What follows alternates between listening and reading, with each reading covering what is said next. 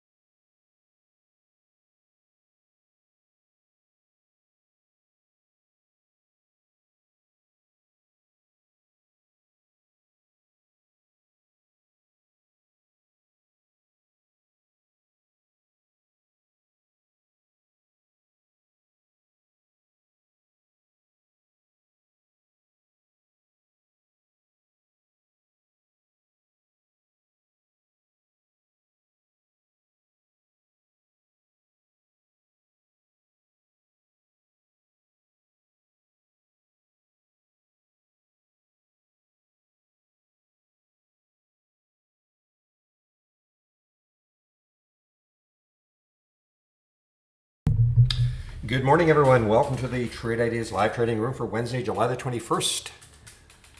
My name is Barry Anderson, moderator of your trading room.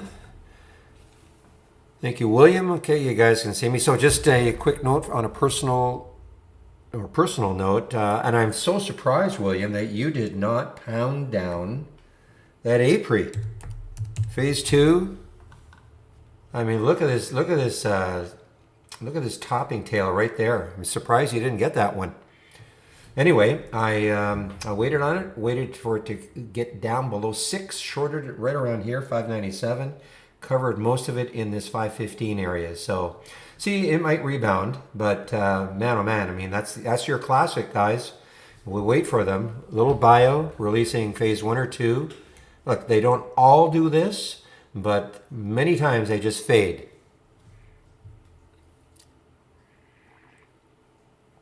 And another one that I didn't do was also BIOC.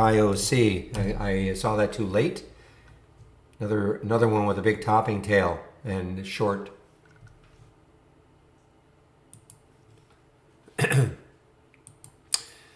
Now, our little star from yesterday, NURO. Where's PJ? Say we're going to top out at 11, whatever. Anyway, I kid him. Look at this. I mean, this is still super active. Had a huge day yesterday. I mean, it's 57% up right now. Again, that low float. They actually have earnings tomorrow before the market opens. Not that really matters.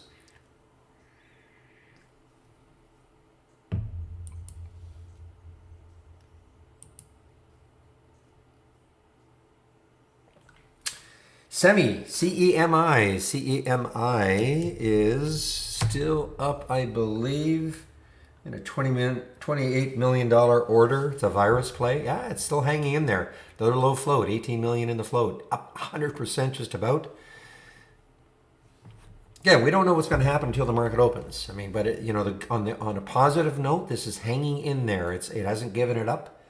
It's not shortable for me at Interactive Brokers.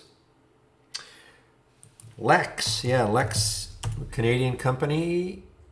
It looked like it was fading quite a bit though. Yeah, I mean, it got up to 12.13. I mean, that's almost a 25% pullback.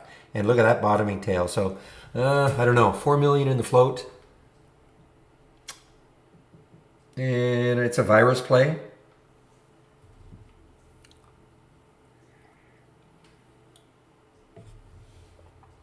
PRFX. I think this was active yesterday. I still don't see any specific news on it, unless this is anything to do with Bitcoin. Let me just see. No, I don't know why. The reason I say that is that it's sort of jumbled in a headline with Bitcoin. Yeah, it's a pharma. Okay, so it cannot be Bitcoin. Anyway, there's PFRX. So it's above yesterday's high right now.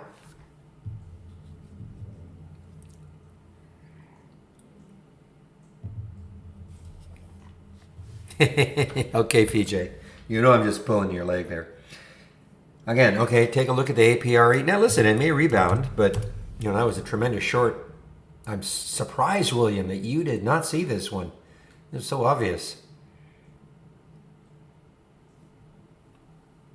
When I say obvious, I don't mean obvious that it was just obvious in that it was a phase 2. So my focus was 100% on this to see what it was going to do.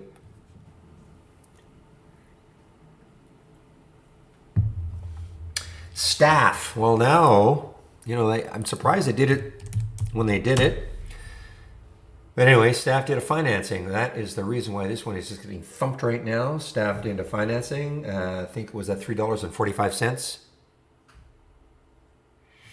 So that is getting thumped. SOS is a crypto play. Crypto is a little bit alive today. Take a look at Mara and Riot. I guess it's a B word day today. So where they get together and talk about crypto and where it could be going, etc. Whatever their views on it.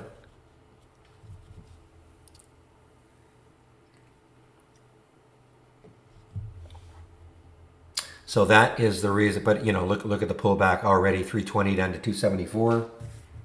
XTNT, I think this was active after hours yesterday. XTNT, I believe it was. Yeah, so there's a big pop, 229 back down to 175. I don't see, unless I think now. No, this is not anything to do with. I don't know why it's getting jumbled into Bitcoin's headlines, but anyway, for me, at Interactive Brokers. Be Big was up. I think it's pulled back quite a bit now, though. Be Big.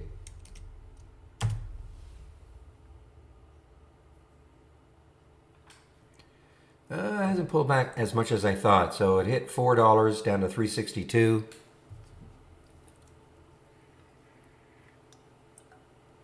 APRE, Zach. APRE.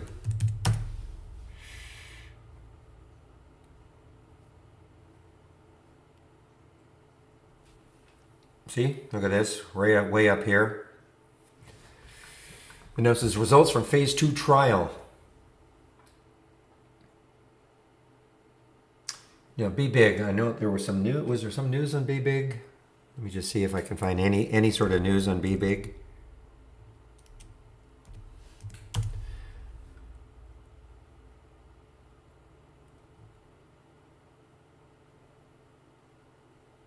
I don't see any.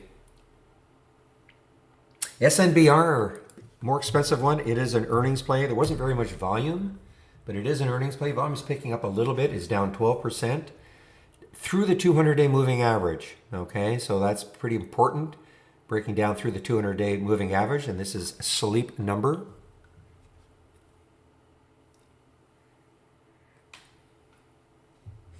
And meds, yeah, meds. Now meds has pulled back.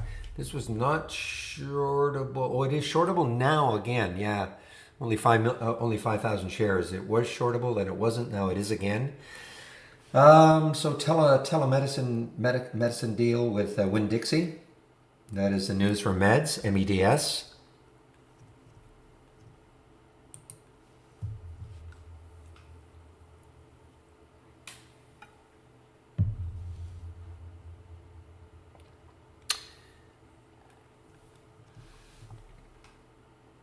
PSAC is moving a bit here. Yeah, actually it's moving. Yeah, it's up 5%. Decent volume.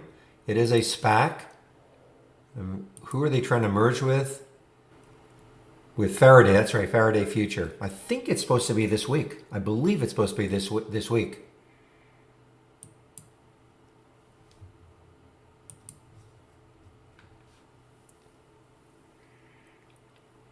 Yeah, they did announce some management changes, AMC.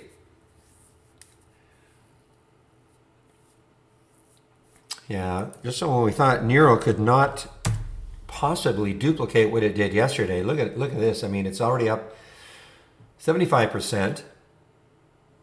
And look at the volume, 17 million already. So it's going to trade that float obviously several times.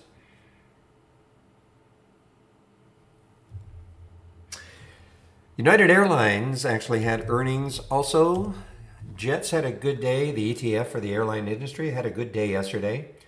I don't know. I mean, I can't get too excited about any of these, but no disputing the fact that Jets had a good day yesterday.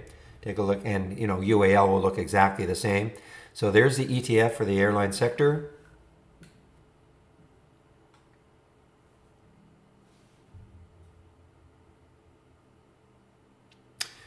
Let's take a quick look. Well, first of all, let me get my upgrades and downgrades in first, and then we'll take a quick look at the sectors pre-market.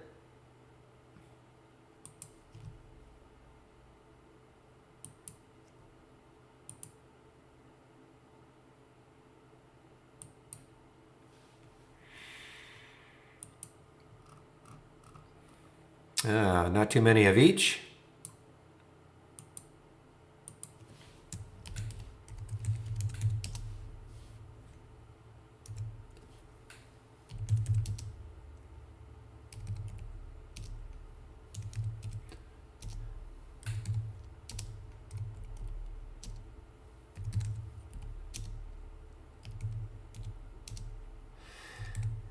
A couple of upgrades actually for Halliburton, HAL. I've never heard of Exane, BNP Paribas. I've never heard of them. But we've all heard of Goldman. Halliburton had earnings yesterday, I believe. Didn't really do very much. But they've a couple of upgrades for Halliburton, HAL. Let's take a look. See what it's doing right now, HAL. Look at these bottoming tails. So yeah, so the upgrade, I mean, it did a lot better than I thought. So it's through the 200-day yesterday, 200-day moving average yesterday, had earnings yesterday. So yeah, see what happens. And now let's take a look at some of the downgrades.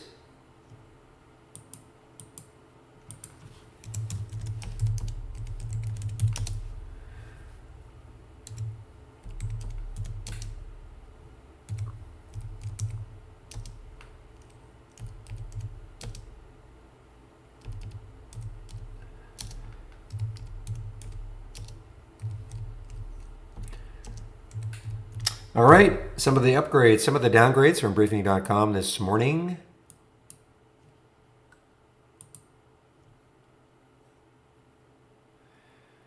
How did it hit my radar? Many ways. It was in my gap ups. It was in my gap ups right here. It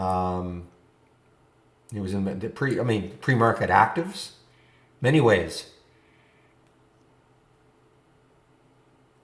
At one point when I was looking at my pre-market actives, this was almost at the top of the list. Not quite.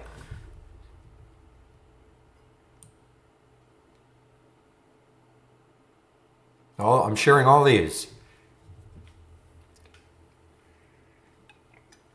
All right, let's take a look quickly at the sectors, see what they're doing pre-market.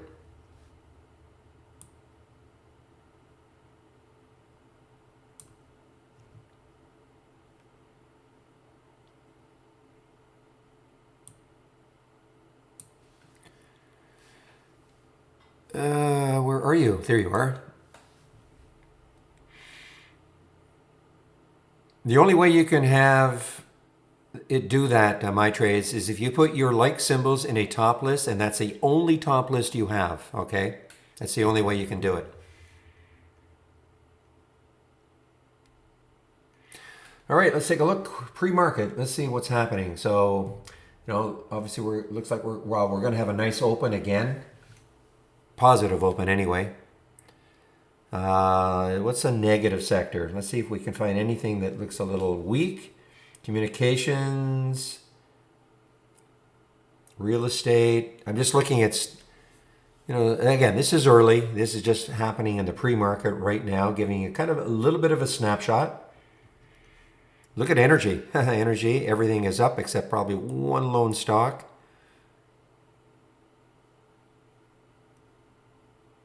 In fact, it's not even down for the day. So virtually every stock is at least flat or up for the day so far.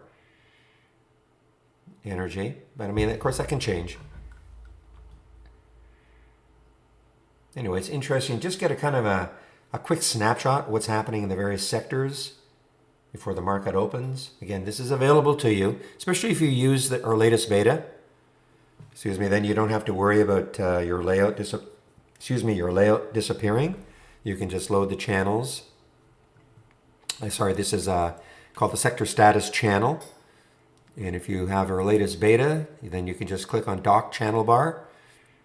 Otherwise, just click on channel bar. If you don't have our latest beta, just click on the channel bar, look for sector status. But remember, everything in the channel bar is a layout. So you can only have one layout loaded at a time if you're not using the latest beta.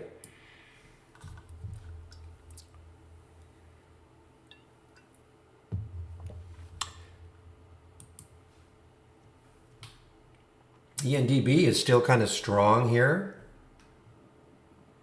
Of course, we had 3 out of 4 from the option scanner yesterday were really, really good. And interestingly, even though the market was up so much yesterday, we didn't get any till quite late in the day.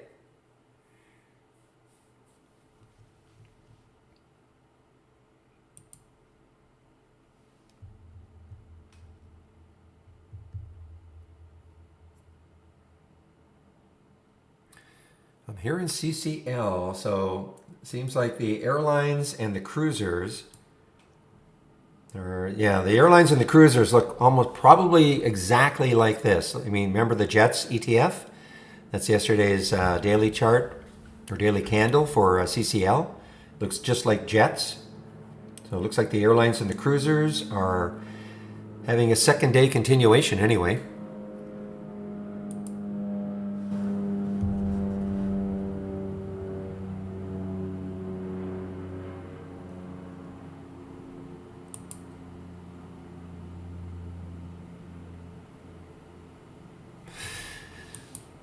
Another one that's moving right now, I saw it pre-market. I don't think it had enough volume, but look at AFIB. Yeah, it was just kind of, look at AFIB, and it's a low float, 22 million in the float.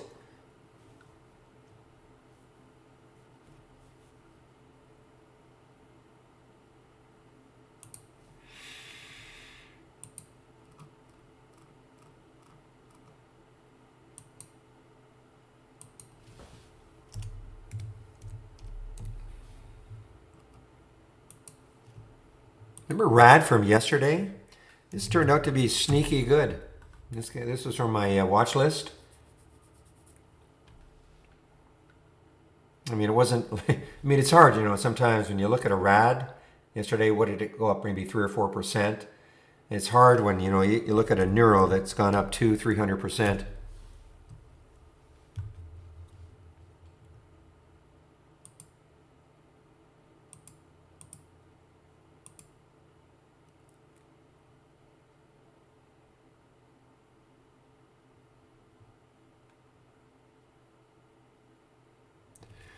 MGTA, okay, I don't think I saw MGTA at all.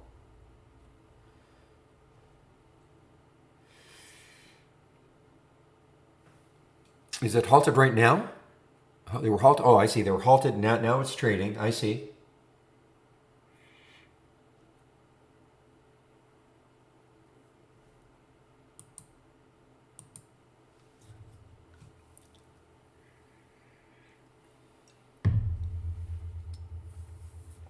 Well, let's see if it gets positive.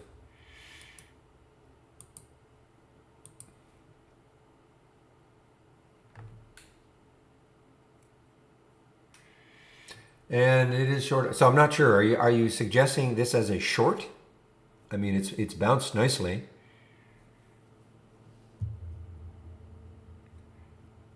Okay.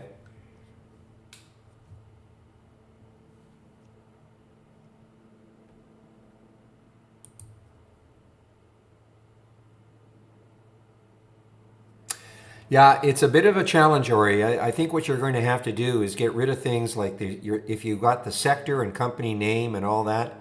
There is a bit of a challenge to adjust. I know.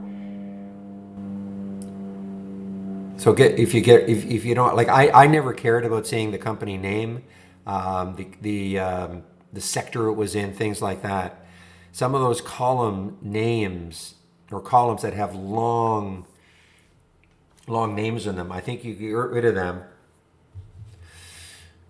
Yeah, maybe you want to do that after hours. So maybe you just want to go back and download the other one, and you can do that after hours. For me, it was worth it. You know, once I figured out what was going on, it was worth it.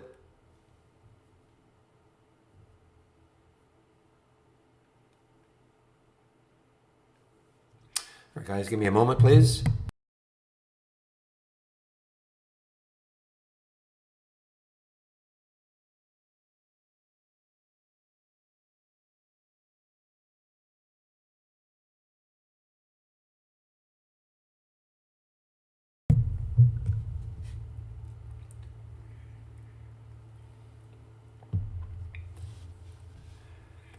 I mean, the only reason to do it, Ori, really, is it. I mean, having things like this is nice, not mandatory. I like it. I like the look of it. I like to be able to move things around, especially closing down. As I said before, this is what I use in the pre-market. I used to have to close down every window, minimize every window. Now I can just do it with one minimize. But the main reason is obviously if you're a person into taking a look at the channels, you know, periodically during the day. I mean, that's the biggest, you know, that's the biggest reason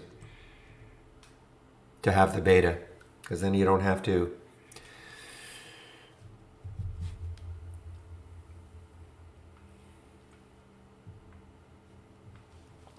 Ooh, how do you go back? You should have hopefully you saved your previous build.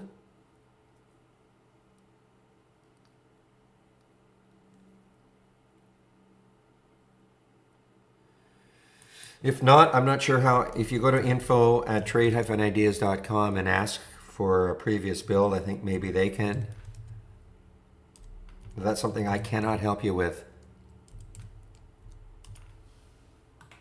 Actually, go to our homepage. That might be simpler.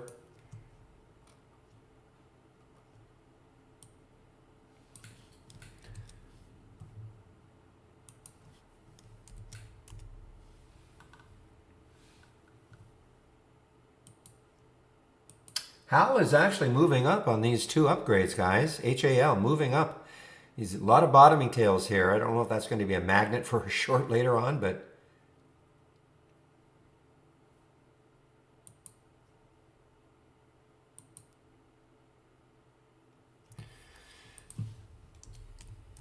I don't think Nero. Yeah, no shorts available now for me at Interactive Brokers. Briefly, there were some yesterday for NURO.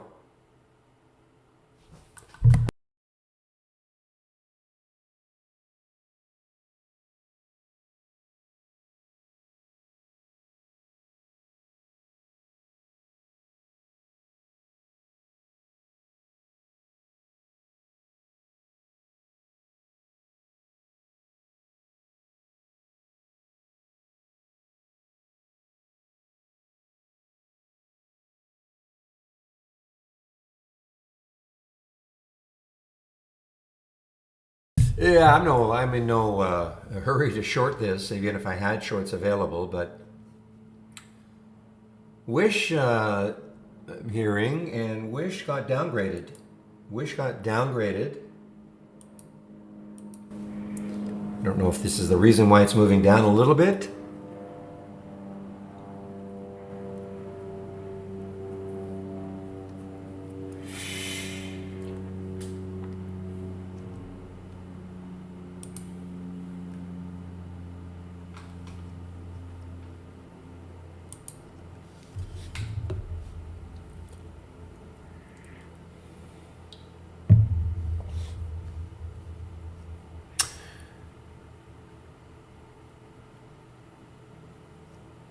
All right, guys, so market is going to open in about just a little over a minute.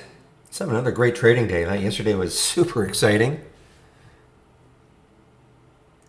Going to be hard to top yesterday. I don't see anything that's going to move like Nero did today. Not yet anyway. I mean, you never know.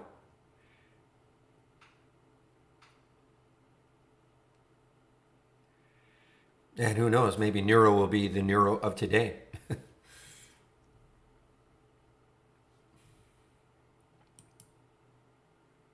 It's already turned the float over 6 times.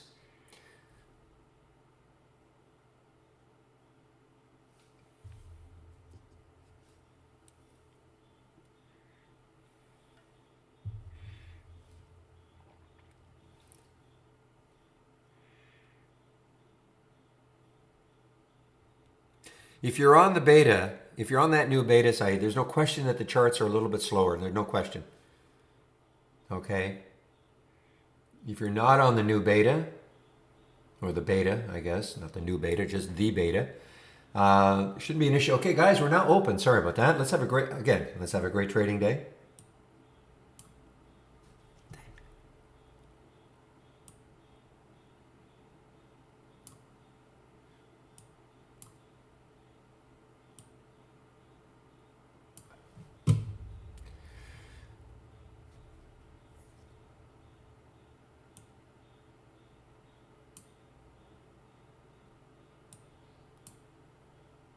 Okay, wow. We have a we have an option play right off the bat. I'm not sure I want to take it so soon, but this is the Halliburton, guys. This is the HAL. A couple of upgrades this morning, including Goldman, I believe, and popped into the option scanner like literally at 9:30, right on the market open. I can't answer that. Nothing else is slow for me. So I don't know when you say slow. I don't know what you mean other than the charts.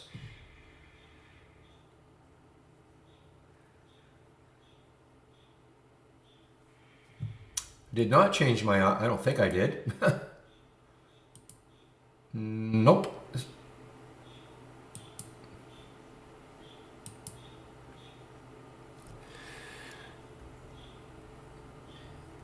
No, I can't shed any light on SGOC. I mean, that's just a wild one. If you are, yeah, I mean, technical analysis. I mean, it's just too wild.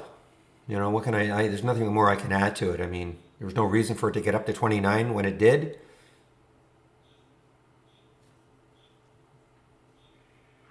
The only thing that has surprised me about it is that it's got such a high float. At least that's what we have, a high float, that it would move so dramatically. So our float number might be a little bit wrong.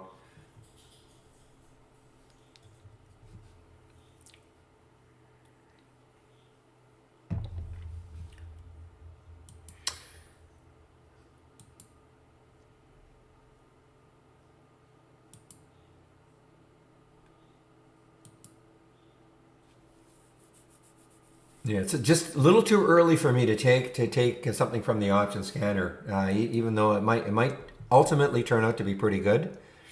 It's just a little too early. I don't like taking trades, really before at least 9:45.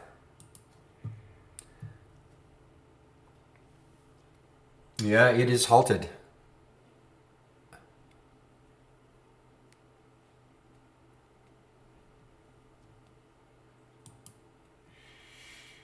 We've got some halts, guys. NVFY is halted on the way up. There's another active one yesterday, low float. And this one, though, PRFX, halted on the way down. I'm sorry, halted on the way up. I misread that. So we got a couple of halts, 3 halts right now.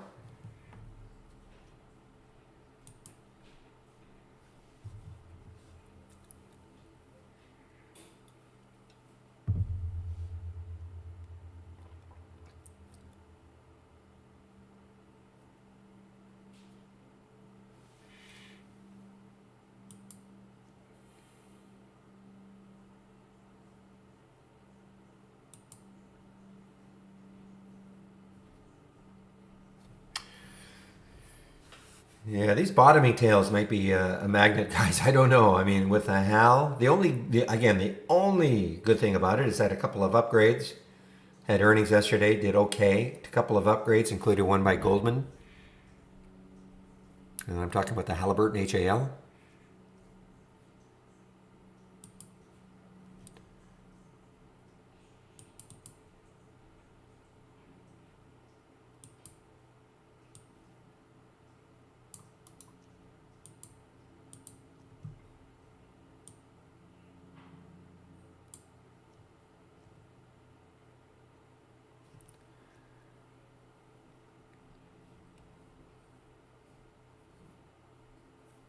Nothing will happen in these two windows until at least 9:45. That is by design.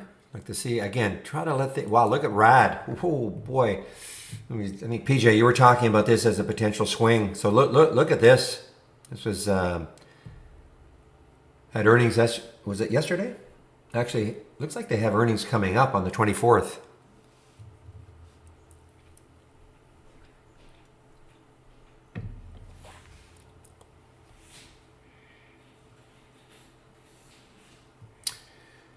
Hey, let's take a look at the market. So the market so far, we've had a positive in all three, SPY, Dow, and Tech. No disconnect yet.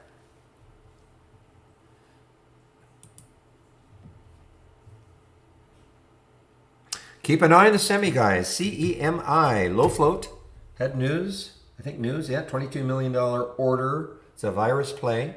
It's a fairly low float, 18 million in the float. Obviously a huge gap up on the daily. Look at the volume already. I mean, it's going to trade the float multiple times. It's already almost double right now.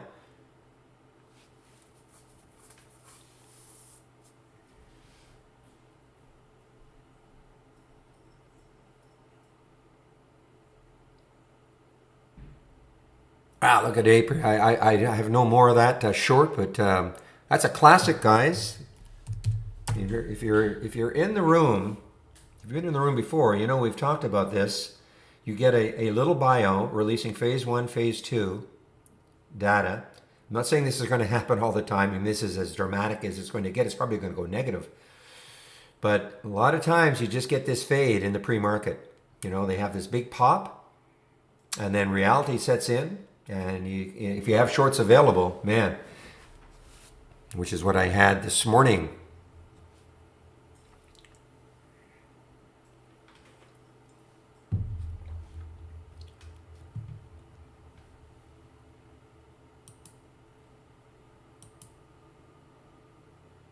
So look at Oxy, guys. So yeah, energy's having a little rebound. Remember we looked at the sector status in the pre-market.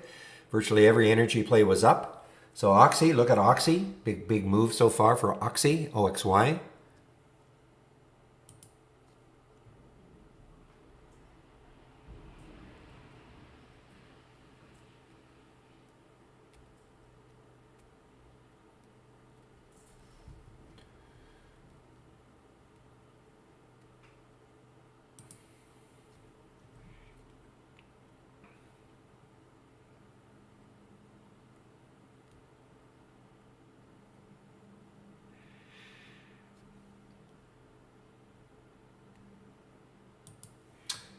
Yeah, we've still got the halt zone, guys. So 9, yeah, so this is going to be longer than well, the Neuro anyway is going to be longer than a 5-minute halt.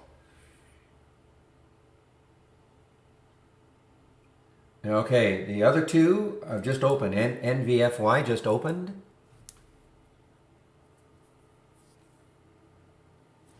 So you look left. I mean, potential resistance right around here. That's the next high looking left, which is a little bit ominous, 666.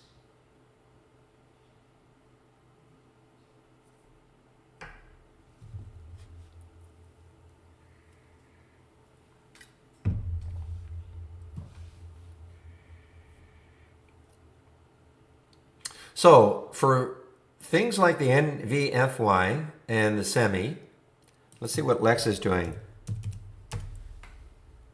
See if it is rebounded a bit. No, not really. I think this is not shortable for me at Interactive Brokers. Just remember, I'm not saying this is going to happen with semi or any one of those or NVFY. But when we look at Neuro, just recall yesterday what it did.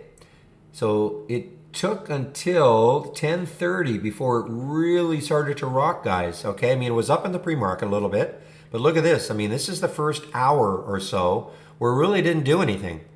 It just flattened out. And then, boom. So I'm not saying it's going to happen with those other ones, but the fact that they're not moving yet does not mean they won't move later.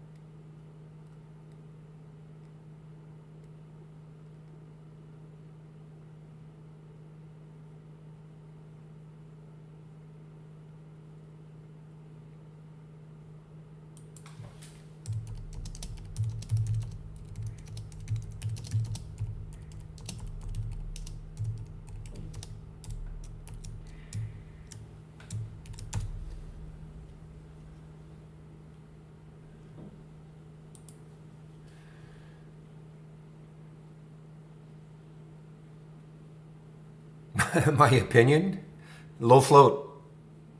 No, I mean, there's no reason why this is up another 87% and what it did yesterday. I mean, there's no fundamental reason. I mean, it had some news yesterday, yes. But I mean, is there a reason why it's like this? No. I mean, but traders get a hold of it. But it's the low float, 3.7 million in the float. It's the only way you get stocks moving, 100, 300% in the day. It did have some news, but I can't even remember what the news was yesterday, but receives device designation from the FDA.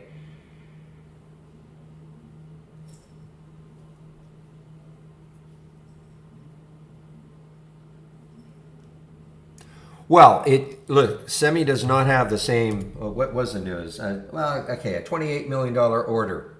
Okay, so I'm not saying Semi is going to do anything remotely like it, but I mean, it's a matter of watching it.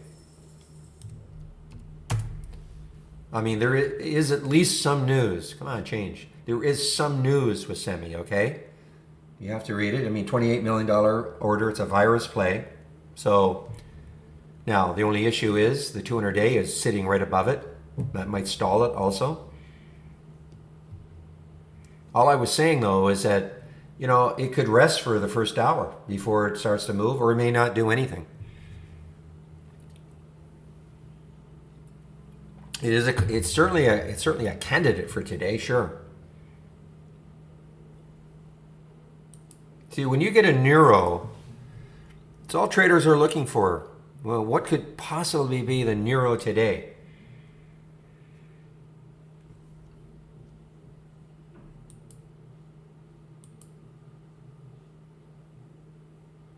Now, I noticed it actually showed up in the option scanner. So, we'll have to see. To me, it's a little early. I almost, what I had done before was actually put a delay on the option scanner so I wouldn't get anything in the first 15. But we'll have to see. I mean, I'll stick an alert. The alert was at 4:15, and I'll just stick an alert around 4:22. See if it takes that out and starts to run. Because again, that's all traders are looking for. They're looking at that float, 18 million. It's already traded, the float 2.5 times.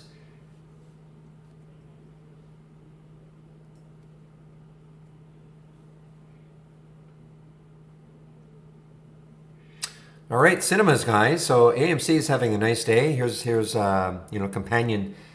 It never got the Reddit guys never got a hold of this one, I don't think. But anyway, there's CNK. Okay, just one moment, please.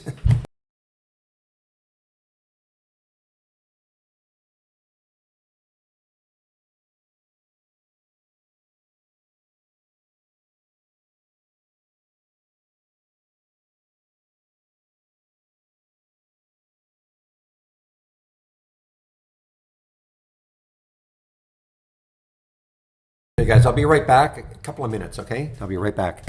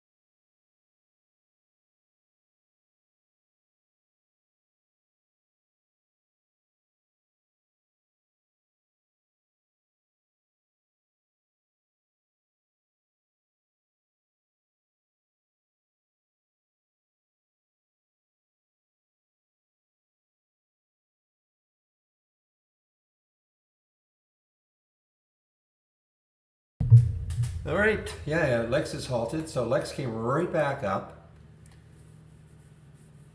Didn't look good for a while. I mean, look at this. I mean, first of all, there's the pre-market high around 12.23, got all the way down to 8. I mean, that's, you know, third off, and now it's popped back up. It's a low float, 4 million. I mean, this could be the one. I mean, it's got no resistance really. It could be the one. It's a virus play, supposedly counteracting some of the side effects from the, I guess the Moderna and I guess Pfizer.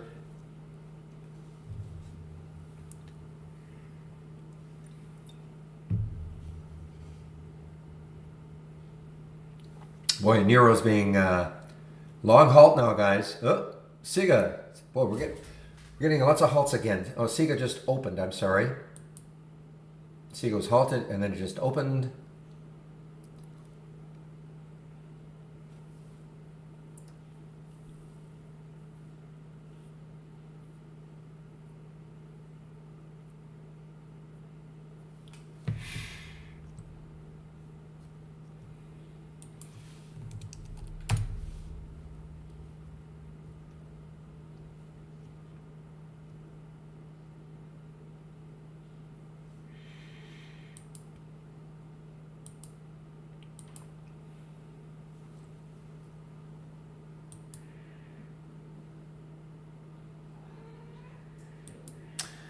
All right, guys, so I'm just checking out some of the AI alerts right now. Well, this is an interesting, well, you know, I don't want to talk about it too much. Not fair to those of you who pay for it, but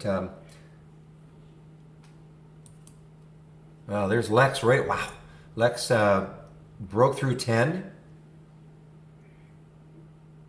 LAXX. Now, by the way, guys, this is not a room in which I tell anybody to buy or sell anything, okay? We're pointing out opportunities, ideas. If they make sense, you can take it. If it doesn't make sense to you, you pass.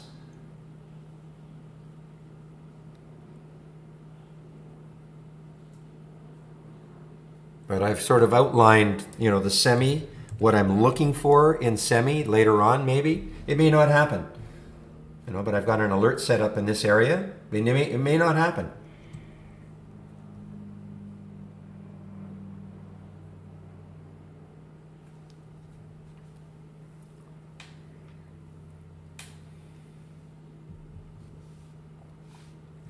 I think, yeah, this is a long halt. Wow, look at Lex. I mean, this, out of that halt, wow. I did not take it.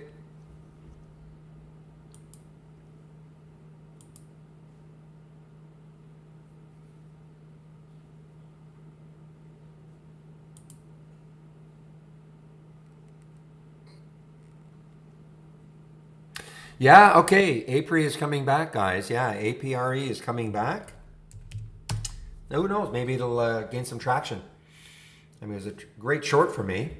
But there is the... Okay, 551 would be the high in, call it whatever, the regular market hours. There's the high in the pre-market way up here.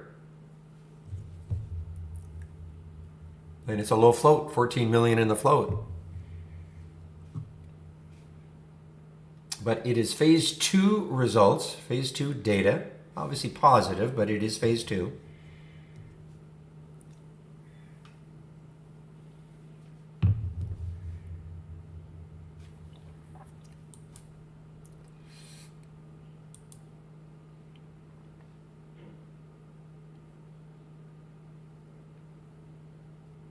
All right. Okay, guys, meds. This is a really low float.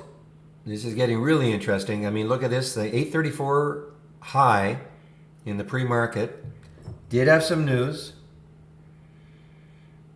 Telemedicine deal with Winn-Dixie.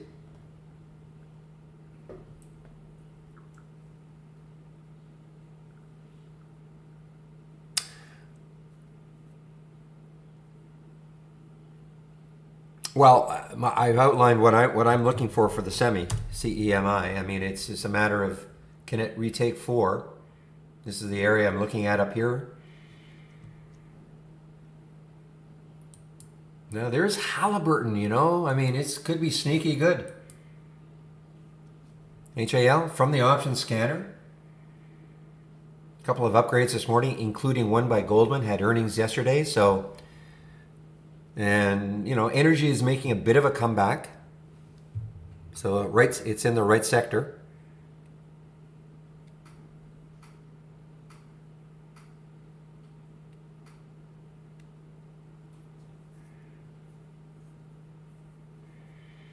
And again, with the semi, it's got a fairly low float.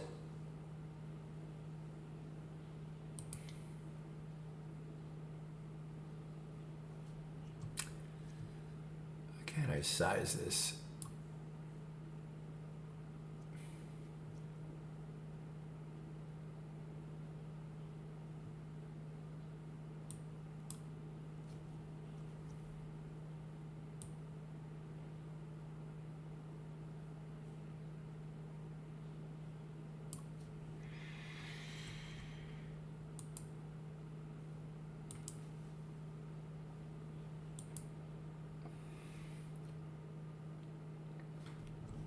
ENDP yesterday, guys, from the option scanner yesterday is still looking good. I mean, look what happened yesterday. It's almost, I think it's almost at the high, 459. Yeah, it's just a little bit above the high of yesterday, ENDP. Now keep an eye on that semi, guys, CEMI. And I can't tell you to take the trade. It's just looking, you know, it takes this out right here, this 420 level. What did it get up to in the pre-market? I got up to 450. Now, here's the deal though with it. I mean, there's the 200-day moving average. I mean, that might stall it. 459. Look where it got to in the pre-market. Got to literally 456. Not literally. You got up to 456 in the pre-market. And there's the 200-day moving average, 459. That's where it's stalled it. So that can be the issue, you know, with semi.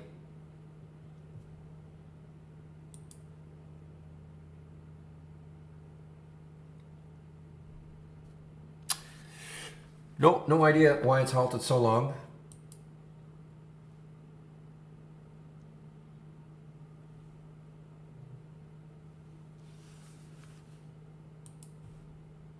You know, sometimes a halt like this could be, you know, it may turn into a news halt. In other words, SEC saying, okay, guys. Well, the thing is, I mean, they did have news yesterday. They did have some news, so they can always say, well, listen, we had some news, and hey, market liked it.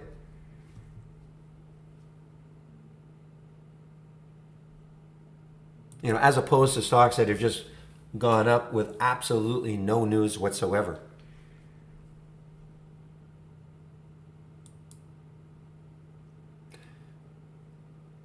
Wow, Lex. Wow. I did not get into that one. That was, that is blasting off now. 1210 is the high in the pre. I mean, this is basically an all-time high now, guys, for Lex.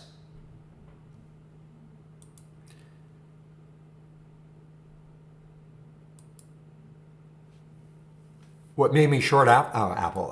APRE. Phase 2. Phase 1 and 2, that's all I wait. That's why I look for in the pre-market for stocks, little bios that have surged higher on phase 1 or 2 news. I always think that, you know, it could be a great short, and that's what happened. I mean, look, that was an awesome short. You know, they all like this, of course not, but that's why I did it. Anything phase 1 or phase 2, I'm on the lookout in the pre-market to short them.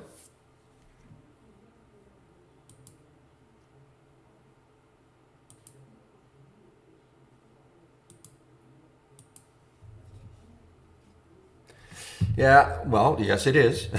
But unless it's phase 3,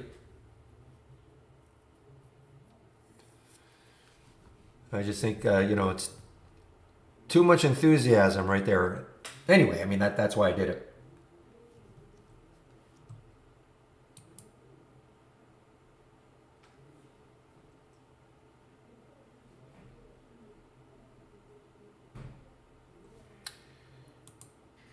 Airlines, guys, boy, let's take a look at the airlines are moving here. I mean, I'm sure Jets is going to look exactly the same as most of the airline stocks. Yeah, look at this. So this is the ETF for the airline industry. So if you didn't want to pick a specific one, you could always, look at that. Look at that. Ah.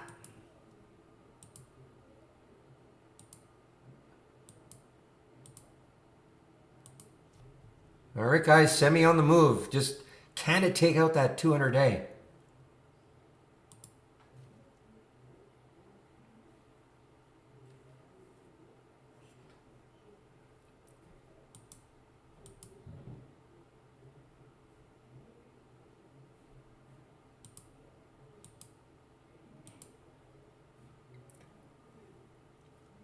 It's the key, guys. Can it take out that 200-day? I've already traded some out in case it can. I didn't get quite the fill I wanted or the price I wanted, but if that weren't there, I wouldn't be selling this for a while. But I've traded some out just in case it cannot get through that 200-day moving average.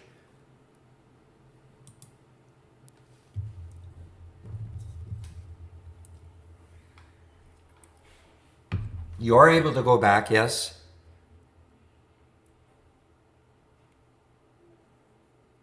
In fact, that's all you have to do is just go to our download page and go back to the latest production. Yes. I'm sorry, Ori, that's what all you had to do.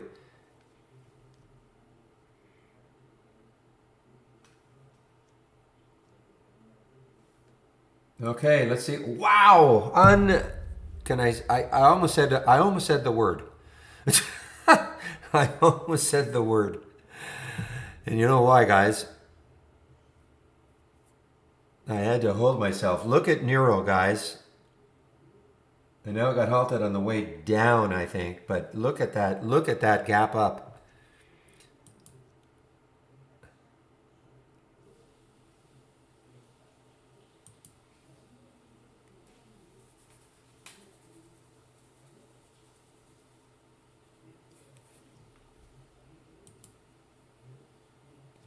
So guys, if on the semi, stick an alert, put a price alert at that 200-day, just a little bit above the 200-day, and see if it takes it out. What are we at? 459. So look what it got to, 449. So about a dime away. In the pre-market, so I'm going to stick an alert at 463. Okay, I've traded most of this out because I'm just very, very wary of that 459. If it can somehow break through that, though. The next high in the monthly chart is around 625, so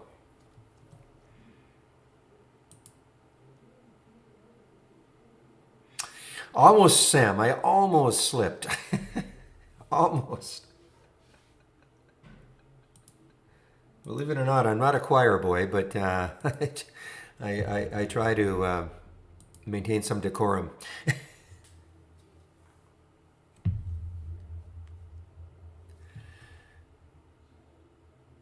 And a really nice one from the AI also, guys. I mean, really nice one. It's an IPO from this month, I guess.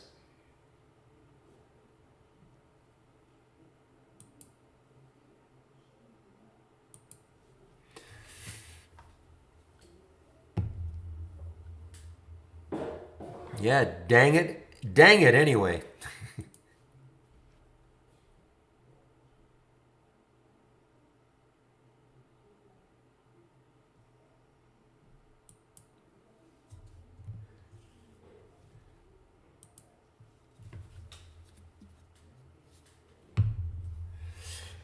All right.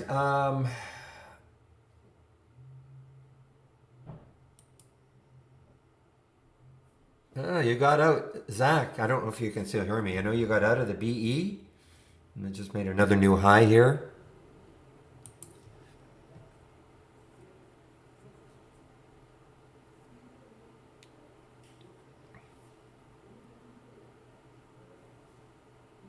Now, Zach, I'm starting to sort of truncate my spiel, so you can always come back.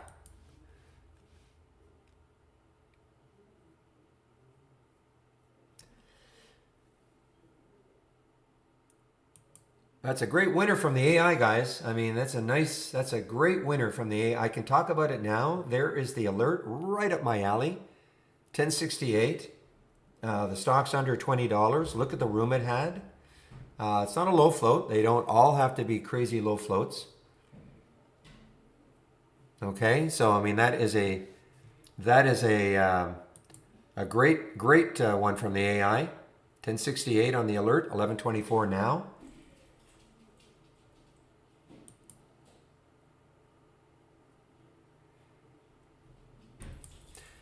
Looks like this month, yeah. Looks like an IPO right here right at the beginning of the month. Didn't do well. I mean, look at the slide, but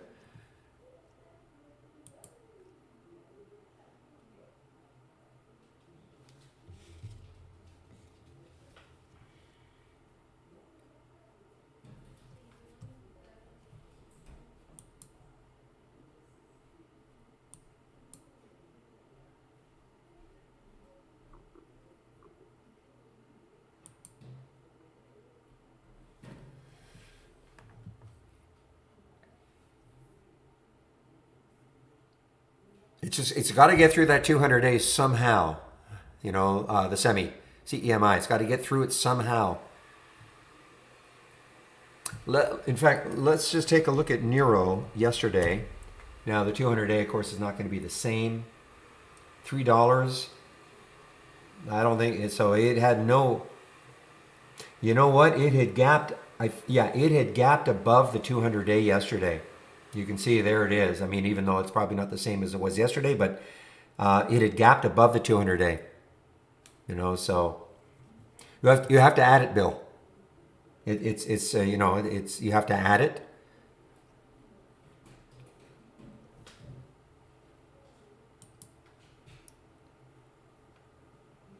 So Neuro just opened. So if you right click and go to indicators, and one of the indicators is volume.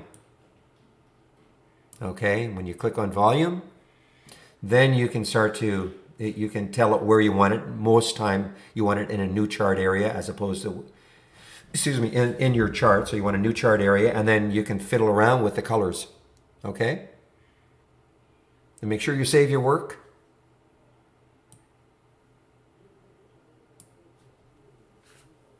Yeah, I mean, Neuro, wow, again. Not in it today, guys. I mean, how can this happen? I mean, this is up now 157%. Yesterday, it was 3 to 15. That's about, yeah, so I don't think we're going to get the same percentage increase, but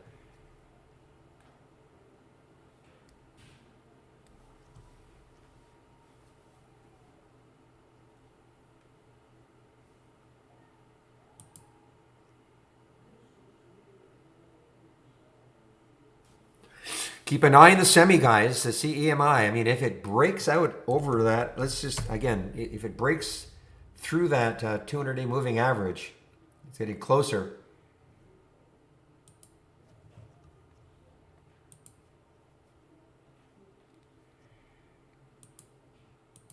Again, I can't tell you to take the trade. I'm just showing you what you can look for.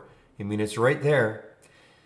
And if you look left, then I mean, look, this is what traders are looking for. They you know, those who missed the Neuro are looking for another low float crazy one.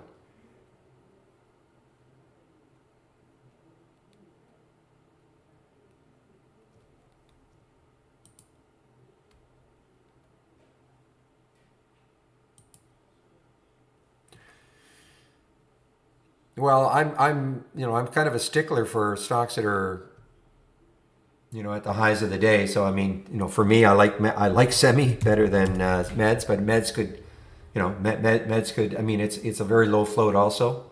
In fact, it's a lower float.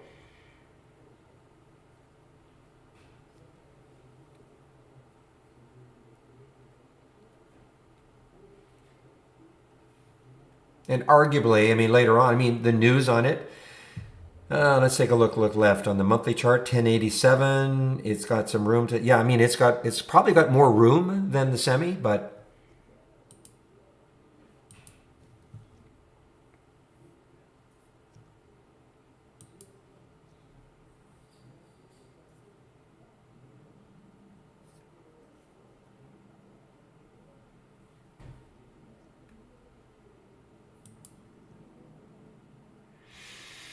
Yeah, it had good news.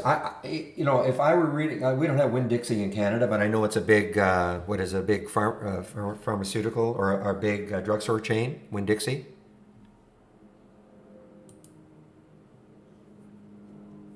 I've certainly heard of it. It's a grocery? Okay. I thought it was more of a farm. So it's not like a CVS. Okay. Anyway, you know, I mean, that is, it's eye-catching news, okay? Whether or not they're going to make a lot of money, it doesn't really matter. It's all traders are looking at. They're seeing press release, Winn-Dixie, deal. That's all they see. Semi, that's all they see. $28 million order, virus. You know, they're not analyzing it. Well, can they ever make money doing this? Really? It's not about that.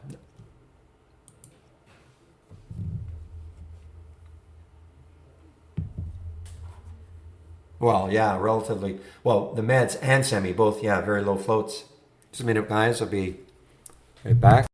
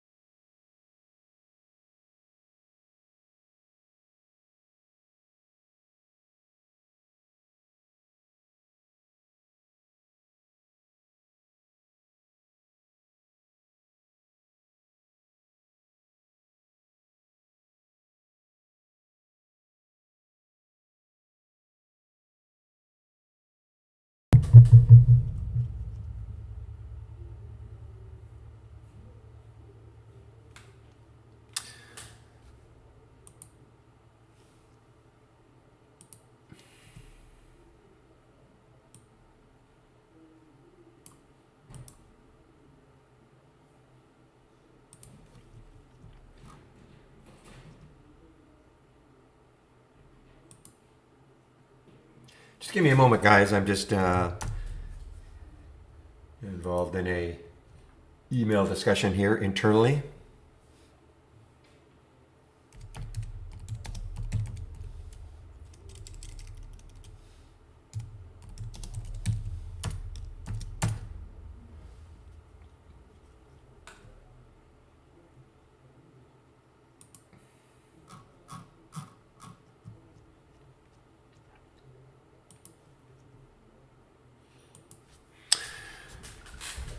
All right. Well, guys, I mean, it's it's holding over that 200 day.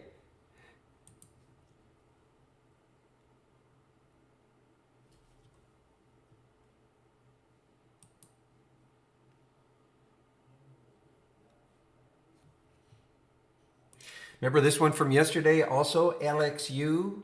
So might be worth taking a look at some of the options plays, okay?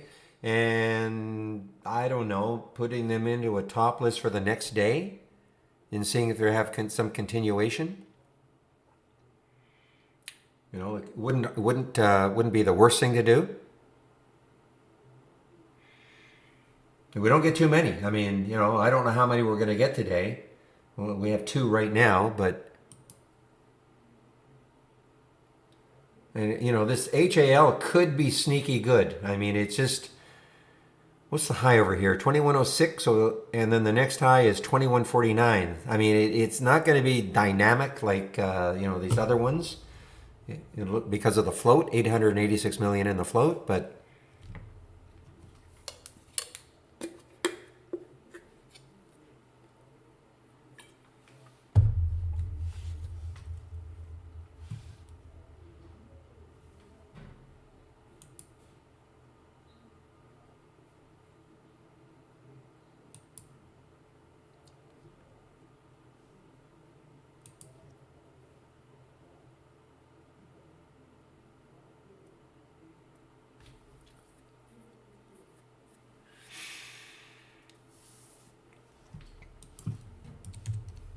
Well, again, the next high looking left, just keep an eye on that next high looking left is right, what did I say it was? On the monthly chart, it is 625. That's certainly far enough away. On the weekly chart, it's the same. So, I mean, we've got room. We've got room. The longer it holds over this 200-day moving average, the volume, look at the volume. I mean, it's traded the float now, what,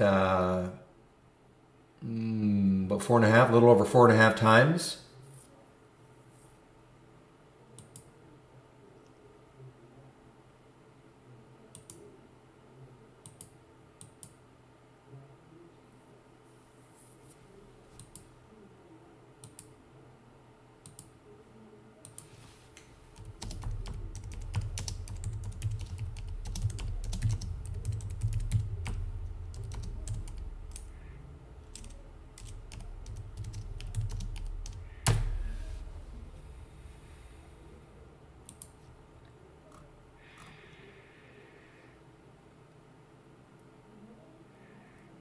I mean, keep an eye on the semi, guys. I mean, listen, it may not rock, okay? So be careful, you know, but the longer it holds that 200-day. And listen, it may stall here for a while, and it might, later on in the day, might pick up. Pre-market and intraday volume in the same scan. Well, that's what it does, actually.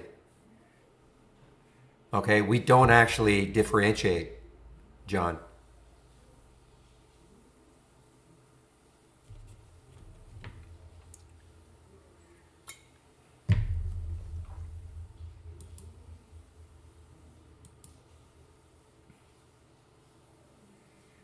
I just can't bring myself to chase it. I just won't. Wow. I mean, it is insane. It is insane. Yes.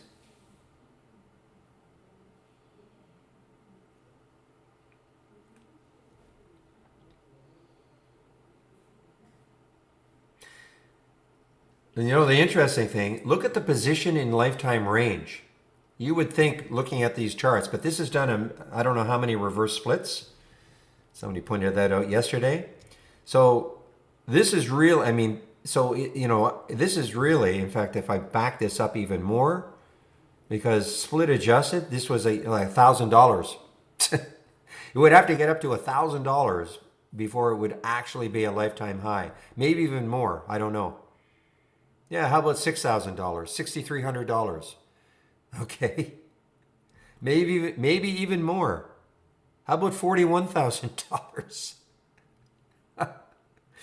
You gotta love it. And who knows, maybe even more. I don't know how far back I can go. I've gone back to 2009. Now, if you're wondering what the heck I'm talking about, is that this has had probably, who knows, 10 or 5 or 10 reverse splits.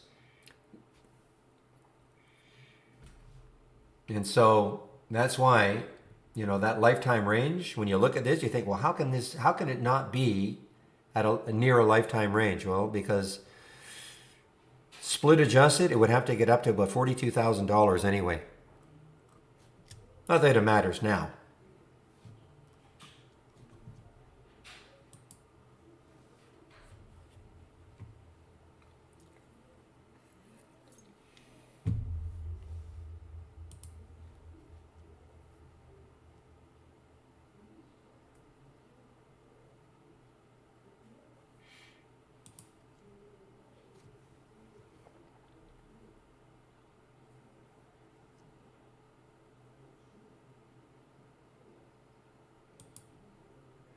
Again, LXU from yesterday, guys. I mean, this could, what's the, yeah, the option volume is, that's what happened yesterday. The option volume was kind of putrid until the end of the day, but even then, it had about $1 move in it. Once it came, look at semi, guys. I mean, this is getting exciting. Takes out 5.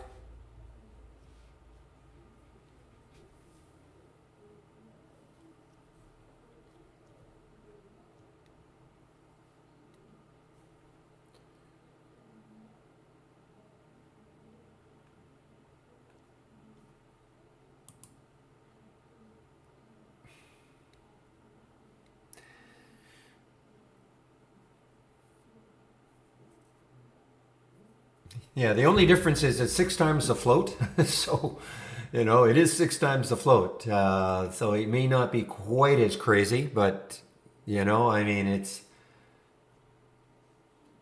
look at that relative volume. Now over 5, guys.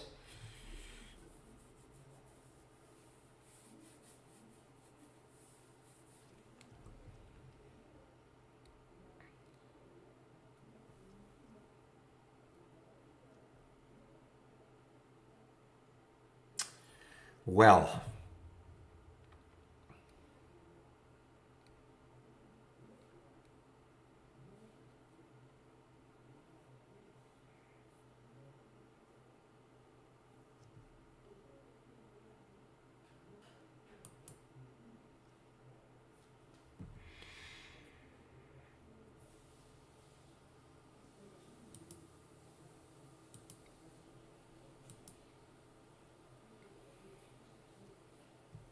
all right, for the halibut, I mean,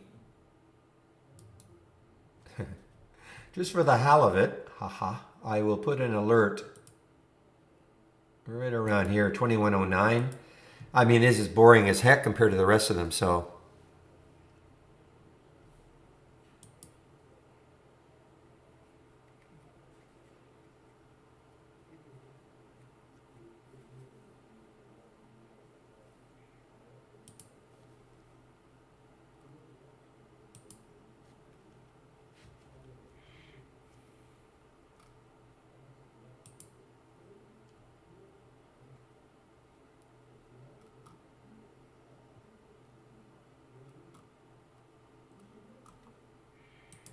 All right, guys, give me a moment. I will be right back.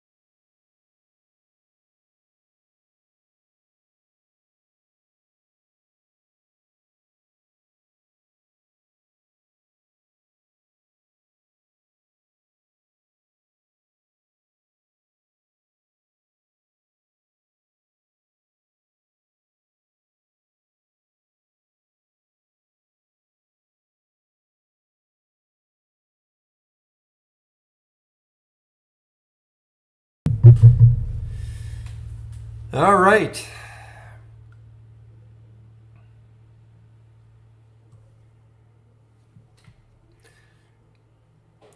I feel badly for not being in Lex, nice Canadian, a little Canadian company. Where are you out of? It would be really bad if it's out of Vancouver. Kelowna, well, 4 hours away.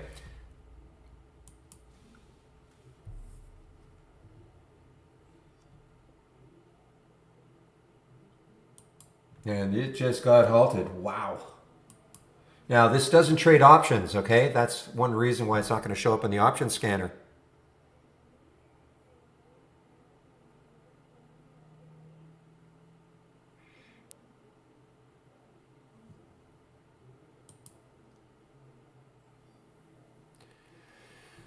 Heat Nation. Well, yes, there is now.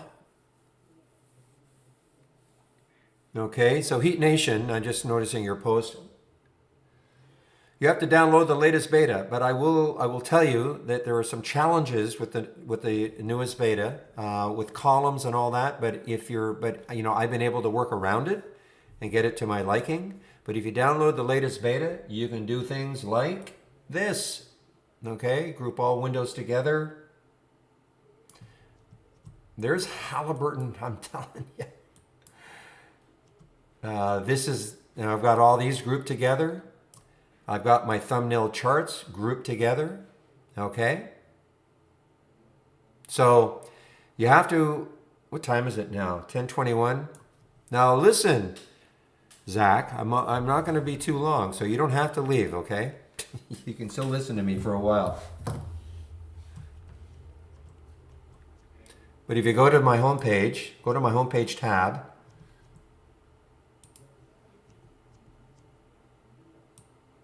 Let me just pop these links in.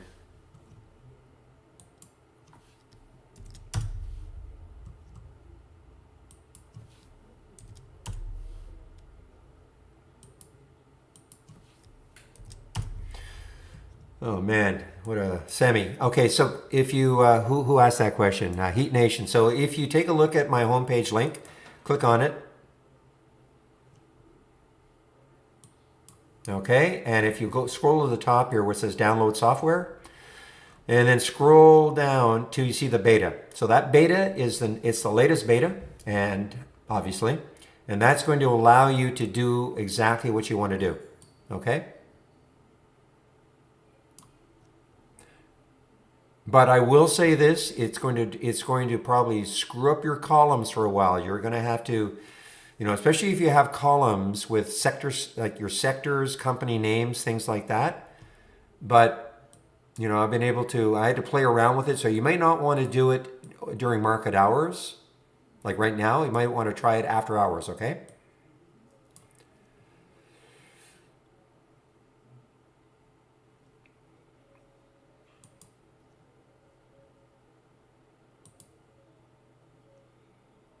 What time frame length will typically a stock is able? Oh, I don't think there's. I have no idea. No idea. It can be all over the place.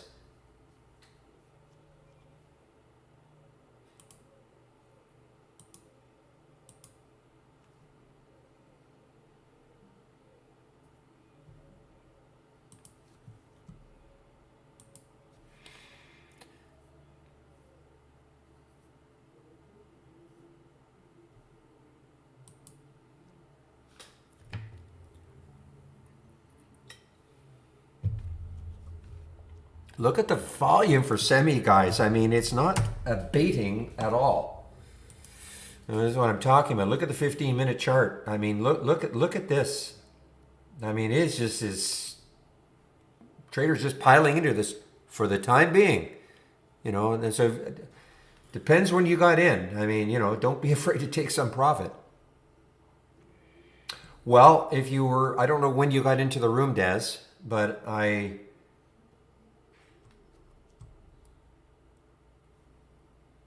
the alert came at 4:15, okay? That was the price. It dipped below it, got down to here. I stuck my price alert right around that 4:15 mark. That was my plan, to take it if it broke it out. And then I was very conscious of that 459 200-day moving average. So I took some out right around that area. It got up there and pulled back a little. And once it broke through again, I basically added right back my position. Okay? So, I don't know what else to say. But, that's what I was talking about. I can't tell you to take the trades. I'm just pointing out what I'm seeing.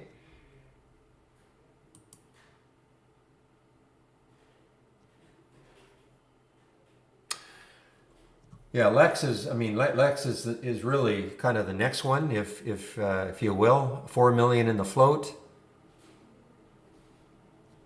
I mean, that is an all-time high.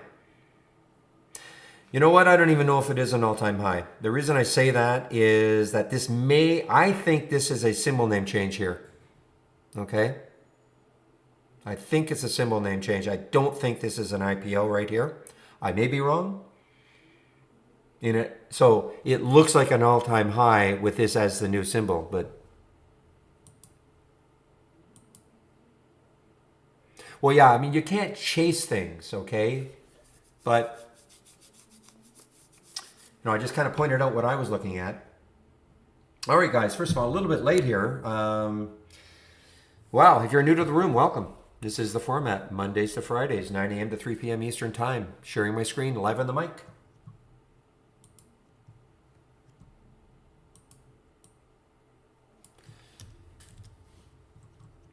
I'm going to pop my homepage link in here. Lots of information on my homepage link. So my spiel, guys, I'm not gonna take as much time on my spiel as I used to, you know, because my trading suffers a little bit. So just gonna go over the highlights. Okay, so here's my homepage link. Here's my homepage tab in this trading room.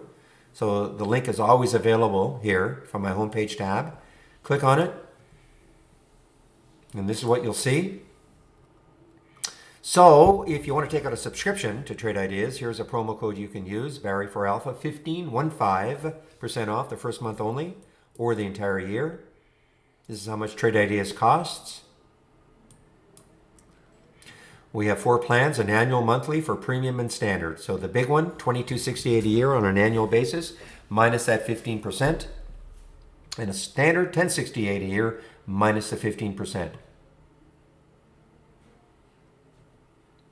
You do not have to take out an annual plan. If you want to go month to month, that's fine. Standard is $118, premium is $228. You can apply that 15% discount to the first month only. If you maintain a monthly subscription, this is what you'll pay going forward. Now, the big difference between premium and standard is the AI. I'll go over that in a little bit. There are some other differences, but that's the main reason why people want to take a look at our premium service.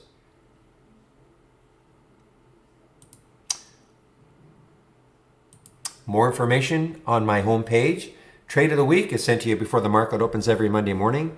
This week it was to stay in cash, so there wasn't really a specific stock. Stock of the day video I do at noon Eastern. I wonder what one is going to be today. I think I know. Here are all the scans I'm sharing. Here's my layout. You see my layout? This is my layout. You want my layout? Here it is. Plus individual scans, including the moving higher with unusually strong options. By far my favorite scan. All right, so a lot of scans that I'm sharing. Education. You new to Trade Ideas? Recommend the 20 lessons in 20 days. And if you don't have Trade Ideas, you can take a look at it also. See what the basic features we have to offer are. What is a top list, building them, alert windows, creating them, all the way down to back testing, introduction to the AI, which we nickname Holly, Brokerage Plus, okay? A lot of information is here. Daily support sessions. So I do monitor a YouTube room at the same time as the main room. I do take a break at around noon. One of the other traders takes over. Today it'll be Steve Gomez. He'll take over. So just before I take my break, I'll pop the YouTube link in. So you can head over there if you want. Look, it's Semi, guys. Wow. Daily webinars. The webinar today is canceled. But typically Monday to Thursday, 5 o'clock Eastern time. More educational videos, starting Trade Ideas from scratch. More information about the AI. Back to basics. If you're new to trading, great 36-part, your short videos, starting off with what is a stock, okay? And some trading ebooks. So guys, a lot of information on my homepage, all right? You save the link and then you can take a look at all this at your leisure.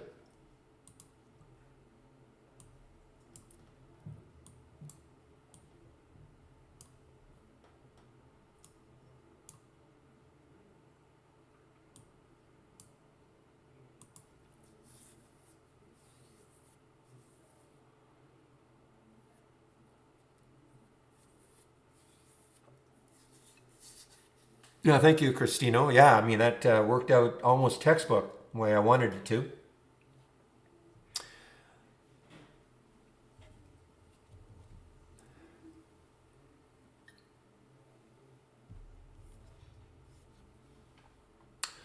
All right, now, just briefly about what Trade Ideas is, okay? For those of you who are brand new into the room and wondering what you're seeing, we're a scanner, okay? It should be, I shouldn't say it's obvious, but that's what we do. We scan the U.S. stock market. This is an example of a scan that I put together I call it basic new highs and lows. And Sammy just making new high after new high after new high after new high. This is what it looks like. This is what this scan looks like. So I'm looking for stocks between $1 and $20. Current volume is 4. It's a great filter that we've got. Basically, it's called our relative volume or current volume filter. So it's trading at least 4 times normal up to this point of the day. 400,000 shares, 4% from the open. Okay, so what, it's not really necessary for me to tell you what all these filters are. It's just the concept, though. Is that how you start off with a scan? But this is what I'm looking for in this particular scan. So if a stock meets these filter requirements and it makes either a new high or a new low for the day, I get a real-time alert. That's why we see these stocks here. Okay?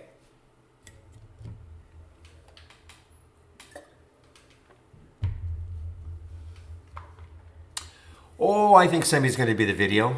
How can it not be?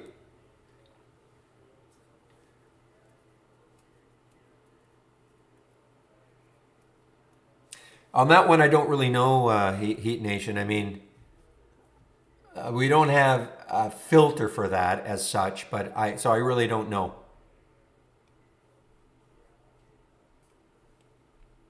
Now, the good news, though, about Trade Ideas is that you do not have to learn a programming language.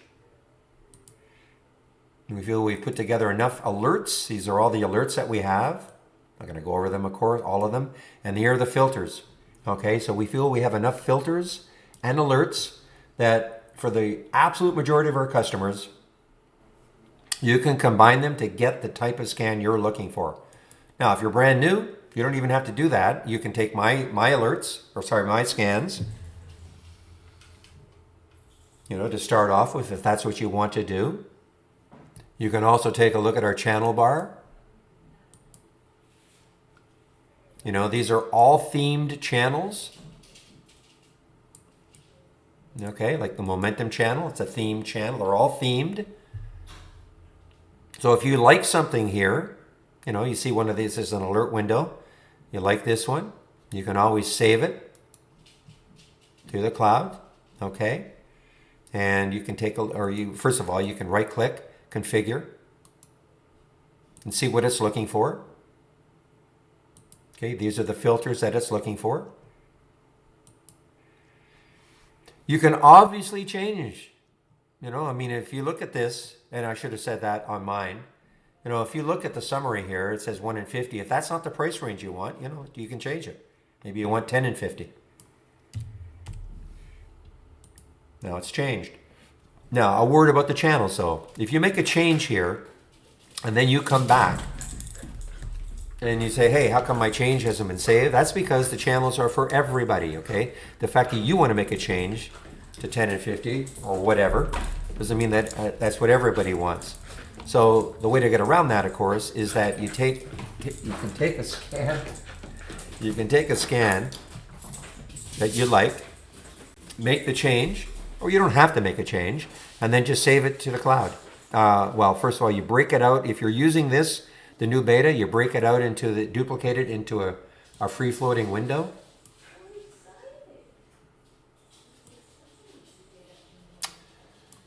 And that's, okay, guys, see, that is, you got to be careful, and I've just just a second here.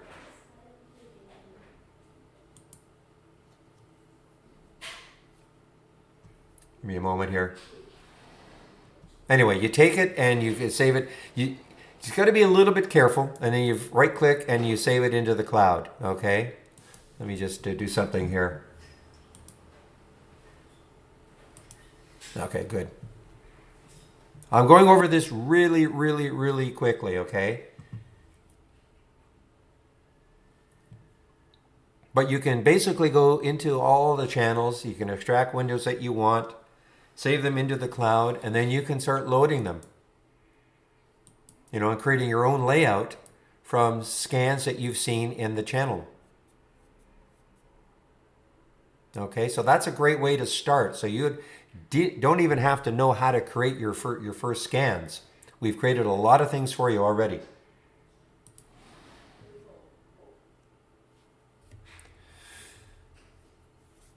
So you have to, Branislav, you have to download the latest beta, okay?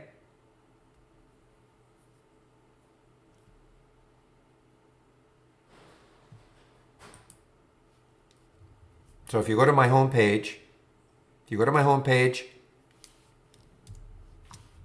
and go up to the top where it says download software, and then scroll down where you see the beta. That's how you can start docking, dock all the windows under one, if that's what you want to do.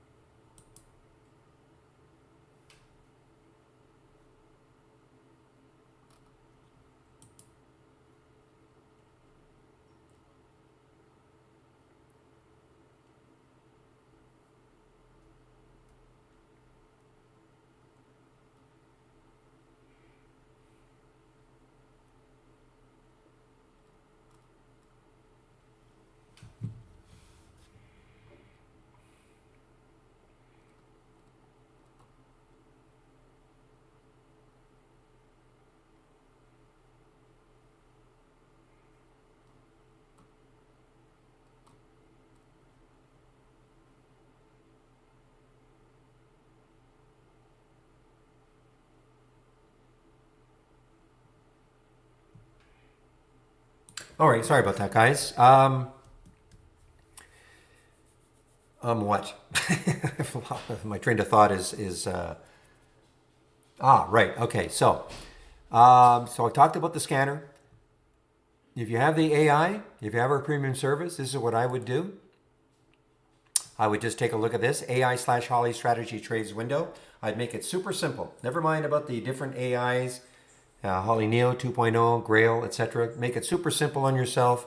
Just load this window. Okay, this is in docked, so that's why it has these other two windows on top of it. But you can just load that window and then save it as part of your layout. All right, so you don't have to do it every day. Wait for the alerts to happen. No, there's no video on how to trade the AI. You have an entry. You don't have to get in right at this, the penny. Here's a stop. You can see exactly what's happened so far today. I was mentioning the AVPT earlier, 1068. What did it get up to? Got up to 1139. So obviously a good one. But how you trade it will be up to you. I use it like a watch list all day long. I know I gloss over it. People want, well, how do you trade it? There's no video on how to trade it. The only thing I suggest is that make it easy on yourself. Just load this window, and again, don't worry about the strategies that they're coming from. Don't worry about whether it's Holly 2.0 or Grail or etc. What the differences are. Just don't worry about it. I shouldn't say worry. Don't even, too strong a word. I wouldn't even concern myself with it though. Just make it easy, easy, easy.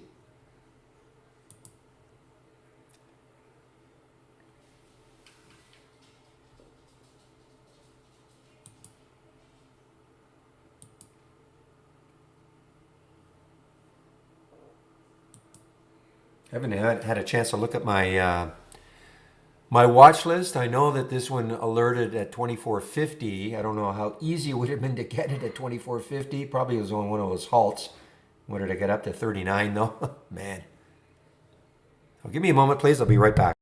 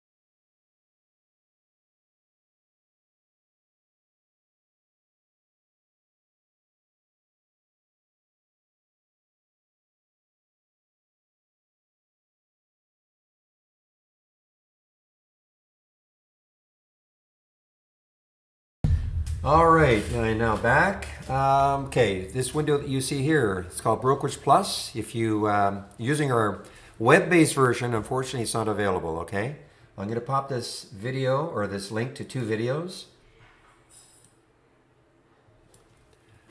Meanwhile, NSPR, I know Zach. I don't know if you're still listening to me. I know you mentioned that one earlier.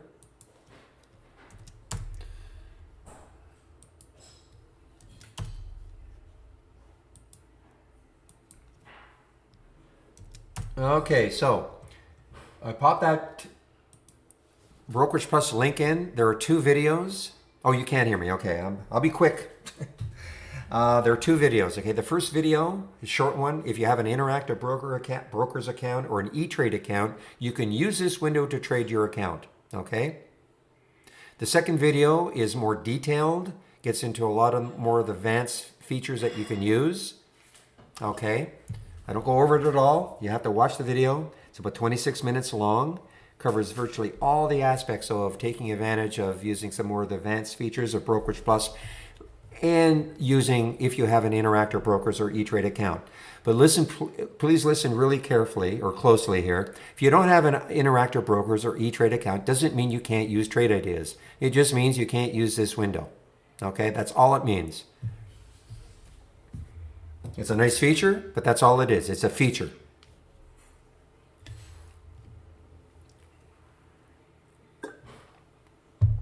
The other huge reason to use this, though, is as a simulator. If you're new to trading, practice trading first.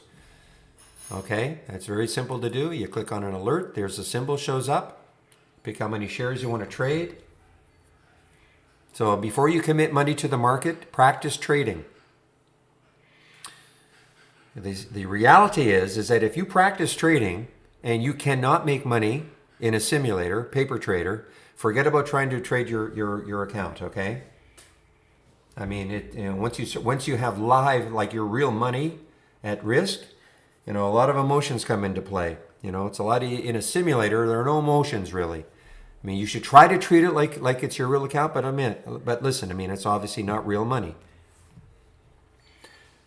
But the other reality is that even if you can make money in the simulator, doesn't necessarily mean that you'll be able to make money once you start trading. Okay, I'm not trying to dissuade anybody from embarking on a career like this, but that is the reality. Trading is not easy. So practice trading in the simulator. Let's take a look at ENZ here. ENZ, just for fun, seeing it's having a bit of a pop.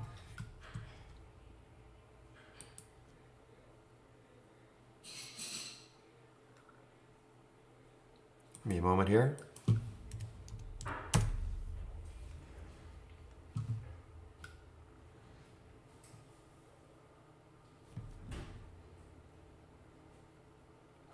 Let's take this trade. I just want to show you something here, just very quickly. I'm going to take 500 shares. I'm going to buy it right at the market. It's only 2 cents. See how it's taken the trade. I'm going to put a stop in at $2.95. Okay. It's a very important concept, everybody who's new to trading. Not all the trades are going to work. I should have put it at $2.96 to make it more even, but not all trades are going to work. In fact, a lot of them won't work, which is fine, okay? You just have to have a price you're going to get out of the trade at. And that is really the whole key, because if you're new to trading, you might say, okay, I kind of get the idea that I should get out of a trade if it's not working, but how do I know when what that price is? And that's where you have to practice, practice, practice. There are different ways of putting stops. How I like to do it, how I like to do it is to look at a chart, kind of size it up where I think there's some support, and if it breaks down through that support level, I want to be out of the trade. So what I did here was I should have put my stop at 296 to make this, the math perfectly simple. But I put it at 295, but you'll see why. I took 500 shares because the next concept is, okay, when you have a price where you're going to get out of the trade, the next idea is that, okay, how much am I going to risk on the trade? In other words, how much money am I prepared to lose if the trade doesn't work? So in this particular case, I was trying to limit it to $100. Okay, it would have been, if I put the stop in at 296, it would have been almost at 100. And that will share size you. 500 shares, you'll notice, again, I was trying to make the math easy. Had it been a 20-cent stop, if I divided 20 cents into 500, into $100 that I was prepared to risk on the trade, that would have got me 500 shares. So some important concepts here: placing a stop, and then that will share size you.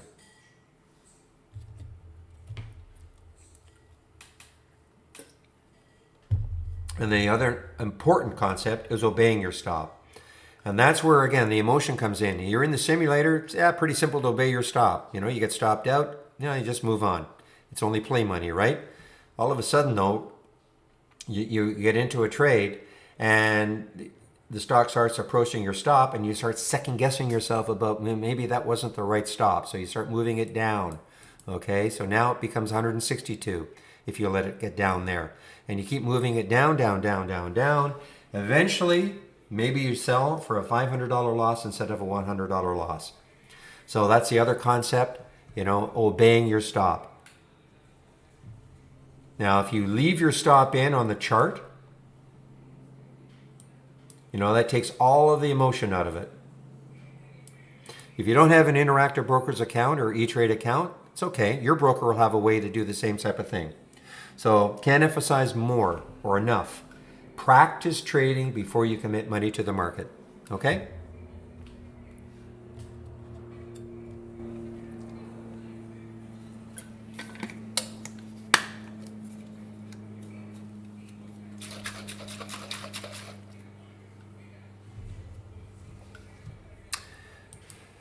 All right, guys, that is my basic spiel for the day. And of course, we have what we consider a lot of support. You have this room.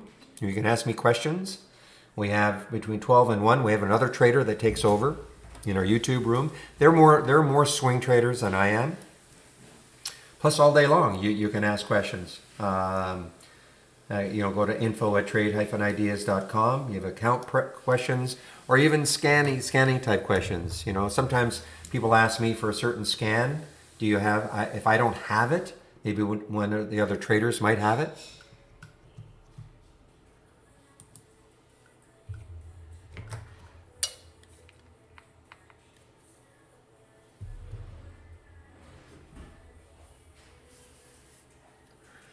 Yeah, listen, we'd love to be able to, work with other brokers. TD Ameritrade, of course, is the one that we're really trying to, but there's been just a massive problem with their API. And so we had hoped actually by the beginning of this year that we would have had the three of them. So it's not that we don't want to, but it's tougher than it looked. So I don't look at options at all, Bob. Okay, all this is doing, it's just looking for stocks that are trading having abnormal option days. Okay, in other words, say something normally trades 2,000 contracts today on average over say the last 10 days. If today it's trading 6,000, I'll see it. So it's just having a normal option volume. That's all I'm looking at. I'm not trading the option. I'm trading the stock. It's just another way of finding stocks that are really, really active.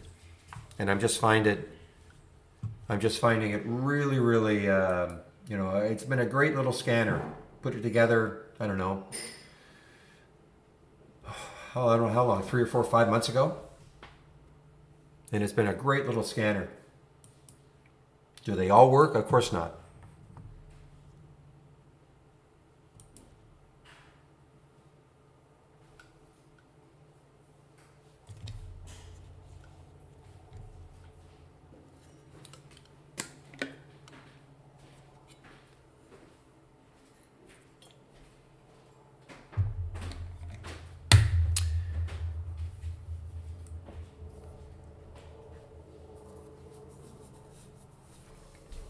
Well, it's funny. If you have Interactive Brokers D888, they've got a great headline. They've got a great news service as far as I'm concerned. They take Benzinga and it's pretty darn good.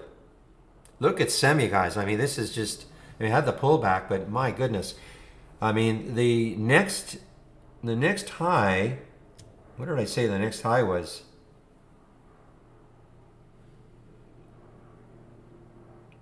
Is that now 737? Yeah, well, 631. That was the next high in the weekly chart. Taking that out like nothing. Depends what you're looking for. I mean, in terms of stock info, we have a news tab here. Okay, so I mean, this is what I use in the pre-market. Well, I use this and my Interactive Brokers headline news. Okay, so if I see something that's moving like the semi in the pre-market, because look at the move it had in the pre-market. First thing I'm doing is, okay, I wonder why it's moving. Check to see if there's some news on it. It had news.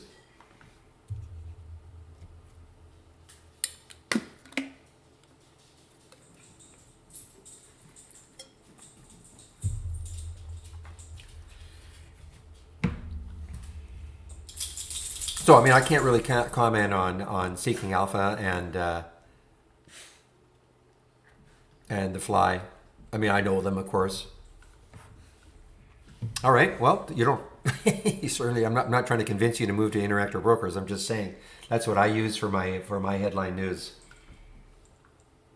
as well as our news tab. But I guarantee that in Interactive Brokers it probably is more up to date than our news tab.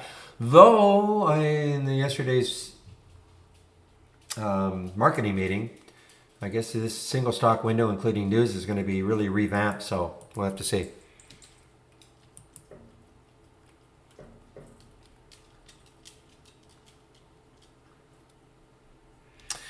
Yeah, Marty. So you're talking about the top list. Yeah, that's how I pre-filter. That's really, well. It's two things. I mean, this is what I use in the pre-market.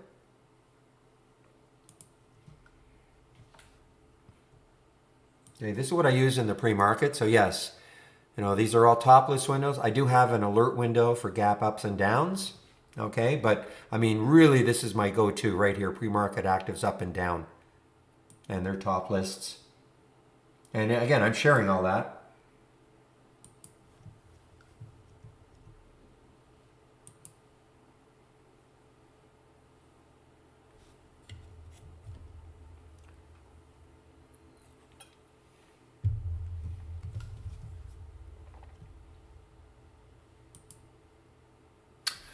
We haven't really had to worry about that today, Becca. I haven't even seen anything I want to short, right?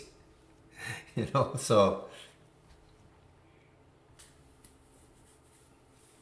hey, it's a great scanner. I mean, it is a great scanner. I mean, yeah, I work for Trade Ideas, but I didn't always work for Trade Ideas. I was a customer like anybody else, and yeah, I love the scanner.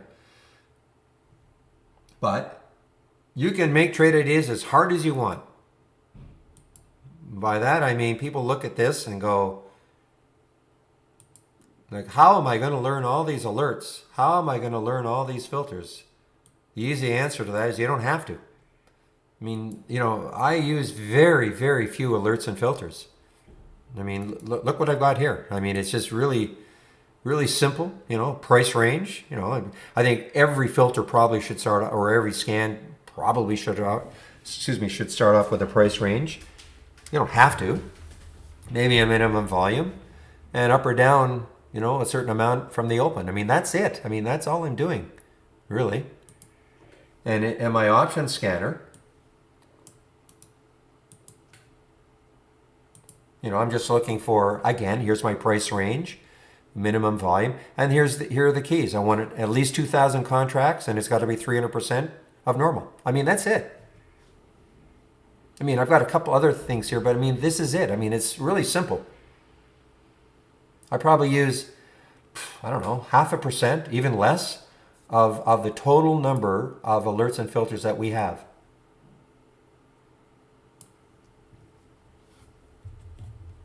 It just means that, the new high unfiltered will give you tick by tick by tick new high. By the way, if you do a search and you've got this new high filtered, okay? Help. Just click on help and it'll tell you. Okay, if you ever wonder about what this is, what they're all about, all you have to do is click on the help. Okay, so typically no more than one alert per stock will appear each minute in the filtered. The other thing is, if you're wondering, do we have something? Do you have this type of indicator? Well, let's do the same thing. Right-click, configure in an alert window, do a search. So, for instance, if you're wondering, well, what do we have for RSI? So you just type in RSI. This is what we have. If you don't see it here, we don't have it. Okay.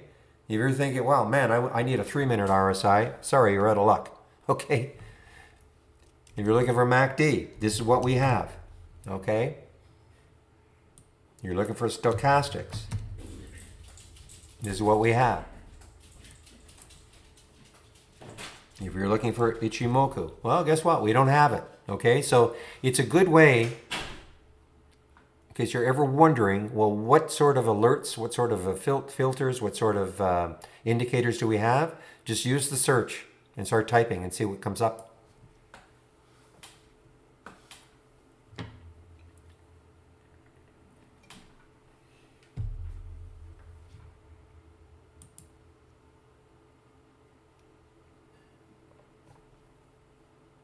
All right, ISPC, let's take a look at Zach, ISPC.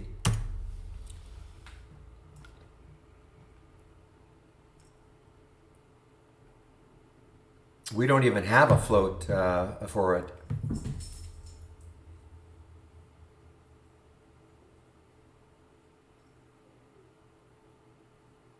Let me see. Well, that's one of the reasons. Sometimes when it's a fairly new listing, I guess this was an IPO back here. I'm going to guess, not a symbol name change. I don't really recall it. Now, let's just take a look to see. I'll just check another source to see if there is some float information.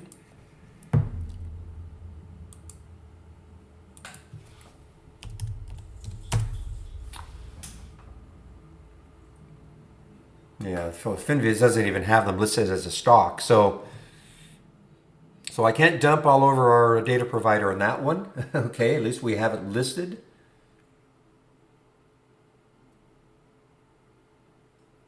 It's not an, okay, I wanted to make sure this is not a pink sheet stock. Okay.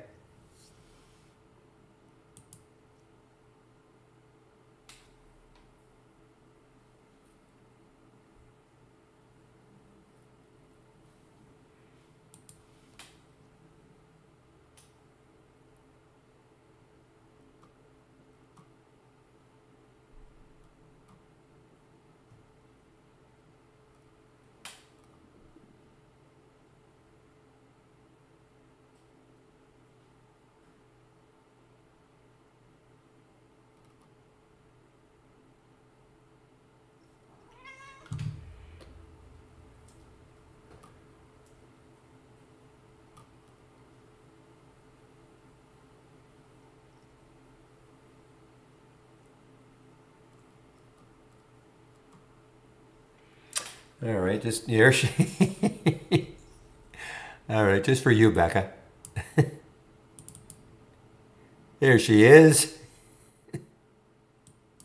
Demanding food. Okay, just give me a moment here.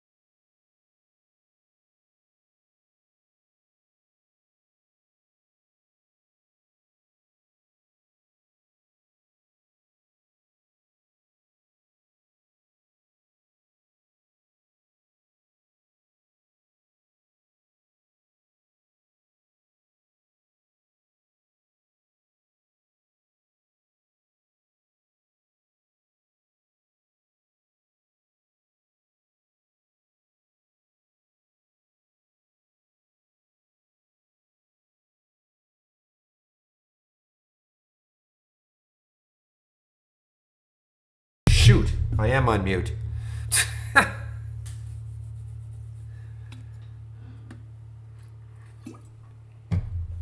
All right, so what I was saying is that if you click on my homepage link, okay, and you go to the download section, okay, so the latest production version allows you to use E-Trade and Brokerage Plus, okay? What I was saying is if you go down here and go down to the beta, I wouldn't download the beta during market hours because it will kind of disrupt your column widths and all that. I've been able to, figure out how best to use it. And so, I love it now. I have no problem with it, but you might want to I wouldn't download it during market hours. And if you hated it even after hours and you're trying to figure out how to do it all, you could always go back to the production version. Okay? It's not a bug in the beta. It just takes a little bit getting used to.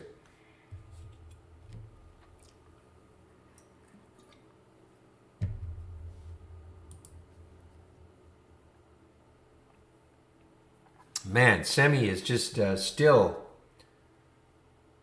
strong. I haven't even looked at what the market's doing. So market is still nice. Well, nice. I mean, it's up. Everything's up. Tech's up.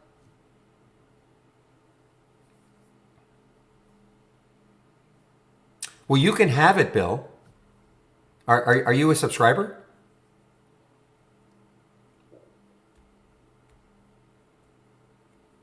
Okay, just take it. Go to my home page. Sorry, go to my home page. Let me just...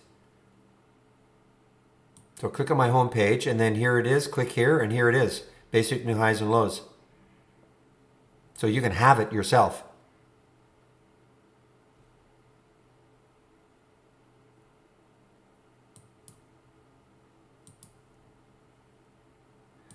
Yes, there is a 2-week trial. In fact, I'm wondering.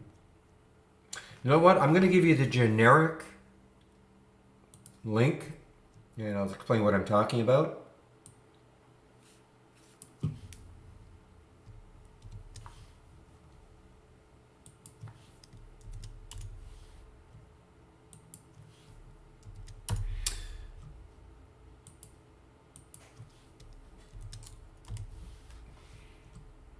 Okay, so there is the test drive link, okay? So if you click on it, this is what you'll see. Just give us your name and email, and then what'll happen, and sign up. You're not signing up for the test drive. You're not committing, okay? All that's going to happen is you'll get an email back alerting you to when the test drive is and how you can sign up for it. I do know the test drive starts on August the 9th, and it'll go to the 20th. Those are 10 trading days, and it'll cost $11.11.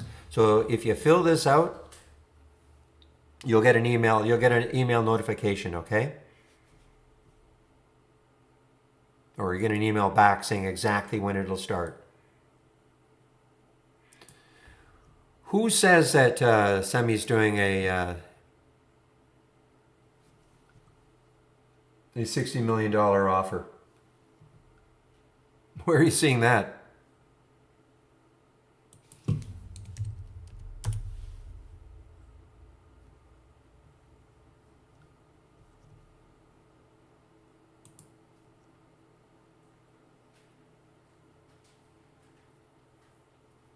Yeah, exactly.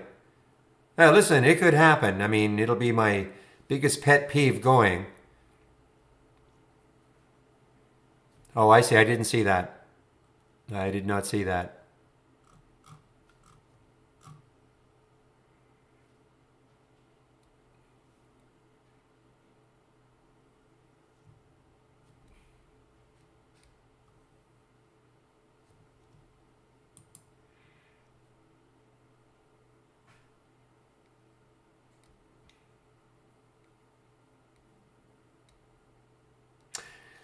Green Trades, man, oh man. Did you contact our tech support yesterday? I'm obviously not tech support like that. Yeah, you better do that. And you're talking about the web-based version, right? Yeah. See, I have, and the reason you're using the web-based version is because you have you're on Linux. Okay. Yeah, don't hold your breath. I know you said yesterday it'd be nice to have a Linux version. Don't hold your breath. Okay, so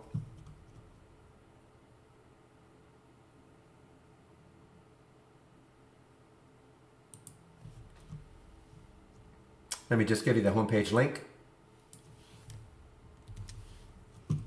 Yeah, don't call them. Do not call. Okay, it's virtually impossible on a call. What they might do is take a look at your system, do a screen share and all that. Okay, but calling is not going to happen because it's too difficult. It has to they probably have to see what's going on with your system. Hopefully, you can explain. They can take a look at your account. And maybe there's something going on. Do you have a red ball or is it a green ball? It is green, so you are connected. Yeah, it's really weird. I don't know why. It's got to be something with your system because we looked at it yesterday, the web-based version, and from my end it was fine. So it's got to be something in your system that is stopping it. Is Lex consolidating? Well, let's take a look at Lex. Is it consolidating? Yeah, if it was widespread, then I'd say, okay, we got a major problem. But I mean, yeah, I mean, it's kind of consolidating. Sure, look at the 2-minute chart. Yeah, I would call that good consolidation. So what you'd want to see here, and the 5-minute chart, what you'd want to see is a break out of consolidation, but on volume. Okay, you don't want to see a little break up here on no volume because it could come right back down. Okay. Now, if it breaks out on volume, and it's not the absolute volume, just look at if you look at your volume bars, you might want to look at a 5-minute volume bar. So what you want to see is something that looks greater than the previous ones.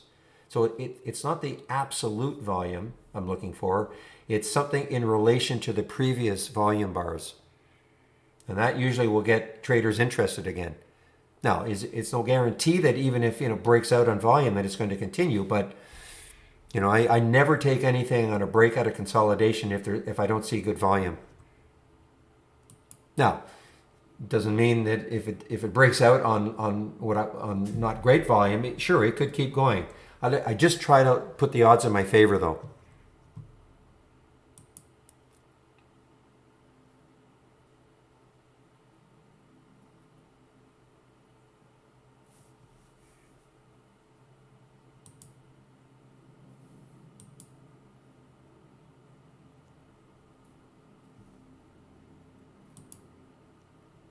All right, guys, I'll be right back.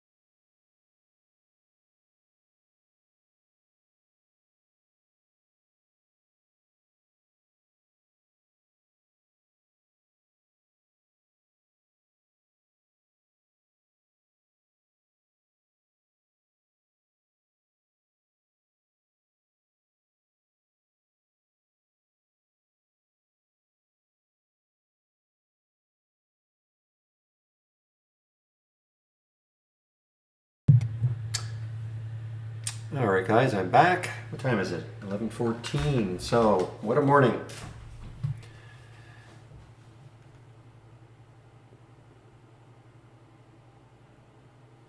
So, a little bit of analysis also. Okay, so, we've had 3 alerts from the option scanner, okay? The HAL, I actually thought maybe, based on the upgrades and all that, but, it really didn't do too much. 2098 got up to 2114 before it pulled back. So had I taken that, I certainly would be out of it. Now, the APRI, a little bit of a different case here. Okay, so we had the alert at 581. For me, though, because this was phase 2 and it already got slammed down in the pre-market, and I actually was able to short that one in the pre-market. It did pop up. To me, the news, I guess it could have been okay, but I would be very wary when you see something like this happen, okay? So to me, it wasn't great. It did have room. That was the only thing. It had a lot of room had it continued from here. A lot of room. You know what? Later on in the day, it may. So what I'm going to do with the APRE, is stick an alert up in this area, 587, and see if later on in the day, it does take this out, okay? The semi, and not just because it, obviously it worked incredibly well, but when you check the news on it compared to a phase 2, it's more eye-catching. People look at a $28 million order for a little stock, and it's a virus play, so you think, okay, it probably has news that could possibly sustain itself a lot more than a little bio with phase 1 or phase 2 news. That's my opinion anyway.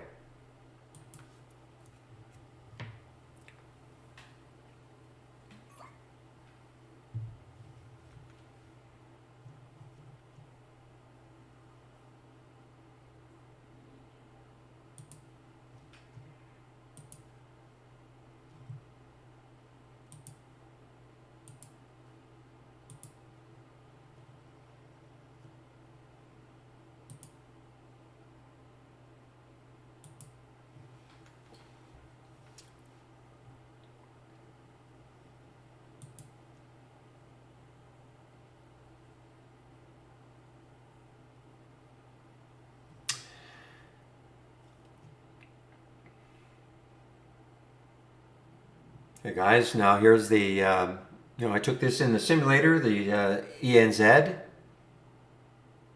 Not really doing too much yet. Now, okay guys, so now getting a pretty decent pullback now for the semi. We had a little downturn there. It popped up, tried to take out the high, didn't quite do it.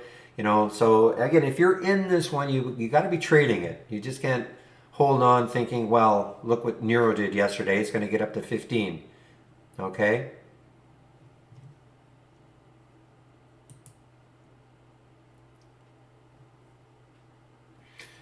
Okay, well, where is that VWAP? 521? Well, that'd be a big pullback to 521.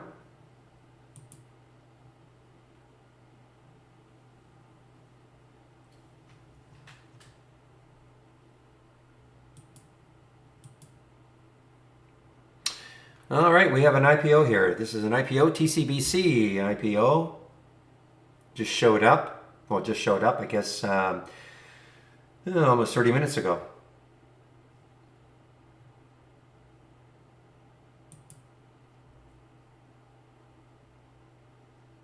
Oh, wait a minute. Was I looking at the wrong time frame then for semi? CEMI. I'd have been looking at the wrong time frame.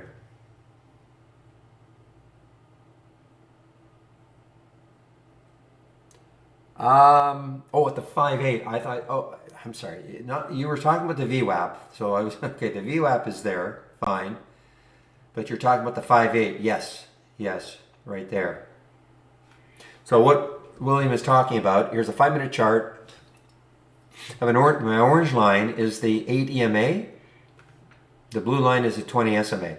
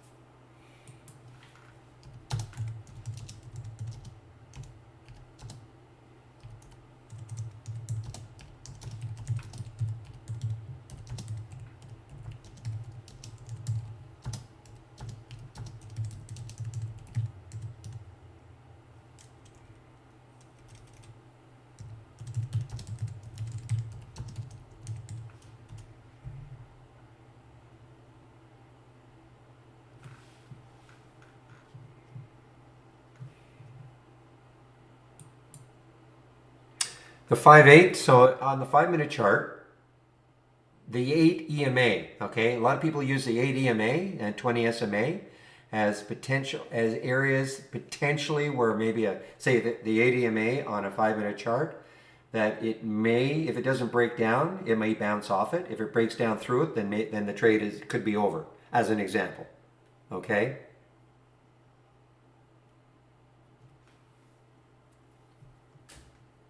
No guarantees, of course, but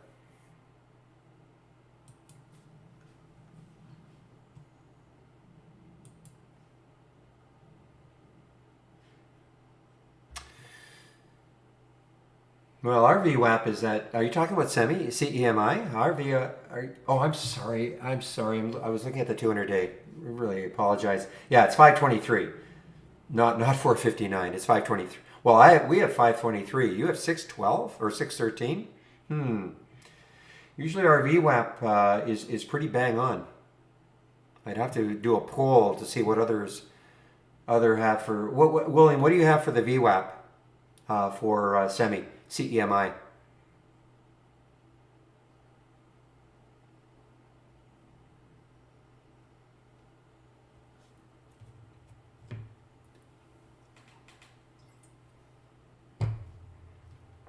Or others, because we've got 523. That's a huge difference.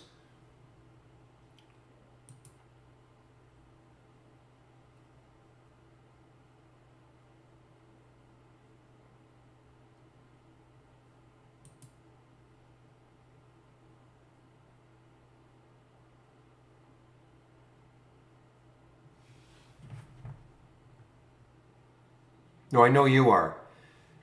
I know you are, Doug, but I'm asking other people. Okay, so 540, that's closer to 524 anyway. That seems pretty high, that 613.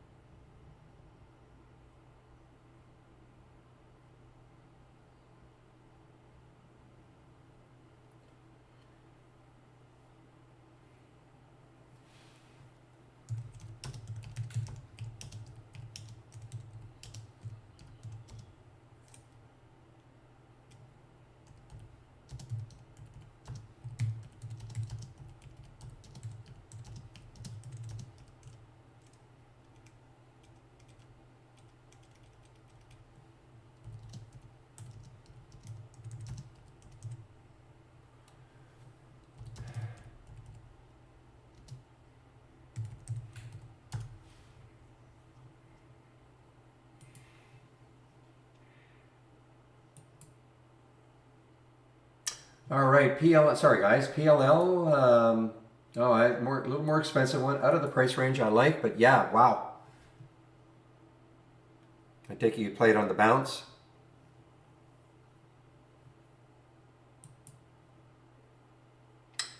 Where is the now? Remember, this is just in the simulator, okay?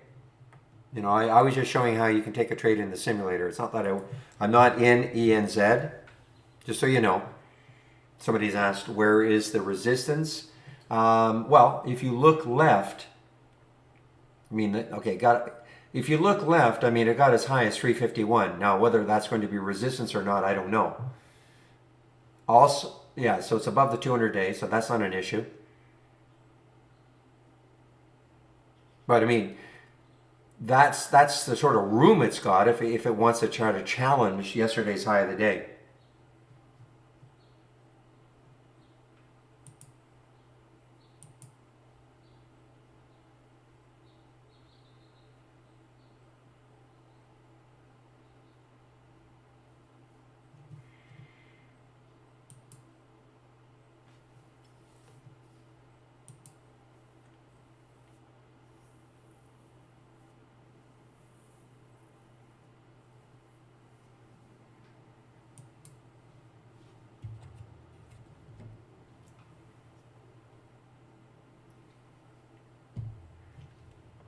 You know what else is starting to move again, guys? CYTK might be a little tough as an intraday trader, but CYTK is challenging that 30 again.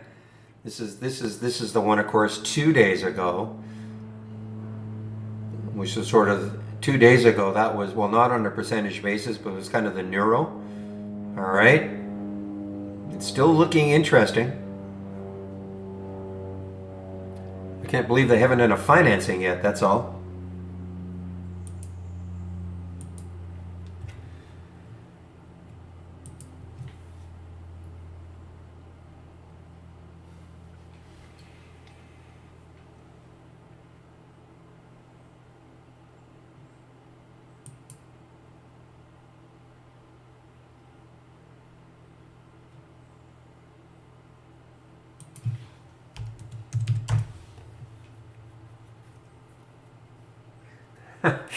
Well, Zach, I've got a price alert at 10. Okay, it's driven me crazy, the IC, but it is, there is some volume coming in.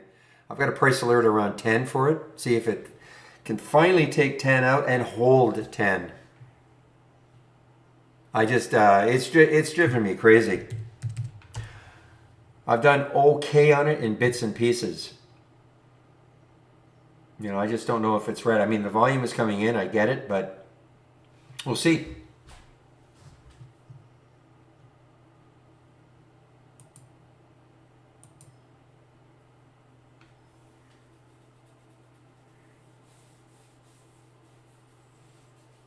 That I don't recall. I don't recall from 7. I just sort of remember seeing it around this area here, for me anyway.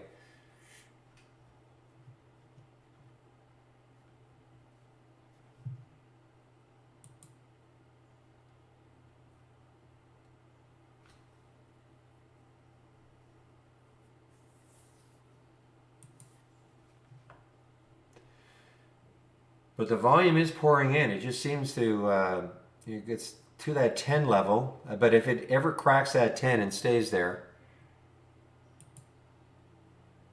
Well, it cleared it yesterday, CYTK. I mean, it definitely got up there yesterday.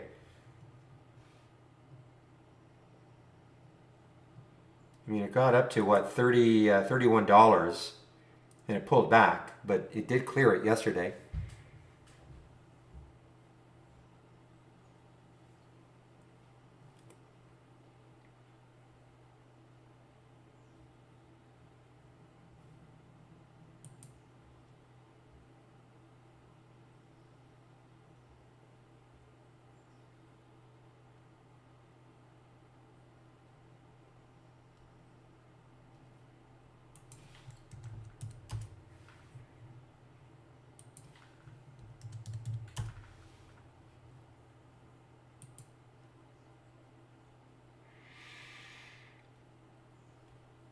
Oh, I see. Yeah, no, it didn't. It did not sustain it for sure. Did not sustain it. All right, guys. Well, things have slowed down.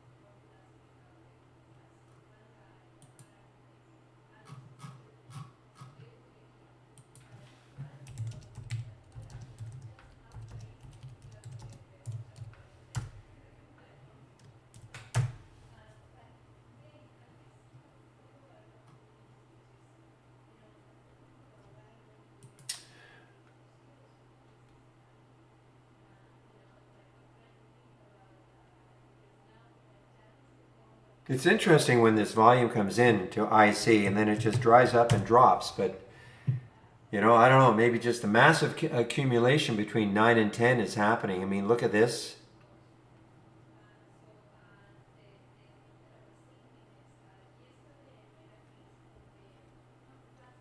I shouldn't say massive. I mean, there's a lot of, you know, I mean, look, there's 9 to 10. I mean, it's just been sort of stuck in this area for a while.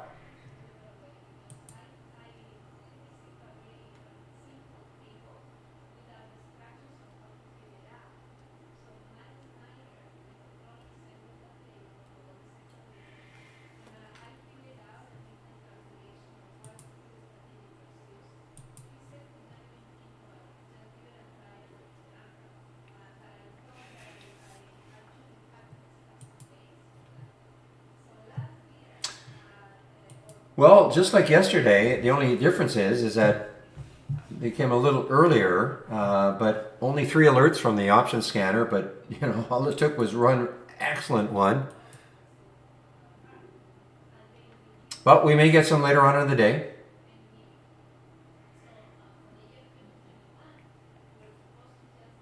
I'm a little concerned that you guys are saying a VWAP.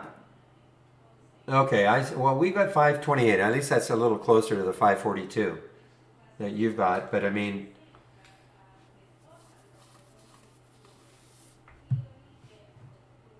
but it didn't really get that close. Well, for to our VWAP number anyway. Excuse me.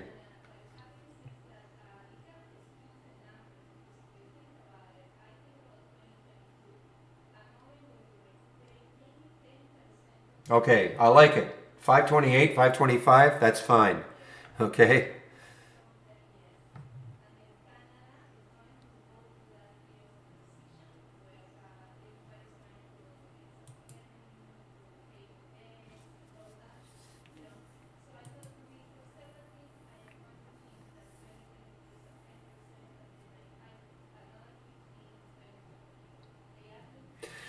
Well, guys, that I see is is challenging 10 again.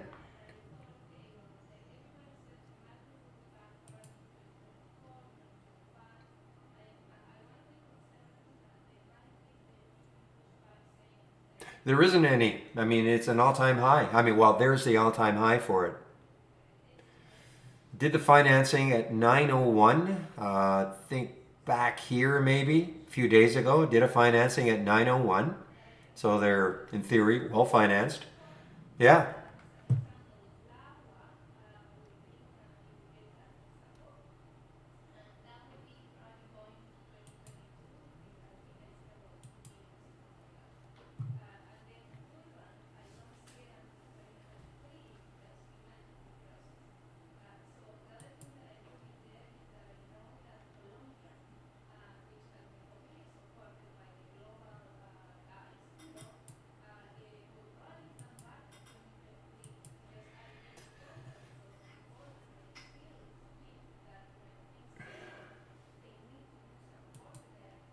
I think this is another IPO, guys. MSC, perhaps? No, sorry, not an IPO. Sorry.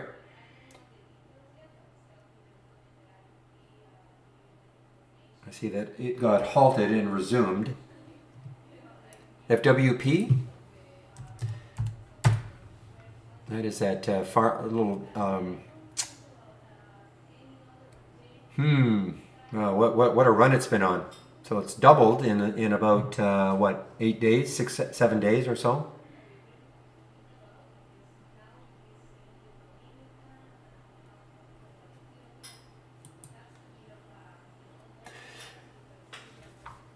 Yeah, so the exponential moving average, if you're talking about on the daily chart, I never use that. It's always simple. So that's, but if you're talking about on these charts here, I mean, all these are the 8 EMAs.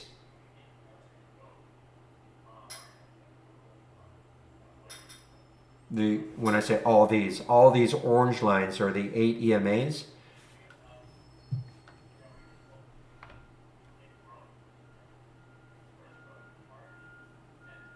Yeah, look at that. Yeah, look at that spread. Look at the float. 1.39 million in the float.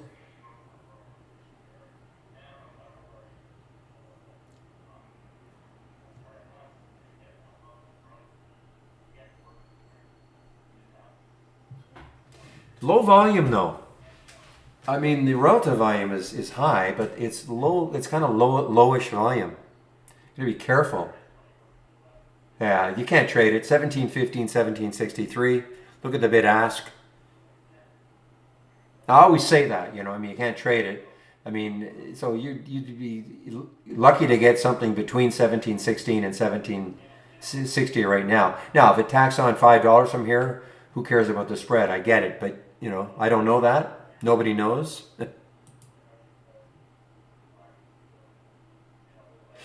Yeah, so Greg, I'm not a huge indicator guy, but Real, who's not in the room today, I'm sure he's going to pop in. He's the one who really turned us on to the 8 EMA and the 20 SMA, okay? And really for crosses and things like that, okay? That's what he uses, so that's what I use.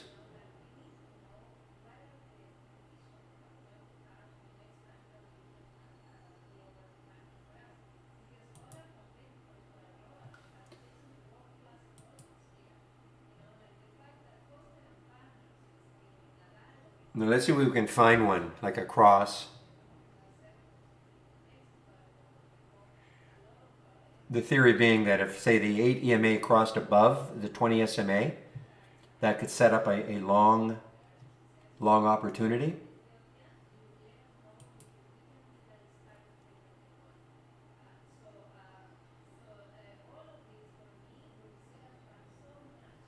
And the reverse, if the 8 EMA crosses below the 20 SMA, can set up a short opportunity. So you have it on all these time frames. So if you get it on the 2 minute, it's probably a little more risky. You'll get it earlier than obviously a 5 minute, which will get it earlier than a 15. So I mean, if you want to be really conservative, you wait for the higher time frames on the cross, but you'll miss out maybe on some big moves. But on the other hand, you get a cross on the 2, it could whip up and down on you. So 5 is probably a little more. I mean, the 2 can alert you, saying, "Hey, this could be getting interesting," and maybe wait for the confirmation on the 5.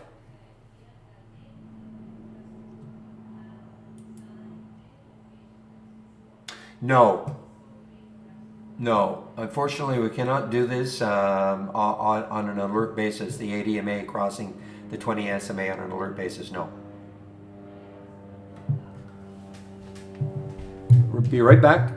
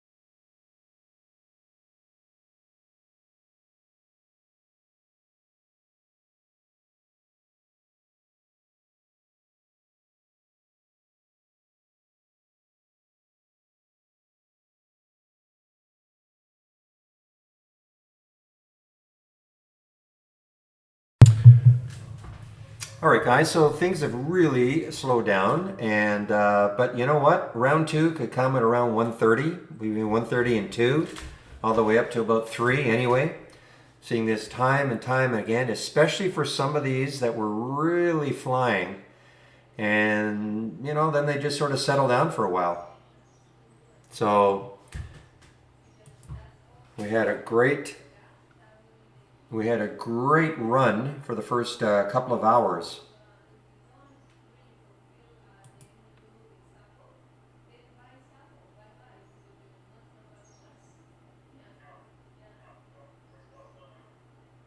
Yes. Also, on the 2-minute chart, 2066. So there's Hal on the 2-minute chart, 2066.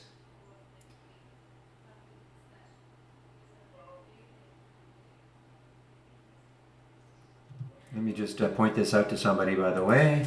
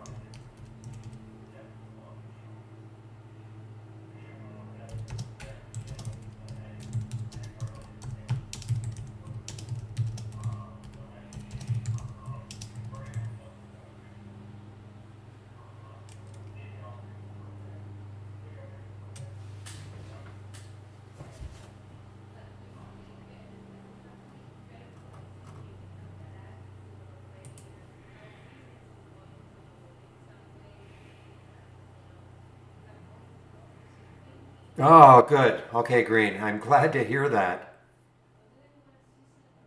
I had to change your password and log in Yeah, it must be your system. I mean, it's just crazy. Sometimes, you know, that's a difficult, you know, when you have software. I mean, hopefully for 99.99% of the people it works fine, but somebody like you, for whatever reason, had a configuration that just wasn't allowing it to work. Well, I use a 15 instead of a 10, Mike. I know Real uses a 10 now. So, I mean, that's just my preference, but so now keep an eye on this Hal, guys. I mean, this might do it. You know, gets over that 20 again. It might give us a bit of a run.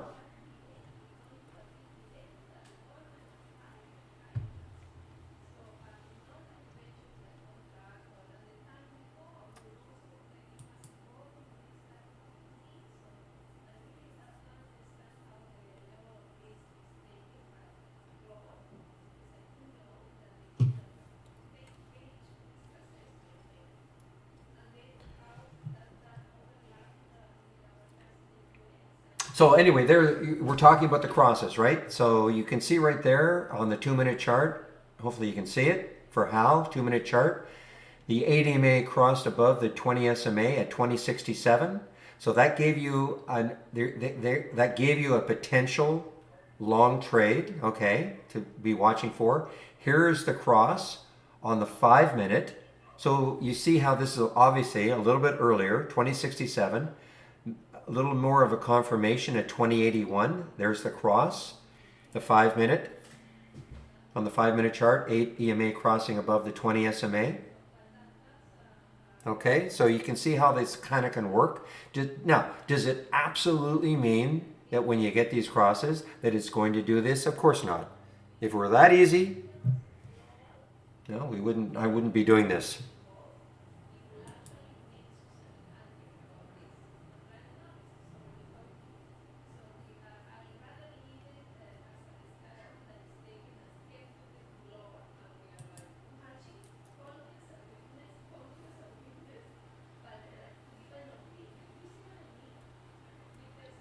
No, Ital Trader, you better do a refresh. You're stuck. I've moved on from IC quite a while ago, so you should see HAL now, HAL. So you should do a refresh.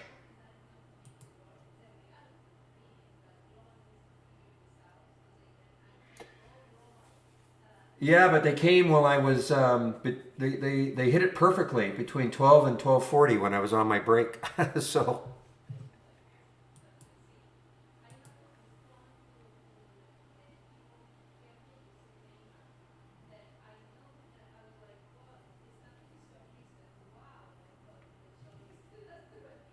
all right, guys. So what I'm going to do now, I will be talking about my break. I'll be taking my break pretty soon. So I will put the YouTube link in. You're going to head over there. When I'm on my break between 12 and 1, Steve Gomez will be there.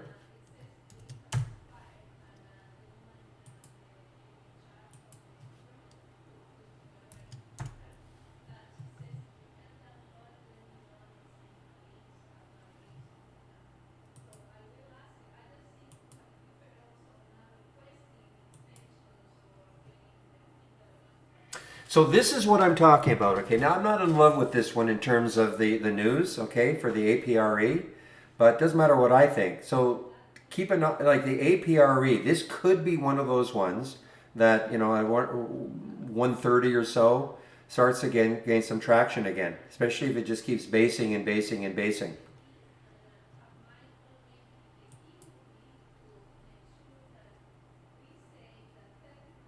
I'm not on my break quite yet, John.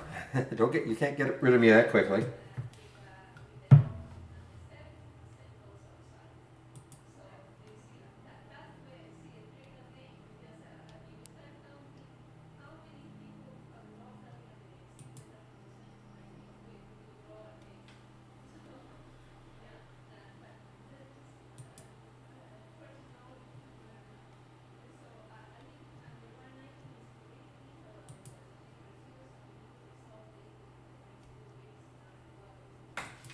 Okay, you're not wrong on it. Okay, FWP, let's see.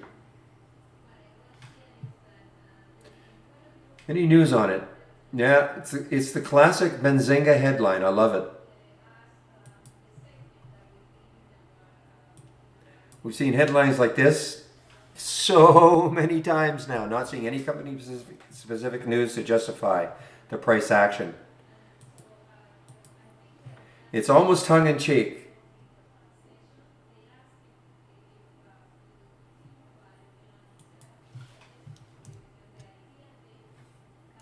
Be right there. Don't go yet. There's nobody there yet. I mean, I'm still monitoring both rooms. It's just around noon. Steve will take over between 12 and 1. Okay, so you don't go there yet.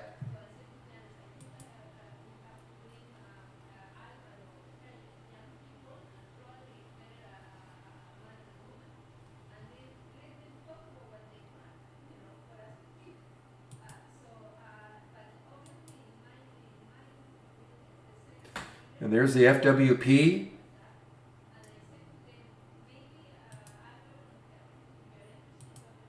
You just got to deal with the spread.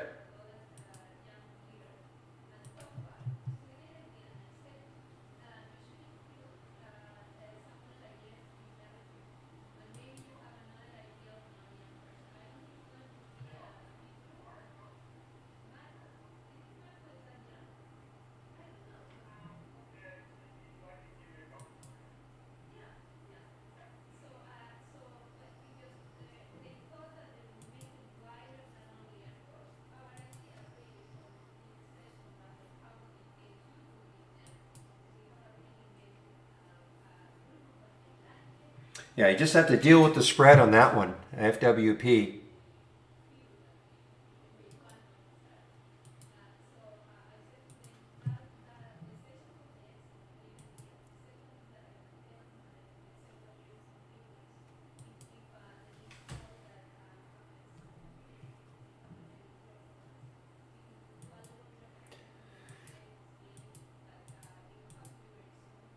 Well, my suggestion on a breakout, if you're talking about a breakout of consolidation, is to, first of all, don't take it unless there's volume.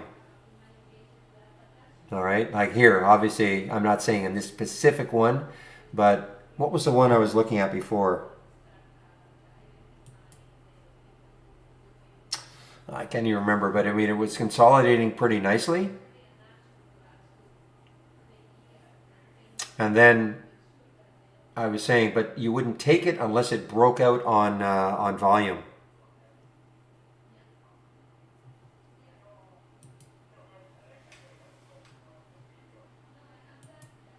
So what you can do is, for instance, you can take a look at a stock and that might be consolidating. What is that one that it was Lex? That's the one.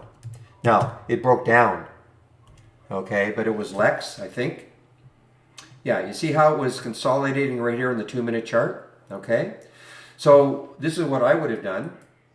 I would have taken this and I said, okay, I'm going to put an alert, say up here, and if I got the alert, if it took up that price, then I would look to see, okay, did it do it on volume though? And then that would probably get me interested in taking that trade. Obviously, it didn't happen. Okay, but volume for me, it's all about volume on the break.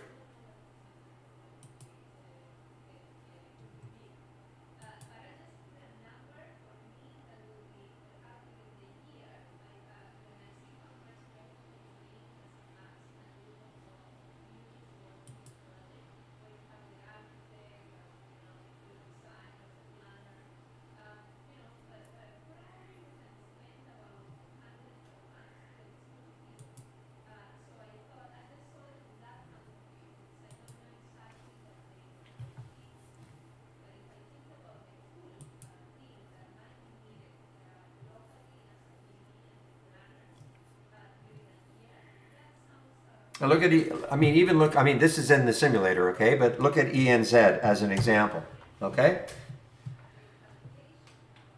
You know, it's not really doing too much. Not really doing too much. Look at the 15-minute chart, especially. I mean, it's kind of consolidating, doing nothing. But all of a sudden, if we got some volume, I mean, remember what it did yesterday? It got all the way up here to 350 or so. If we get some volume and it pops through, that could be a good trade. All right, as an example.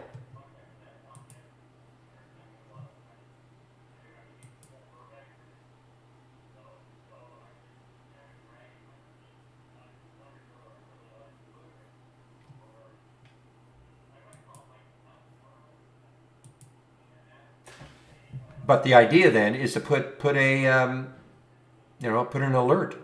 No, I'm going to stick an alert at 320. It's a little tight. Maybe put it around 320. Well, even that's tight. But I'll put an alert at 322. If I get the alert, doesn't mean I take the trade, but I want to know if it does hit that price. But I want to see volume. I want to see like a big volume pop, and that could get it running.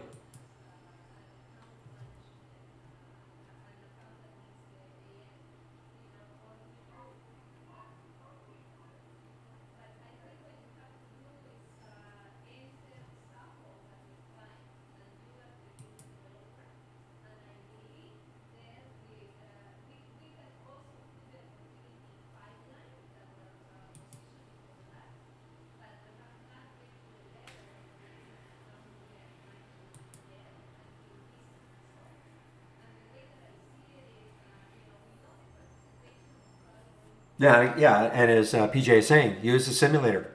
Practice, see how they work.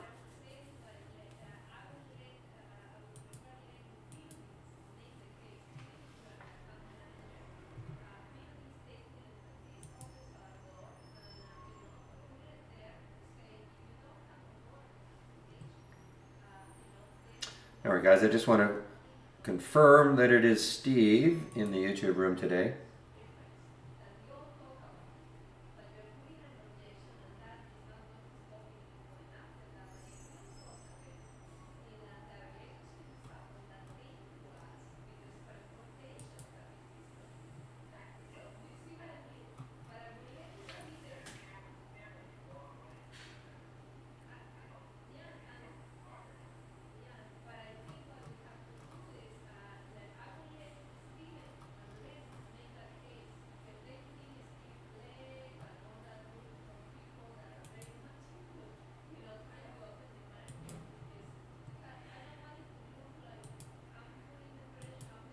So for instance, you see, it just took out, well, it got to that 322.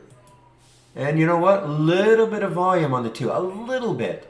Not huge, but getting back. There it is. I mean, there's your volume now. You see how the volume was increasing? Now, there's no guarantee it's going to continue.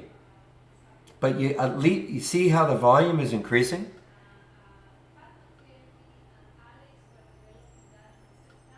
Now, it could come right back. I mean, I'd like to see a little bit on the 15 too. But at least you look here and look at the previous 5 minutes. You know, I don't know how many, that's what, an hour or so, even longer. You got to go back to 10:30, 10:40. Yeah, so it's about an hour, and all of a sudden you get this volume.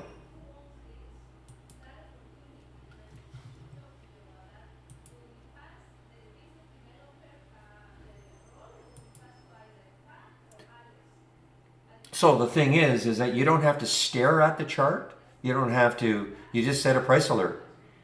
You see something on a chart, on a stock that you think, that's kind of consolidation, and it's been active, and it's got room, you know, all you know, sort of tick off all the boxes, and just set a price alert and see what happens.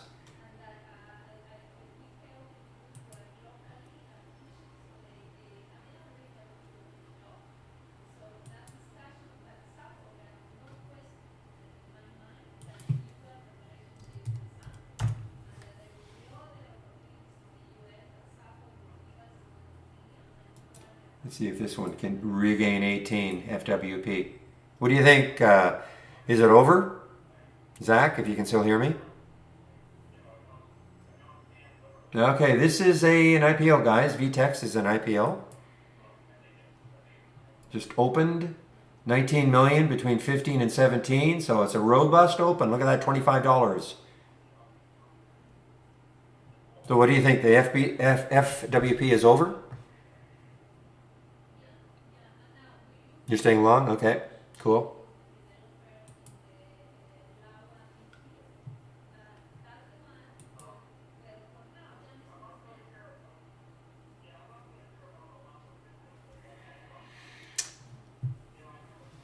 All right, guys, I'm just going to put my announcement in. I'm just waiting for Steve to show up in the YouTube room, and then I'll take my break.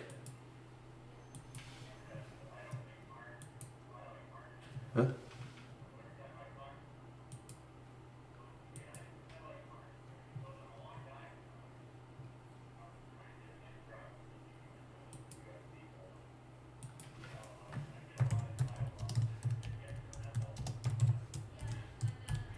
Meanwhile, SGMA is ringing in my ears here. SGMA.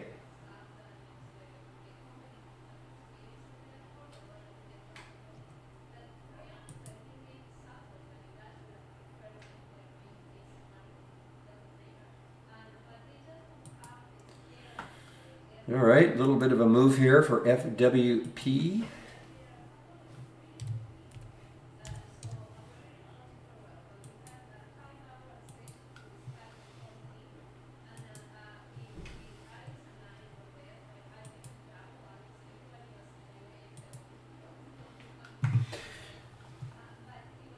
Must be over 10 then. Must be over $10, right? The QUBT.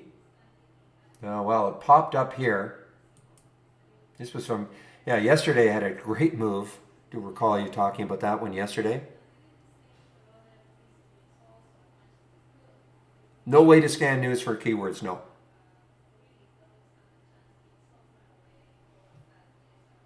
To answer your question to Siri.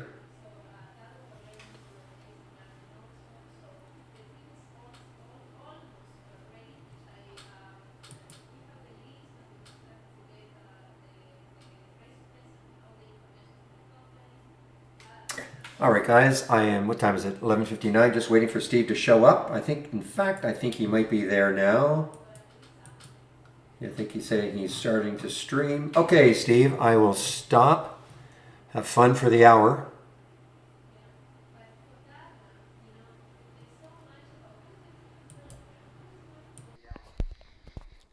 All right.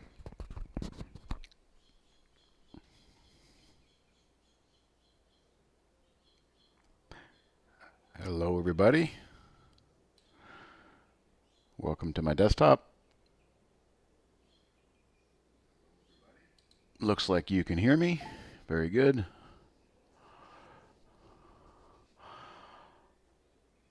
All right. Happy Wednesday in the market.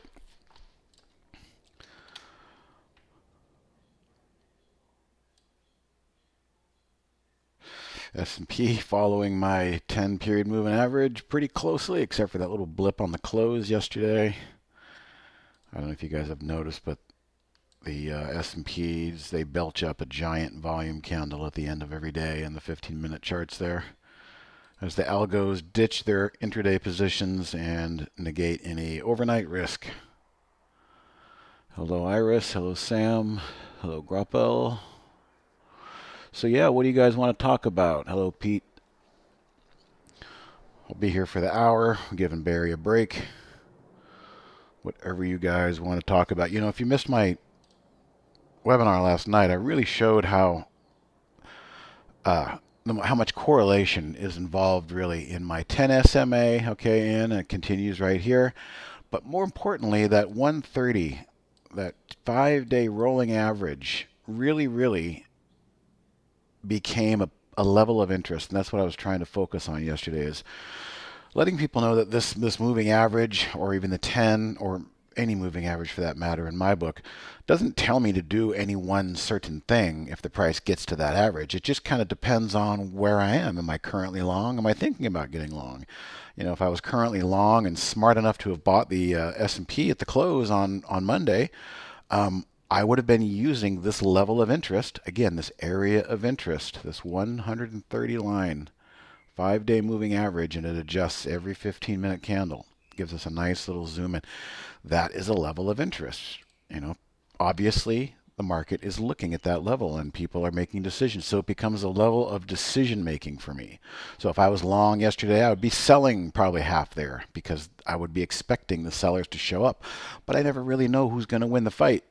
Well, it looks as if, using that moving average, the S&Ps have done their job. They've bounced accordingly off the 50-day, pushed through and closed above the 20 yesterday. They're currently trading above the 10-period daily on the daily chart, and also confirming everything above. So it looks like, once again, the market fell back in a couple days of panic and moved higher. If you want my opinion, I kind of feel like we're moving into what we might be calling like a megaphone pattern, where it just gets more expansive and the moves get wider and wider.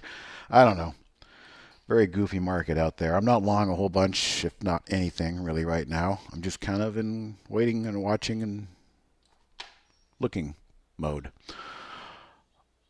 And by the way, what I'm going to do is, for those that kind of see the value in what I was looking at in this 130 line and this 10 period, these are the only two moving averages that I will use in my 15-minute charts, because I find them very valuable. There's a lot of correlations that show up there every single day in many different stocks.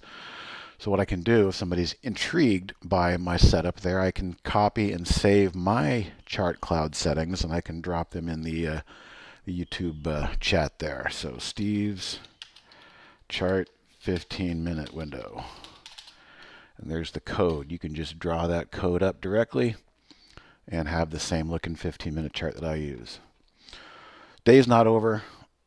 Most of my decisions are made at the close, when the daily candles kind of show their hand at the end of the day, because I've made more mistakes making early decisions, getting in, getting out, not getting in, not getting out, etc. All the combinations of decisions you can make and breach and screw up, I've done it. And if I'd have just waited until the end of the day, that daily candle would give me a little bit more clarity in my thinking and my decision processes. So I really try to wait, you know, that last hour. And by the way, Michael, I don't know if you mentioned it yesterday, but you know, he's been working on an algo that just buys. I'm not logged into that account at the moment, but the four of us trade an account, and Jamie, Andy, Michael, and myself. And he's been experimenting on something that's really interesting. It's the last hour stuff. So he's been doing some sampling and some back testing, looking to take entries at the close. And I do that all the time because sometimes if you see that really nice setup at the close and you anticipate what it might do tomorrow, you're hooked up overnight. And if it even gaps up slightly and just rips higher from the close, you are already hooked up and positioned, and it's a very nice feeling to have anticipated and taken the risk. So he's been working on some stuff that's, interesting, but the point being is that it kind of marries up with what I like to do. I like to wait for those end of day candles to close. And I'm a swing trader. So if I was a scalper, I wouldn't be talking about that, a day trader. But I kind of gave up day trading, over 10 years ago. I'll still do it, but it's not my main focus. All right, some questions. For swings, what do you look for as far as volume goes? Well, I always like to see relative volume at least doing okay, and my eyeball always goes right there. So no matter what I type in, I like to see in my single stock window, what's the relative volume doing? And if it's moving in my direction and it's above 1.2, 1.3, then I'm feeling confident. I'm feeling happy. If it's not doing what I want it to do, it's maybe grinding higher, but it's doing very low relative volume, like 0.5, 0.6, then it's kind of suspect to me. If a swing trade is going against me and it's breaking technical rules, doing so also on high relative volume, then I'm more likely to want to get out and bail. So the volume is important to me, but it's more important I measure it in the relative volume. And by the way, it's a ratio, so 1.0 means that Trade Ideas has looked back 10 days. Let's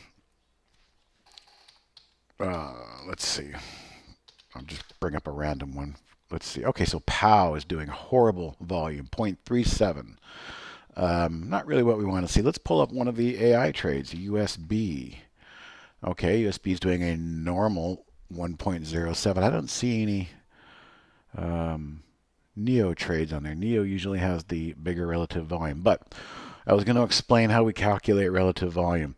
So if USB here at 57.16 is done 2.1 million shares and it's 12:07 Eastern, Trade Ideas will look back for this time of day, the amount of shares traded going back 10 days at this time of day. What's the average amount of shares that USB has traded at 12:07 Eastern? And then we transpose it into a ratio. And what this ratio is telling me is that USB is neither doing extreme volume nor is it doing light volume compared to what it normally does for the last 10 days at this time of day. So that's how we calculate relative volume. Gosh, what was that one that was really just going yesterday? AI was not in it, unfortunately, but it had like relative volume of like 1,000 times normal. Incredible. So for swing trades, I just kind of want to keep an eye on relative volume.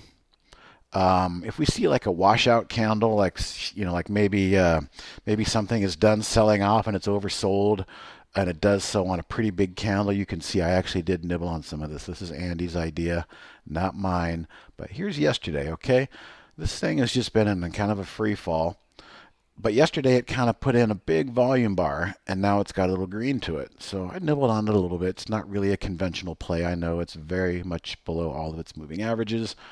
But when you move out, a bigger picture scheme of things, it's just kind of resting right there on that shelf that we could call a pivot line. So volume is important, but what else is important to me? Who asked that question? Grappel, it's important for me to zoom out and look left and see if we are now trading at any levels of significance. And in this case, we are, because it's a pivot. What was prior resistance 3 times, even including that one, maybe, just maybe, might become present support. So, I'm not going to beat my chest on this one. It's kind of unorthodox, but we're in a very unorthodox market right now. This is the kind of stuff I was trading before, right there. I was in this stock when it was right there. When it was right there, looking really solid, above all its moving averages. And then swing trading does have its overnight risks. They changed their business model overnight, and then I got out a couple of days later, and it never looked back. But now, Andy pointed out that we're pretty oversold, and it's just a level of interest, and I'm kind of partial to some of these gold miners if they look good. So rather unorthodox. But to answer your question, a good volume candle on maybe a nice washout, this could signal a turn. That can happen sometimes. We'll call that washout volume, climactic volume, whatever you want to call it. All right, moving on. Is it in the playlist? Oh, God, I forgot what I was talking about, Sam. Is what in the playlist? You'll have to refresh my memory. Greg, could you show us how to use the stocks like this page to create an alert? Okay, so what the stocks like this page is, let me go to it real quick. And it's not so much how to create an alert, it's how to back ourselves in a reverse engineering process into an alert, or let me rephrase that, into a symbol that we saw. So why don't you give me a symbol that you saw and you liked, and I will see if I can find that link. Stocks like this. Traders area, I believe. Stocks like this. Okay, so here I am. I'm on the support menu. We go to traders area. We go to stocks like this.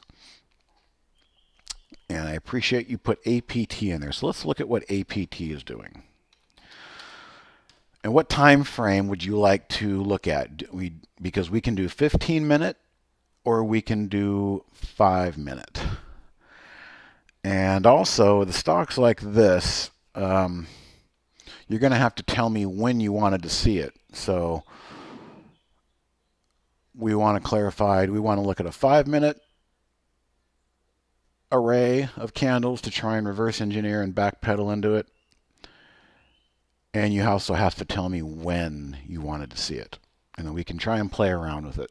15 minutes is good, and the open today. Okay, so we'll stay on the 15-minute and the open today. So what is unique about this? Well, let's back out slowly. Okay, so these are stocks that have been up in the last 5 days. Okay, so it's up at least 10% in the last 5 days. So that's maybe a good starting point. But we're not going there. We're just going to put in symbol. I'm kind of doing this the wrong way. So you've given me the information that we want, Greg. And the stock is APT. And the time is today. Duration is 15-minute cycles. What are we seeing on the 15-minute alerts? We can always go back and change that to 5-minute. Start time on the open, if that gives us anything, we might need to go to 9:45. Let's just do that. Let's go to 9:45 and see what. And now what it's going to show us is I'm going to submit. I'm only submitting the price. I'm submitting the symbol, the time of day, and the time frame in which we want to scan and see. When I click submit, it's going to show us all of the things that Trade Ideas says APT satisfied, both events, alerts, and also filters. And from there, maybe we can pick and choose what we want to select to create an alert that might give us the things that show us something like APT. So here we go, submit, and this is what we get. All right, we got, and by the way, 33 instances of a 1-minute volume spike. Not really going to do it. It's just too much noise. We want to find things that are interesting. Okay, there were 22 new highs. Okay, well that's not very unique. What else on here that we could look at that might be interesting? There is no end time, Greg. It's just going to say this is what Trade Ideas was triggering 15 minutes after the open. Okay, new high ask, running up, positive divergence, high relative volume. You can tell I don't use this very often. But I'm kind of looking for that one thing that is really interesting.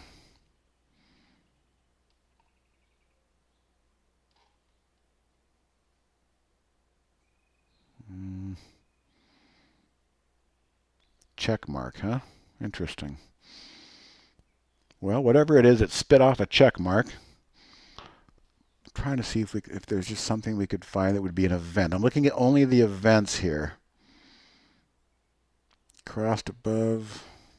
As you can see, it's a rabbit hole that you can easily go down and have a hard time. And then we get to the filters. What were the filters doing? Okay, well, the prices, all of these filter settings, would have been satisfied is the way to look at it. I'm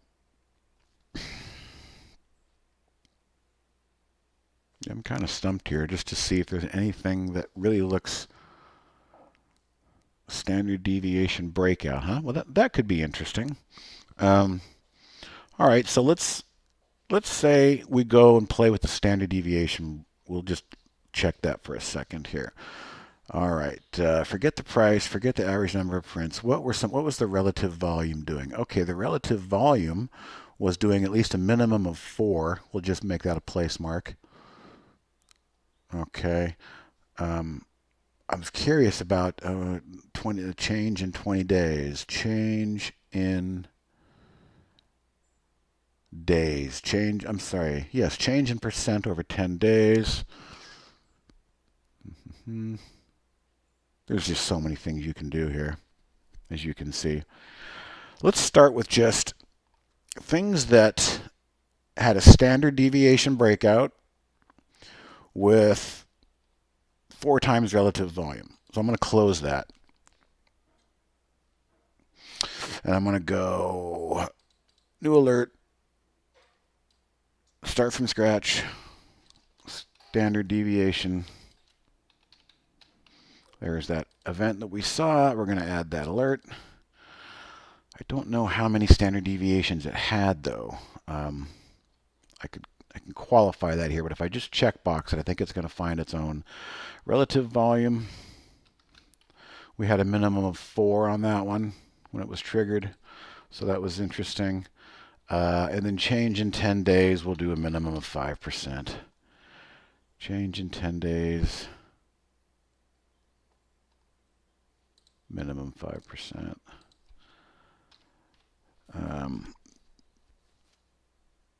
Average daily volume, I don't really have anything in there. I'm going to put something in there, though, so we don't lose or we don't have too much stuff.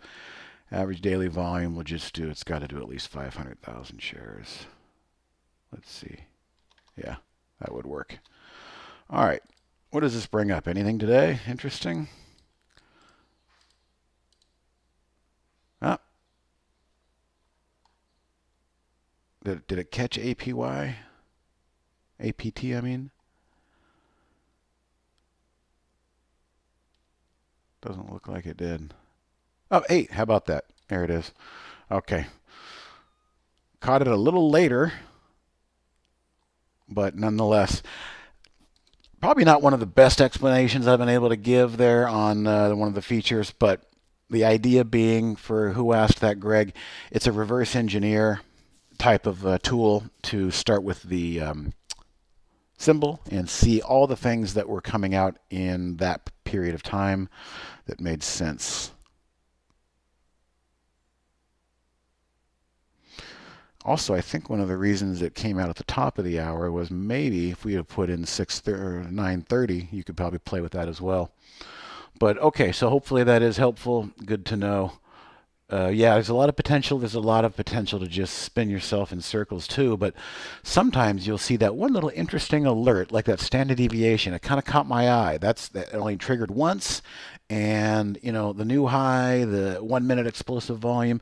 You're going to get so much noise with those events. But when you see something that only triggered once and it's kind of a unique little event, that, like I said, that standard deviation caught my eye. All right, let's see. We got that one. Toronto. Can you please explain how the position consolidation feature works? Can you please explain how the position consolidation works? Let's see. I'm not sure you mean positioned. I think you might mean filter. Let's see. Let's go to any configure window here. We'll type in the keyword that you gave me. Consolidation. Okay. So we'll take consolidation and then we'll hit help.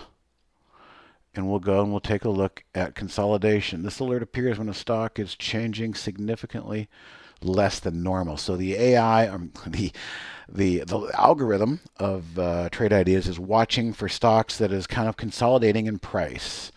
The volatility of the stock, expected price range. Statistically determines if the software detects consolidation on multiple time frames, it will report the most significant statistical time frame. This alert works best for stocks with medium to high volume. Yes, because if you have stocks with light volume, they're just going to tick around and not really give us a lot of data points. So hopefully that helps. Not my personal explanation so much, but whenever you have a question to yourself like, hey, what does XYZ mean inside of the Trade Ideas platform? Well, you go to our config window, type in that keyword, highlight it. You can either add the alert from here and configure it, or you can just go to the help module and just slowly kind of break down what it's looking for. I think one of the key takeaways there is it reminded you that it works better in stocks that have decent average volume. Some of these stocks that don't do a lot of volume, like maybe 50,000 shares a day, you're going to have Morse code there on some of those time frames, like a 5-minute, and it just throws things off. Neuro, yes, that was the one I was thinking of. Thank you, you guys. Yes, Neuro. Neuro yesterday had unbelievable relative volume. Today it's quieted down a bit. It's only doing 63 times normal relative volume. But interestingly enough, look at how my simple intraday moving average, the 10 SMA, which I dubbed the momentum line, look at how it holds things in play if they're going to remain in play. It doesn't mean it holds them in play. It just shows us the level of interest, so where we can make our decisions. Do we want to stay in, or do we want to get out and say the momentum has died?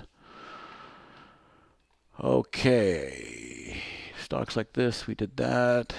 Hopefully that helps Toronto, how the consolidation filter works, if that was right. Okay, neuro, you 3 of you guys got it. The 4 of you guys got it. All right, back to Toronto. How easy is it to draw trend lines on TI charts? Okay, the old school way to do it used to be right-click, markup, trend line. Well, we have new charts now, and as you can see, we've got these little icons. So if you hover over those little icons, it kind of tells you what's in the submenu. If I click this, and then there is my horizontal click to add trend line. Okay, click number 1 gives me my base, and then click number 2 anchors that base. And there's the trend line. There's not much more to do than in terms of changing the color of that line or the thickness of that line. I believe it's kind of set in stone. Notice how my cursor changes when I go over it. Now I can click that cursor. I've selected the trend line. I can adjust it, or I can hit the delete key on my keyboard and make it go away. That's how you would do trend lines on the charts. And by the way, we're working behind the scenes to improve our charts tremendously, both graphically and speed-wise, so they're not updating every 8 seconds, which I'm sure a lot of you noticed already. But we're doing a lot to try and improve the chart experience at Trade Ideas. You know, we've always said in the past, well, we're a data company, we specialize in alerts, but we're pivoting a little bit to try and really hold people's attentions with our charts, because they do work together hand in hand with our alerts and scans. Can we add Fibonacci to the chart? Let's take a look. Oh, I happen to know that we can't. I wish we could. I think it's probably one of those things in the feature list, but let's just double check. Indicators, right click, indicators, and it looks like alphabetically speaking, it's not in there. But that's not to say at some point down the road it would be. I would like to have them in there because every now and then I get curious about them. So for now, we still have to head over to TradingView or another free online portal or your broker's charts and add them. But I'm pretty sure, as I was mentioning, as we really beef up and pay more attention to our charts, that those will probably be in the near future once that's released.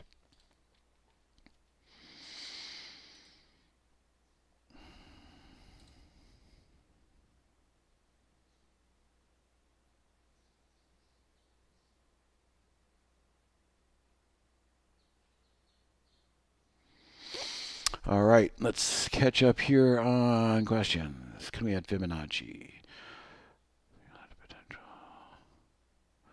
Sam, it's not the best pick of the litter, but I would appreciate your opinion on AKBA.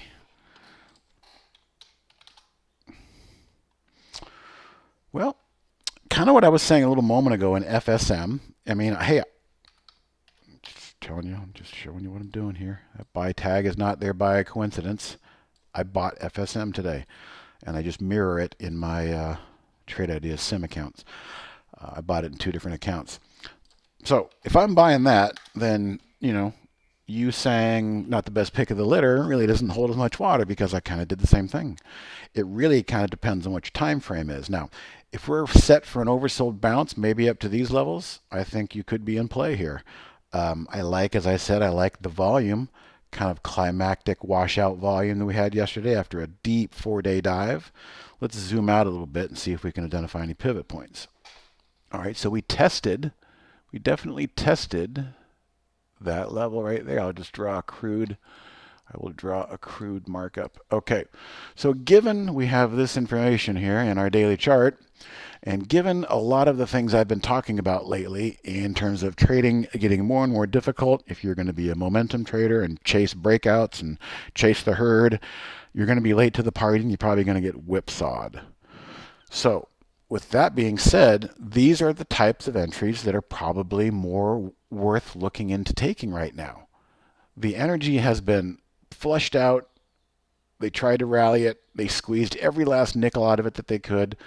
You look back 1, 2, 3, 4 levels of areas of interest here. It looks like they tried to run the stops.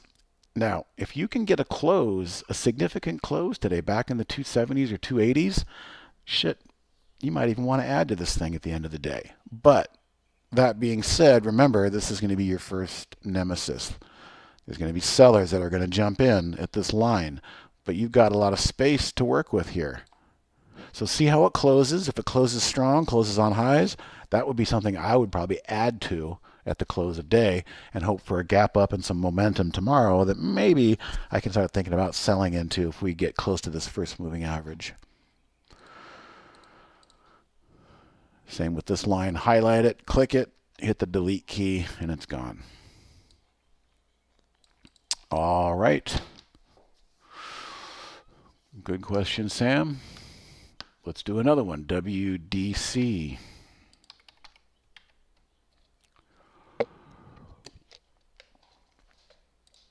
This one kind of did its reversal a couple days ago. What an absolute criminal algorithmic hustle this was on the open. However, if it didn't get you out or you weren't in and you're using this to lean on, and by lean on, what I mean is these are some of the dirtiest tricks out there right now. And once those happen, everything below that line right there, they were, and I say they, I mean the algorithms and those who program the algorithms to do such things. This was everybody who probably had an open, good till canceled stop, and they're at their job today, getting ready to log in at lunch and spit their food out, asking themselves, why did I give these algorithms? Remember, Citadel, Virtue, they pay for your order flow. Robinhood is not free. Robinhood is a slave to Citadel. So all the people who put their Robinhood and their E-Trade and their Ameritrade orders, they all sold you out. That's where they make some of their money, those brokers, by giving that information over to the giant algorithms. And when I say they want to part you with your shares, usually under a key level and usually the first candle in the morning. This right here has all the fingerprints of an algorithm shuffle. They're thievery, whatever it is. It's the market. It's what we are. But what I'm getting at is once you see that, that's kind of a precursor of, hey, the damage has now been done. That was the last roll of the dice to try and shake the trees and get all the weak hands to cough up the shares. Usually we can build off of something like this. So when I see something as nasty and treacherous as what that was, if it didn't get you out, then stay in because good things might come. But again, you're going to run right smack into these declining moving averages. Let's go back.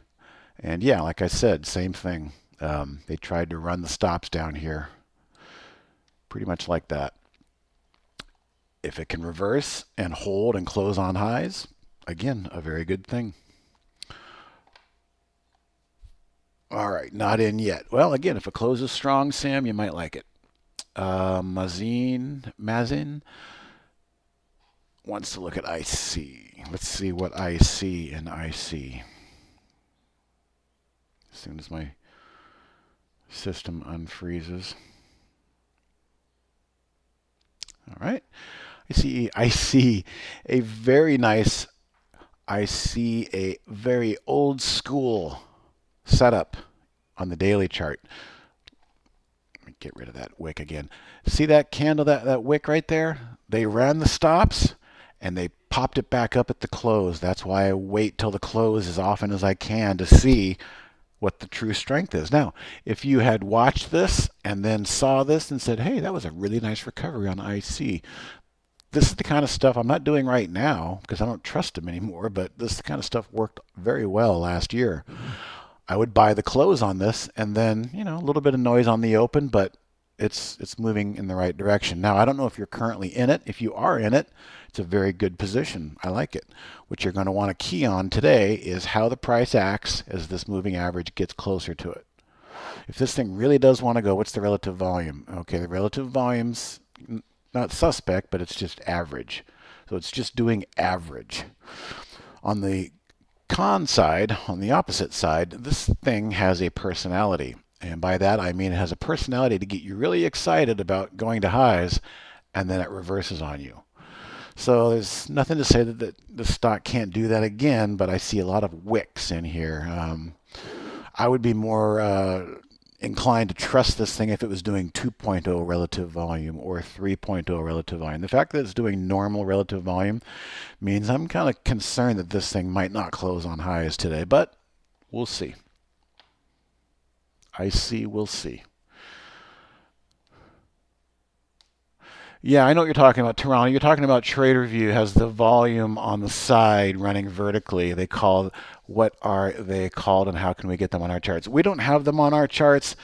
And I think if you want to follow somebody who's very good at those charts, let me find him. Jake. Jake at,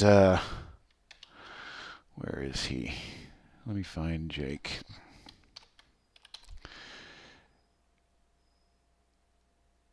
TrendSpider.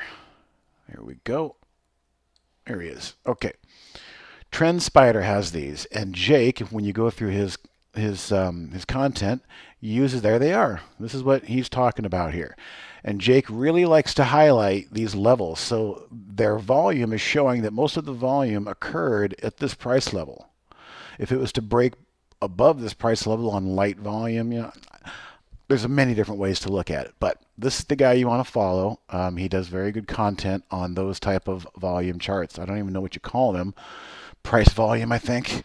But it gives you a different perspective on how to look at volume and kind of helps give a little bit of confidence to support levels. So if he sees a support level that I was looking at in price that kept holding 4 or 5 times, and he sees a big spike horizontally, that's the level where all the volume's trading hands, he puts a lot of credibility in that. I guess I'm just too old school to get into that. And same with the raindrop candles that they do over there on that platform. But that's the thinking behind it, Toronto.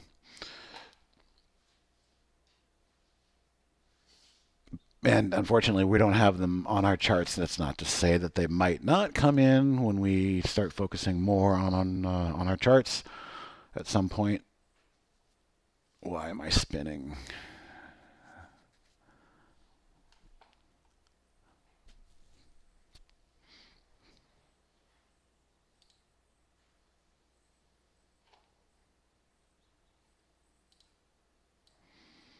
All right, hopefully I'm still broadcasting here. Volume profile, yeah, that might be it. I think Avery, I think you got it. All right.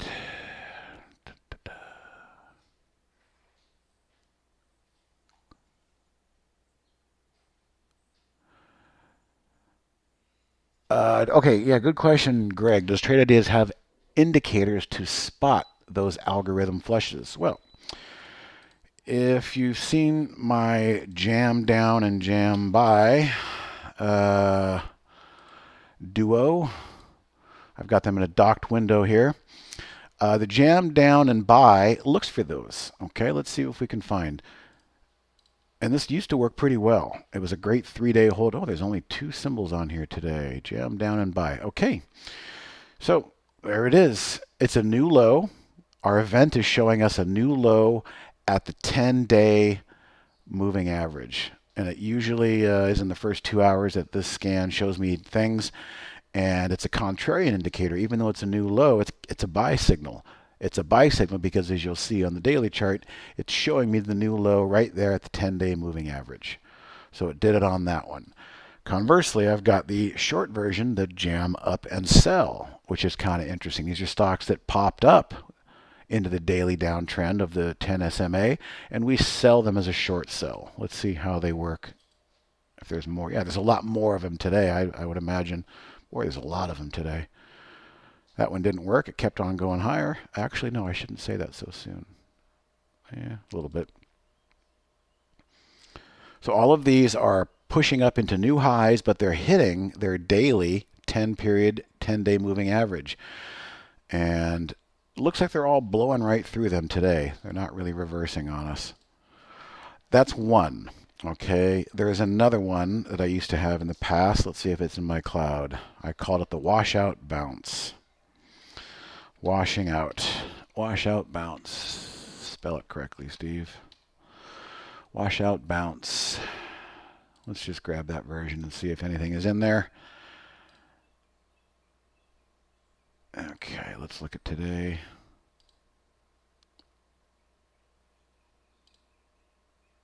Okay, see that daily candle? That's what I'm scanning for on the washout bounce. Let's look into this. How am I getting stocks like STX on the washout bounce?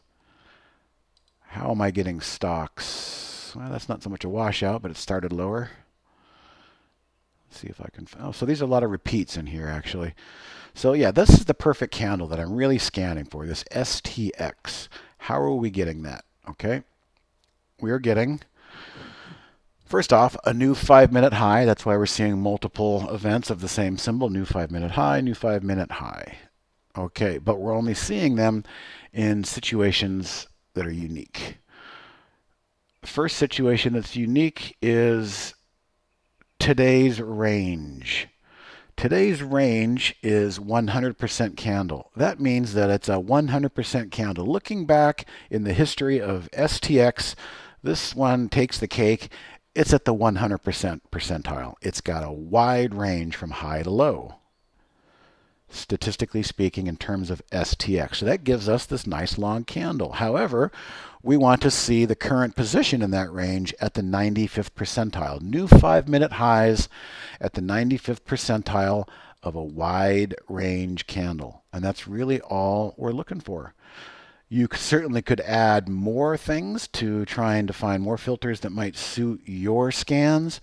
But in the crux of it, I wanted to see new 5-minute highs on something that had a wide range. And if it had a wide range and it's trading at the 95th percentile, chances are it's going to look like this. And the ones that come through early in the morning seem to have that washout early morning stop hunt feel. That first 15-minute candle washes out the stop hunt, good till canceled stop market orders, and then they all go switch, and then they go into just buy the dip mode. And they just grind it higher. This can be a precursor to some interesting swing trades because oftentimes a candle that looks like this one with a nice bottoming tail can be a reversal, and you can hold on to these for a few days. So they're interesting. That being said, I'm sure you guys want these, so I'm going to give you the jam down and buy. I'm going to put that in real time. You can always flip it and make a jam up and sell, but I'll give you the jam down and buy.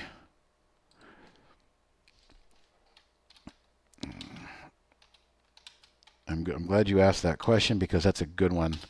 There are a couple of scans that we can try and exploit those washouts. And then I will give you real-time washout bounce.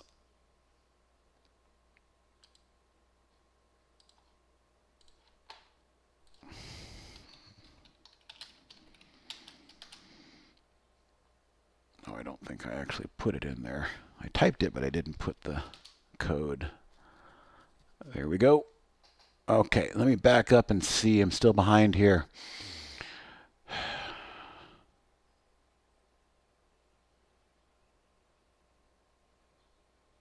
Okay, Greg's question. That was that one. A Siri. Is there a way to exit a trade when, say, RSI is over 70, or say exit when RSI is at 80? Um, let's take a look. That one oftentimes confuses me. Where's my... hang on a second. Let's see. I missed that. Could you say it again, please? I'm not talking to you, Siri. Go away. Can't believe Okay. I can't believe that just happened. This world. Um, let me find the correct window. Hang on one second. Strategies, I think, is what I'm looking for. Yes. Okay, strategies. So if I wanted to, there's the jam down and buy. It's just a simple strategy. Edit trading strategy. Risk management. Stop loss. Trailing stop. Okay. Turn the stop loss off. Trailing stop. Filter.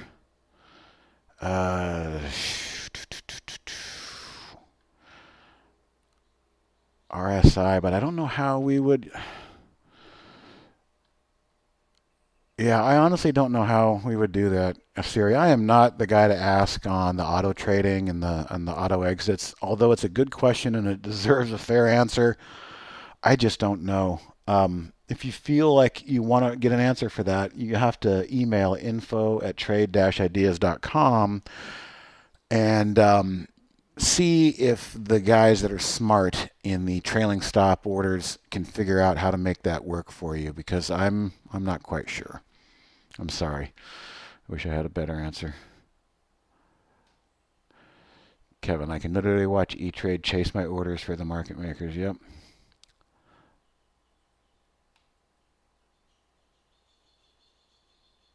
Still looking for a pro platform and a broker recommendation from anyone. Well, Interactive Brokers isn't bad. They do the job, but it works a lot better when you use our brokerage plus to execute and manage and trade those orders.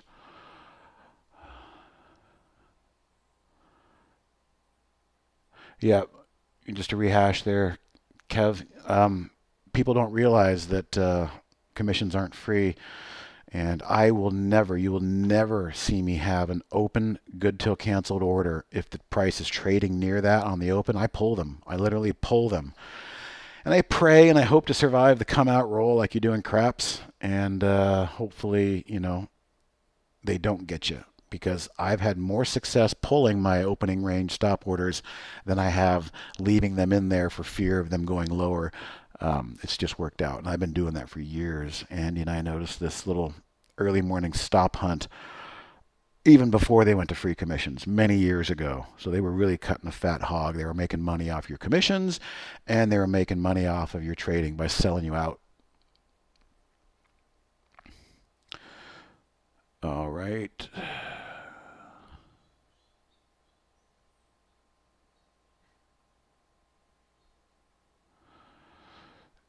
MITT filed for a reverse stock split, and it's going to take effect.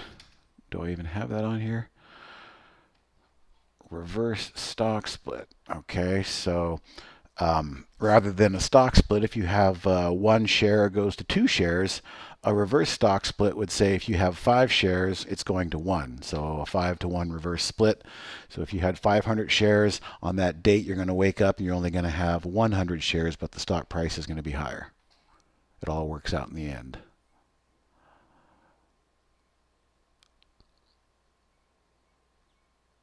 Volume at price. Yes, Trey, thank you. That's the official name of that type of chart.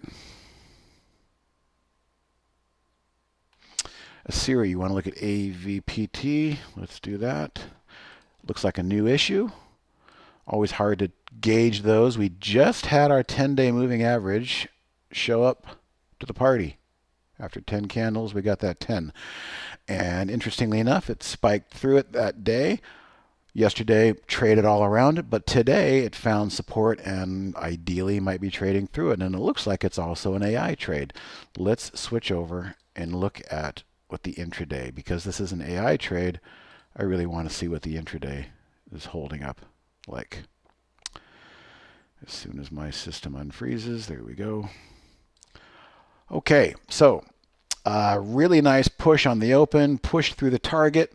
However, it appears if I follow my rules are momentum has died once the first 15-minute candle closes below my momentum line. So that gave us a signal that I believe the momentum may have just died out. In my world, if the momentum was going to continue, especially at this time of day, it's still relatively early, midday, the price should have bounced off that line there at 11:39, 11:40, and should still be up here if the momentum was going to continue. Once we get that bleeding candle that posts a close below, and it posted it, boy, it just did it, because we're now only 1 minute into the new candle. So this, if I was in this trade and I was itching to take a profit, this is where I'd be logging in to take a profit. That candle closed below. It didn't pop back up and stay in play. It closed below. That's my signal to take off at least half and protect my profits, because it usually portends that the momentum is beginning to die out there in that 15-minute perspective. But it's kind of cool that the AI has that trade, and we can use that. Yeah, Kev, I have no idea what I said to have triggered the HEYSIRI command, but hey, they're listening. That's why on Instagram, if I'm talking about Oreos or Fritos, they start trying to sell me Oreos and corn chips and Fritos on my Instagram feed. How about that? Okay, is there a maximum number of windows with the premium? No, there's no limitation of windows versus premium versus standard. It's just a matter of what you get access to. So essentially, you get access to the AI with premium, and you get access to auto trading your stuff and the AI stuff with premium, and a couple other little minor features here and there. There's no limit.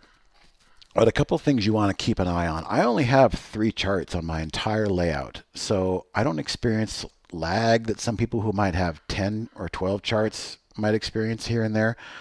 And we're addressing those issues. The server farms are being beefed up, being reinforced. You don't want to have too many charts. That will create lag. You also don't want to have in your top lists, if we go to right click and go to properties, in any of our top lists, you have something, right click and time frame. The time frame menu gives us access to something called record count, and they are all defaulted to 100. Sometimes I even make them 50, because if I have 10 or 12 top lists, all of a sudden I'm pulling in 1,200 different symbols. Likewise, you can go max record count of 500 symbols on a top list. But when you start getting into those amounts of data, you're going to slow your system down as well. So there's no number limitation on the amount of windows you can use, but they'll start to become a taxation on your system at some point. You just got to find out where that happy medium is. Sam, I'm a lurker on Instagram. I don't post. I'm Today Trader on Instagram, but I don't post anything. I just lurk. I was Today Trader on Twitter, but I guess they didn't like me too much. That's a whole other story. All right, is the IB version worth the commission? For auto trading, IB has 2 tier levels. They have a commissionless trading, but I think in order to use the Brokerage Plus API, you're on their standard commission platform, and it's reasonable for where it should be. Let's see.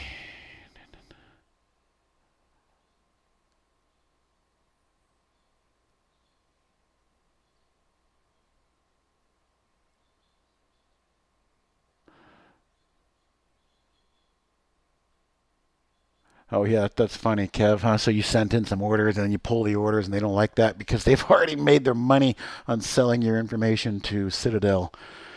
So that disgusting CEO can buy some more multi-hundred-million-dollar artwork for his little mansion.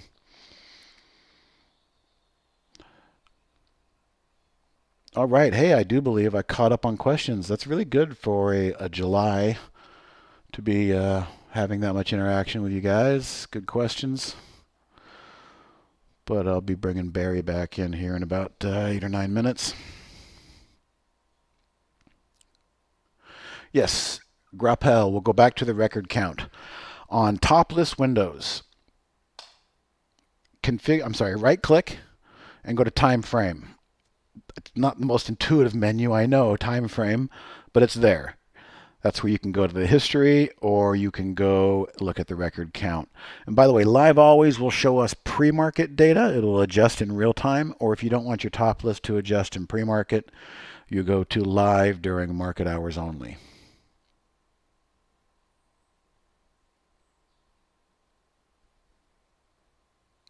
All right, good.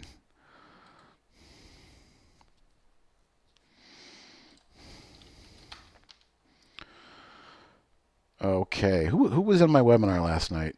Anybody?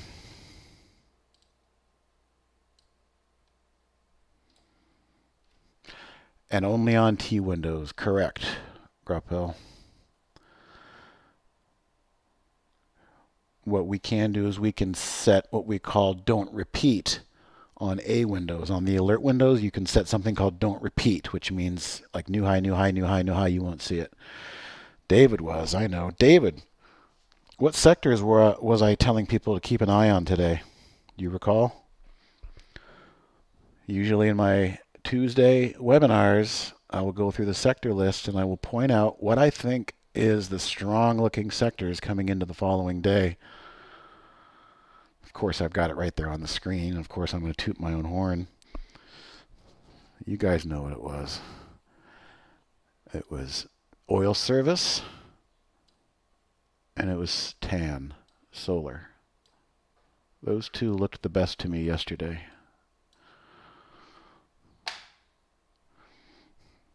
Remember? There you go. Toronto remembers. Now, it's what we do with that information that changes everything. Did I do anything? No, I didn't do anything. I'm just kind of trying to help out and give you guys what I see. What I trade and what I do are two different things. But unbiased opinions are good because I don't have any skin in the game.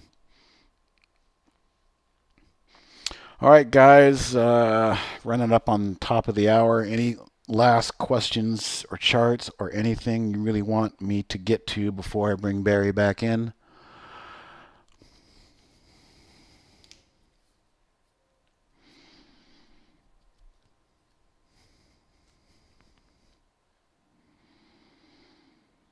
Speak now.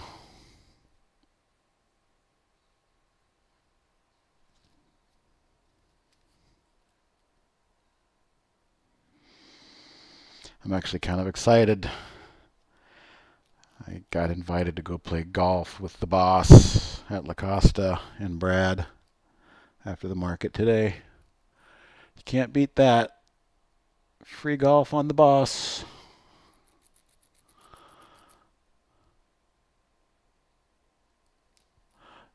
Great, Kev. I'm glad you got some value out of my rantings. Tomorrow's rantings will be provided by Jamie and his perspective on things. La Costa is in Carlsbad, California, the Omni Resort, Omni La Costa Golf Resort.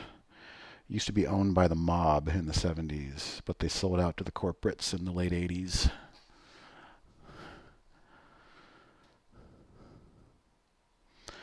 And if there's any golfers out there, I'm sure you can appreciate the tremendous similarities between trading and golf. It's between you and what's between your ears and your self-talk and how you approach it and your method. I mean, anybody can hit a ball, but, trying to create a whole method out of it. It's, the golf gods and the trading gods, they share the same office space and they have the same sense of humor. But just like a golf hole, you have a crappy hole, you can tee it up, do it again, get in a new position, do it again. Okay, I missed a question. Hopefully not. The audio, I must have missed it. I think you missed my question regarding the audio on the chart. If alerts on the price up and down, how can I get alert only on their way up? So you're going to have to take, like for instance, this S&P alert here. It's nothing but a high-low. All right, now if I go in to properties on my alert window and I go to actions and I go into play sound, I'll use text to speech and I'll click OK and I'll turn up my volume. But the problem is I am now going to start getting text to speech also, I've got to have my volume unmuted. So I should be hearing things, hopefully. Let's take a look. Why am I not hearing things? Actions, play sound, sound setup, text to speech. Well, let's try that one. There we go. Now I'm getting those annoying Windows dings. Every time a new symbol comes through, I'm going to get a Windows ding. But your question is, how can I only do it on the ones going down? Well, I can't segment the ups and the downs, the reds and the greens. I'm going to get an audible alert on both reds and greens. So the only way for you to know how to do that would be to create an alert that does not have both. You're going to have to segment them. Put one in one window and the new lows in another window. And then the window that you do want to hear, I got to turn this off. It's going to drive me crazy. The windows that you do want to hear, it's going to be exclusively that event only. I have the volume and the audio okay. I just want to alert for prices as they go up, not when they go down. Again, you're going to have to use the new high, and you'll do a window that only has new high. If you want to have a separate window that has new low, you can not enable audio on the new low. There's no way to differentiate when you hear an audible event. As long as there's an alert going off, an event going off in the window, you're going to hear that audible alert. You get to that section by going to Properties. You right-click an alert window, and you go to Properties. And the key word you're looking for is called Actions. Anytime you see the word Actions menu, that means that this window is controllable through sound. The AI has an Actions menu. The price alerts have an action menu. As you can see, that's enabled, so you never miss an alert, a price alert.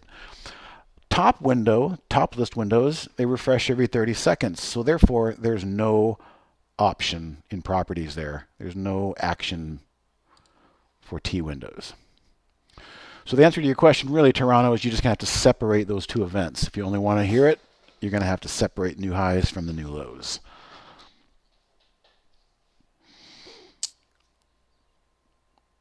Okay, with that, I hate the Windows ding too. That's why I use the text-to-speech module. It's much more pleasant. All right, guys, with that, I'm going to bring Barry back in.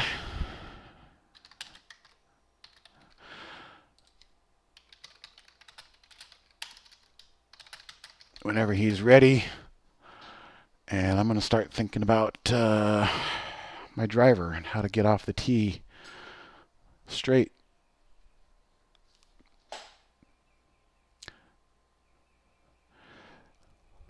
All right, as I wait for Barry to come in here, I'll see some of you guys next. Yeah, how do you report a log or bugs if you're using the beta?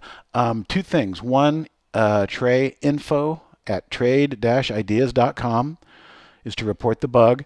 But the first thing they're going to do is they're going to ask you to send your log report. And the way in which you do that is you come to Help, and just a single click of Send Files to Help will do that. And follow up with an email, info at trade-ideas.com. Talk about the bug, the symbol, the time, anything you noticed, and let us know that you have sent in the trade logs, and we can get a good head start on it, and somebody will get back to you as a support ticket pretty quickly.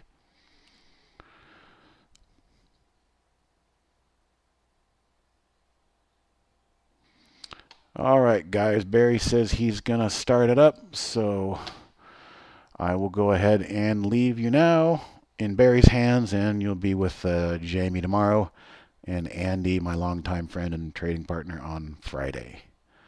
A lot of similarities with Andy and myself. Okay, guys, I'm going to stop streaming. See you later.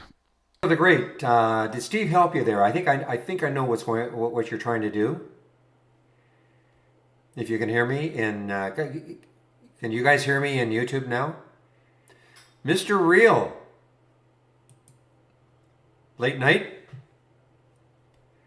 No, there's another room, Pamela. You're in the main trading room. There's another room I monitor at the same time. I'm asking them if they can hear me there.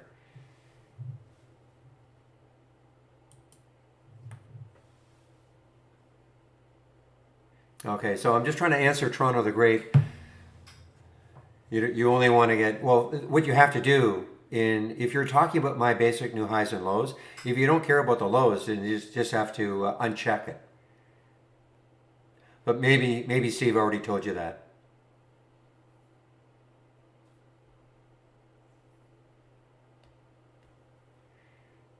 So I don't know if Toronto the Great, if you can hear me.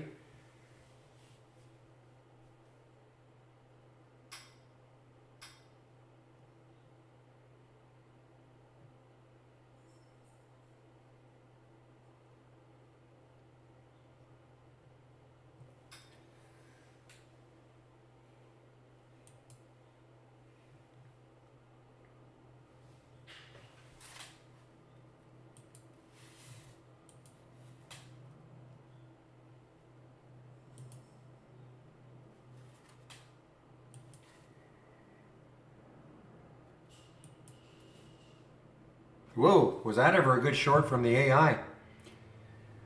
I missed this one completely. The Sigma, the short 676.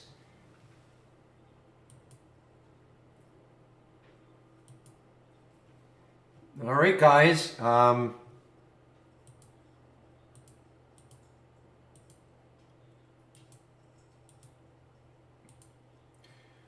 XAir, guys. XAir from the option scanner. Volume coming in. And it's got room. I think it's got room. Let's see. 890. Well, it takes out 890. It's got some room, so keep an eye on that one. Absolutely. This is a late one from the option scanner.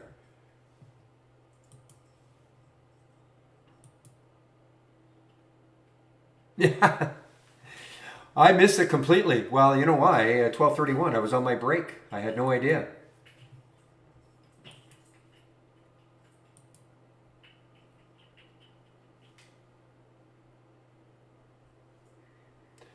That was an expensive break. This is what we're talking about, guys, with the AI. Right there. Look at the Sigma short. I was on my break, 12:30.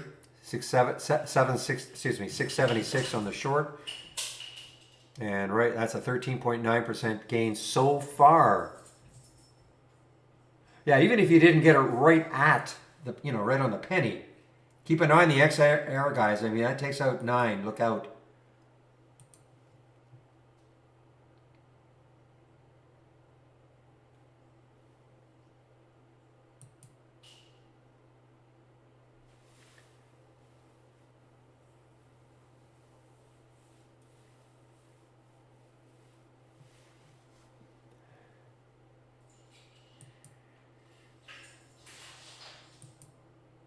And the good thing about it is no issue regarding the uptick rule, so no problem getting it. I'm talking about the Sigma. I was wondering if this was down for the day, but not even close. So we've had two really good ones from the AI today. Two big percentage movers, one 14%, one 7%.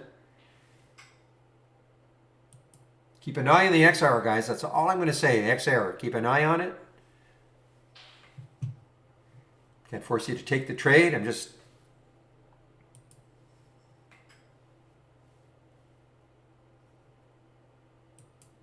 a little early. I thought maybe all this would start happening around 1:30, but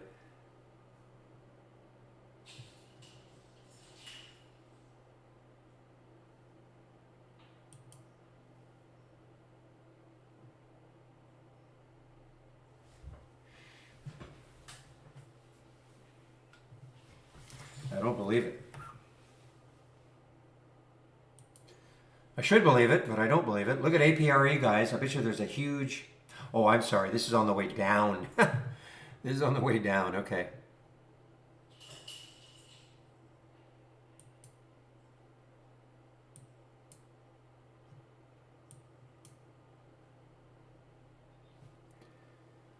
Swap. Trying to do this thing. I mean, look, it takes out 20. This is an awfully difficult trade, okay, in terms of the spread and how whippy it is.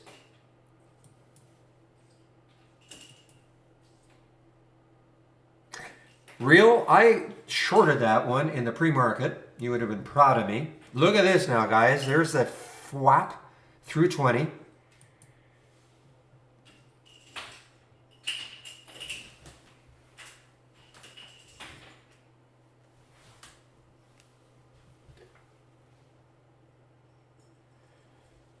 I was thinking about you. I was actually waiting to see when I got into the room today if you were going to ask me if I shorted APRE. And boy, did I ever. Look at that. I mean, classic. Phase 2.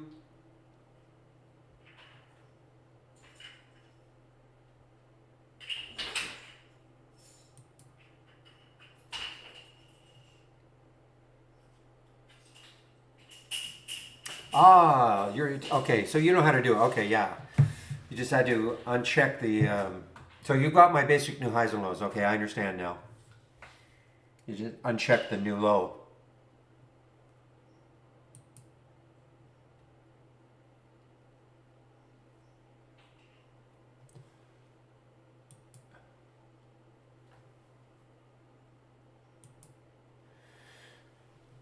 Okay, guys, I have a little activity in the background here that I have to check. Just a minute, okay?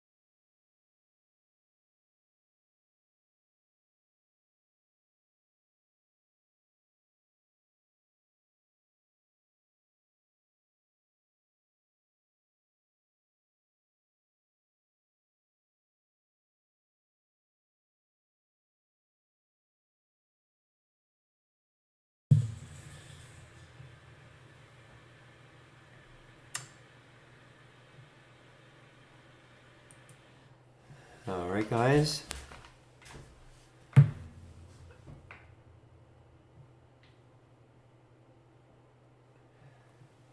Well, I'm hoping, I mean, I like, the fact that it came in the options scanner. It's got a ton of room if it can take out 9. Just look left, it's got a ton of room, so you never know.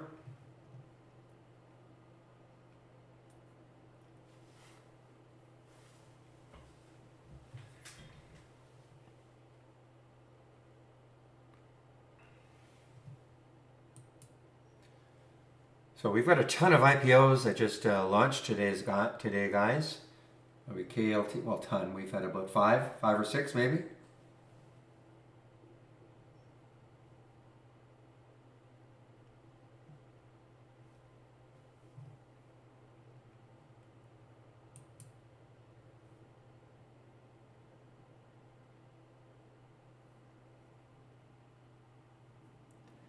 Keep an eye on the CYTK, guys. CYTK, it's still kind of flirting with that 30. And it's basing just there. I mean, it's basing right at 30. Look at this. It's not going to stay here. It's, you know, it's going to go up or down. It's no way is it just going to stay here for the rest of the day.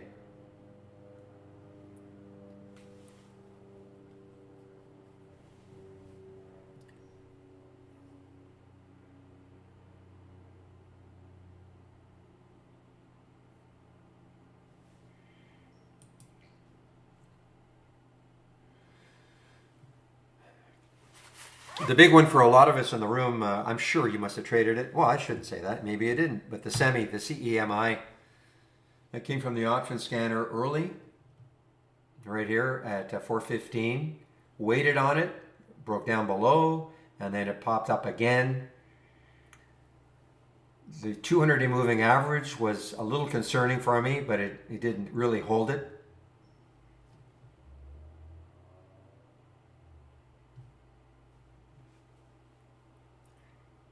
And then all the way up to almost $7 before it pulled back. But you know what? I mean, here's another one, guys. I'm telling you. I mean, if this holds here, and then we get some, in fact, that's what I have to do. I'm out of it completely now. Sticking a little around 624. Takes that out on volume. I mean, this could get rolling again. I mean, look at the float, 18 million. So it's a low float situation. Actually had some news.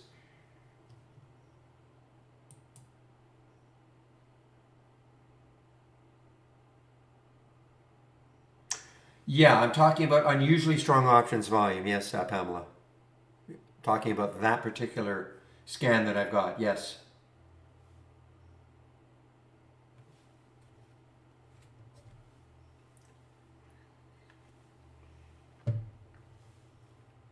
Yeah, Pamela's new. So yeah, all not unless it's a specific stock, just go off topic. You can ask questions there.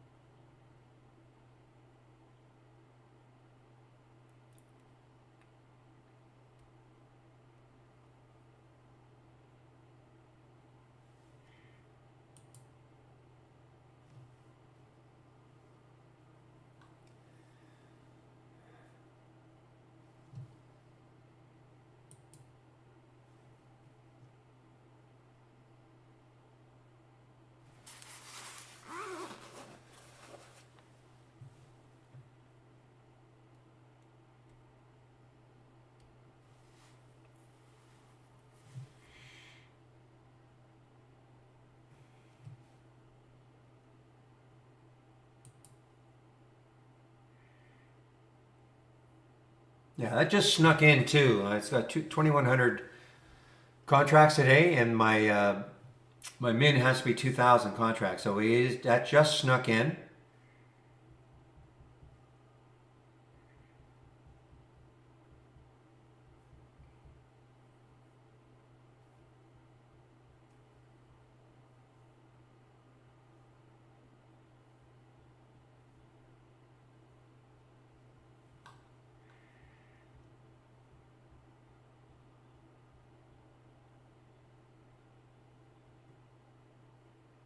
Oh, so they actually announced the secondary. I didn't know that.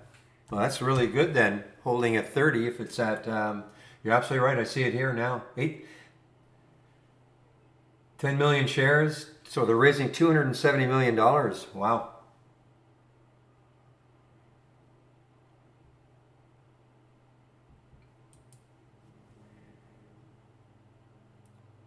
I guess 275 million to be exact. So here's a case in which investors saying, you know what? You're raising money for all the right reasons.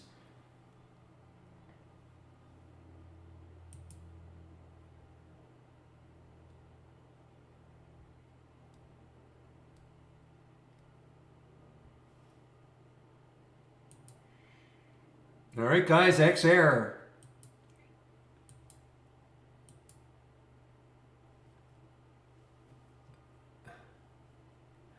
You know, you're going to have faith in my option scanner. You don't necessarily have to, whip right at the beginning.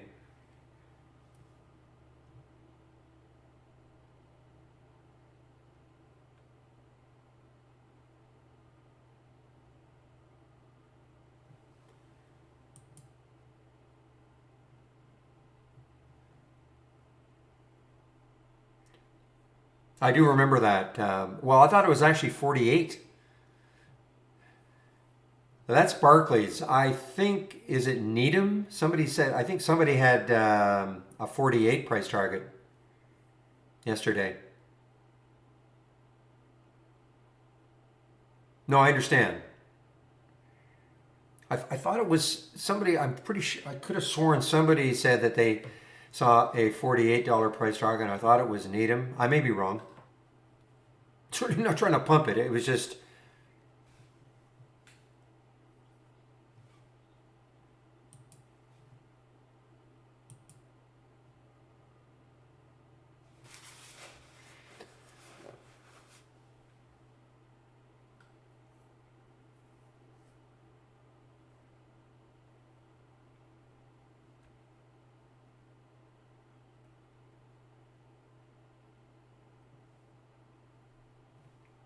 another one, guys, that is really starting to base nicely.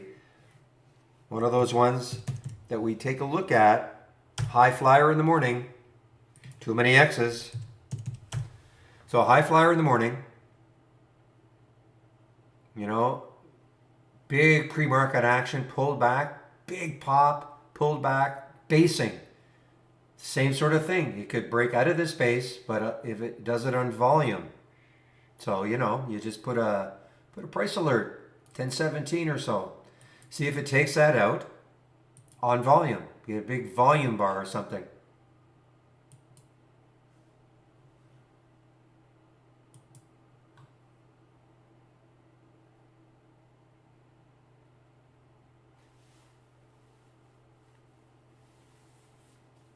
Yeah, the semi is creeping upwards.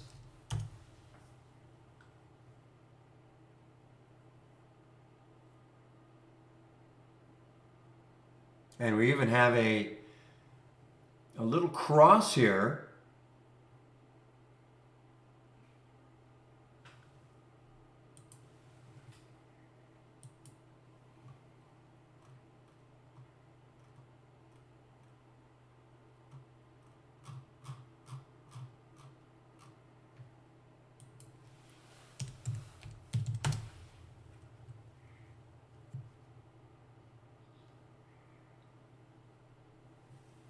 A little bit of a cross there also at around 601. 106, just a second.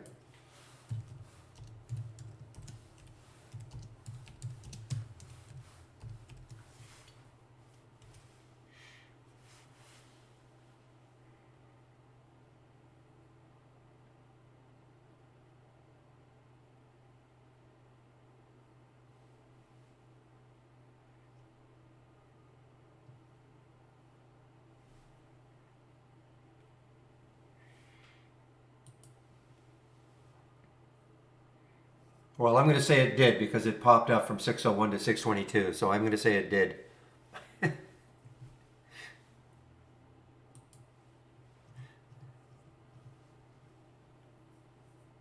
But you're right. You're right. It should be more of a rise.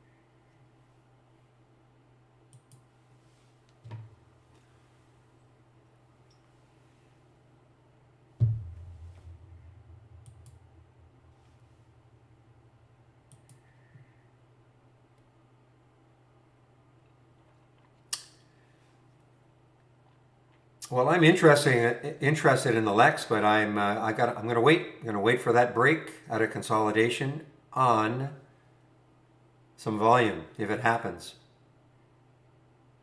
I mean, that float, super low, right, for LX. 4 million, yep, 4 million. So, I mean, there's no way it's going to stay here. The only issue is what direction. Not shortable for me, Interactive Brokers. What is the VWAP? VWAP? We have 547.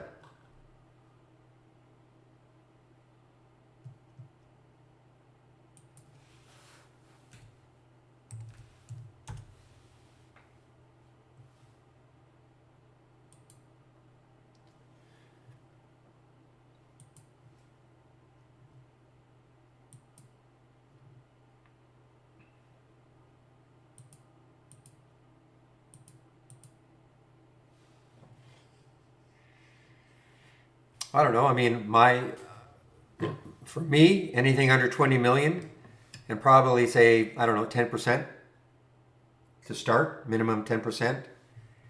I don't care that much about the short float percent. It's more the float itself. Short float percent is, it's nice.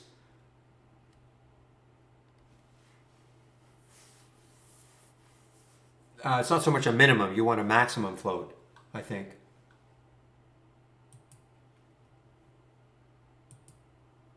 That's for me though. I mean, that's others will have a different can have a different opinion, but for me, a max float of 20 mil doesn't mean I won't trade anything over 20 million. It just means that if what I consider a low float situation is 20 million and under.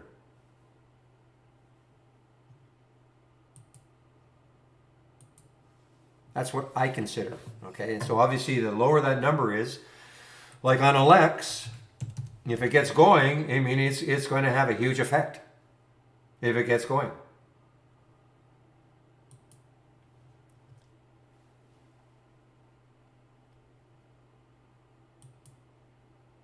The XAir, it's 17.9, so it's under 20. So, again, if it can get going, the semi, the same thing. I mean, look at the semi. I think the semi is what, 18 or 17? 18. All these are the reason why. I mean, it's not that I'm just looking for short floats. What I'm looking for are stocks that are really moving in terms of percent. Well, you're not going to get Facebook moving 211%. Because of the float. So the only way you get these, well, I know I say it every day, but the only way you're going to get these huge percentage moves is if the float is low.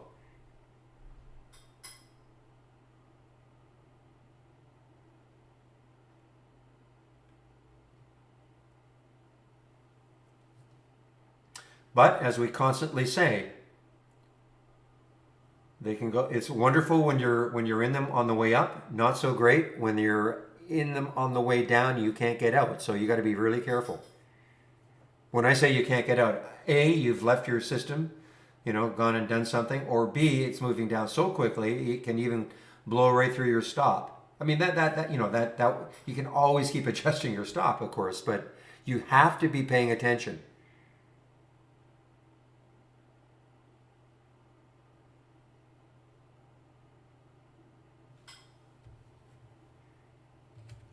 I'm not okay, but those are puts.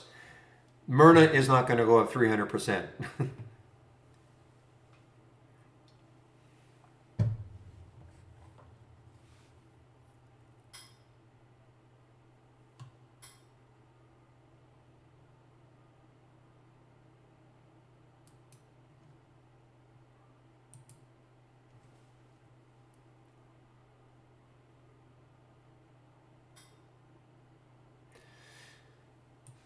Well, when you say coin ouch, I must be on the way down. Though Bitcoin's had it was having a good day. Okay, why ouch? Talking about that little move there.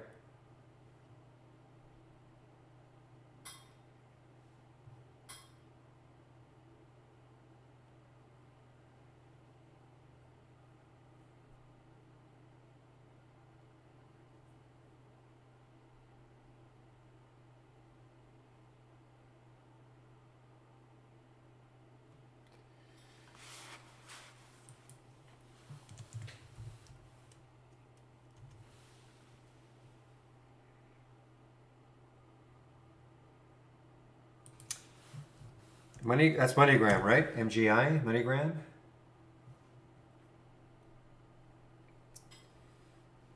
Ooh, shortable too. Pound that down.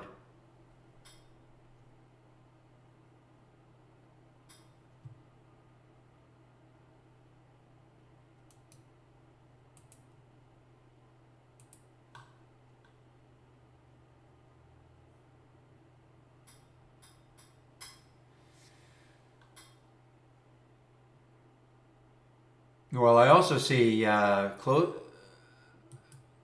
announces closing of private offering of 415 million share or 450 million dollars and $400 million loan. That's what I see. That's the news I see at 1 o'clock anyway.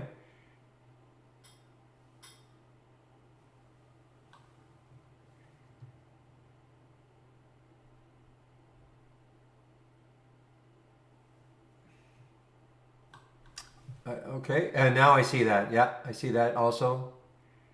That just showed up in Interactive Brokers from Stellar and Advent. Okay, yep.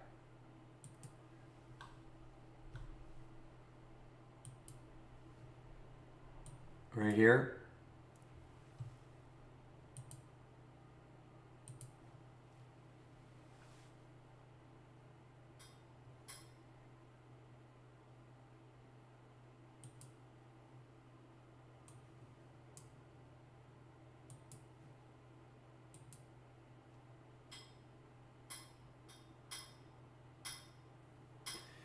Zach, I think IC is one of the most miserable stocks I've seen in the last month.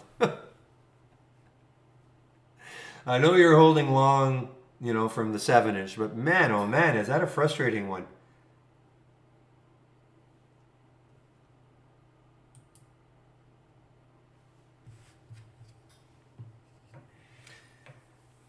I thought maybe today would be the day. I was waiting to see if it would take out 10 again, and then I would have probably pounced on it, but not even close.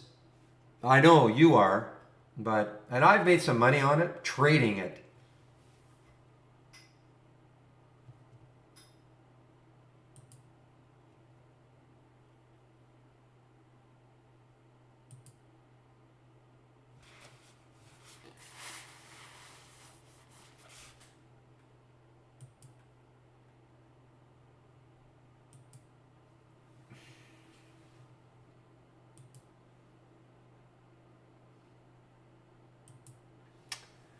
Am I greedy now?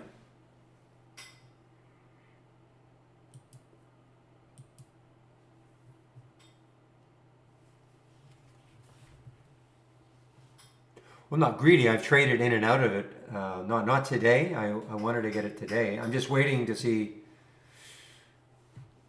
that 10 break if it can ever really hold it. This one, guys. I mean, it is boring as anything, Hal. But I mean, this could have a little run to 22. I don't think it's going to happen today, but.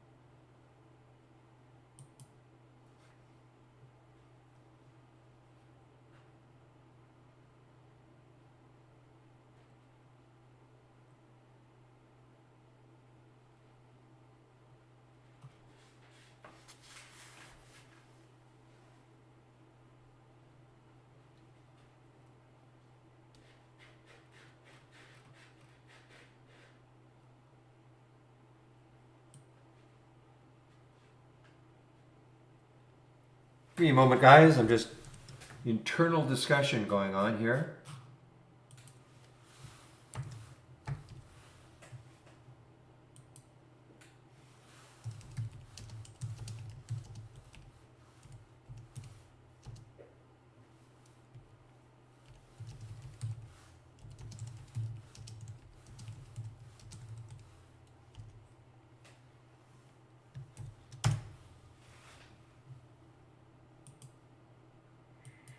Oh man, I've just missed it. Or have I missed it? Okay, look at the Lex, guys. I know you got out of that one, William. Look at the Lex here. Was it on volume? Maybe it's picking up, but not quite.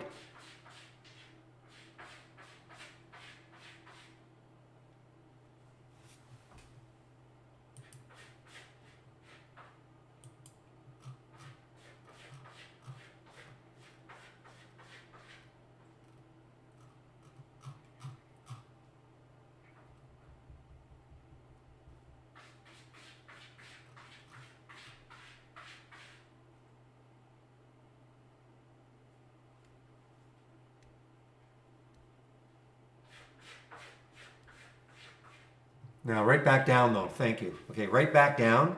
See, it didn't happen on volume. I mean, a little bit of volume in the 2, but you know, you can't really see anything on the 5. We need volume. I mean, it's traded the float 46 million, floats 4. Do some quick math. About 11 and a half or so.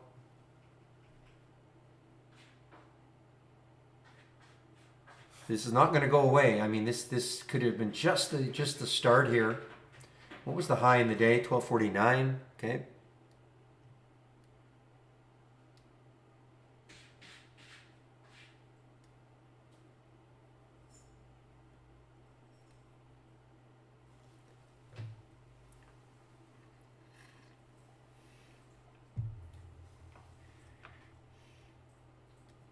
The XAir reminds me a little bit like LXU yesterday.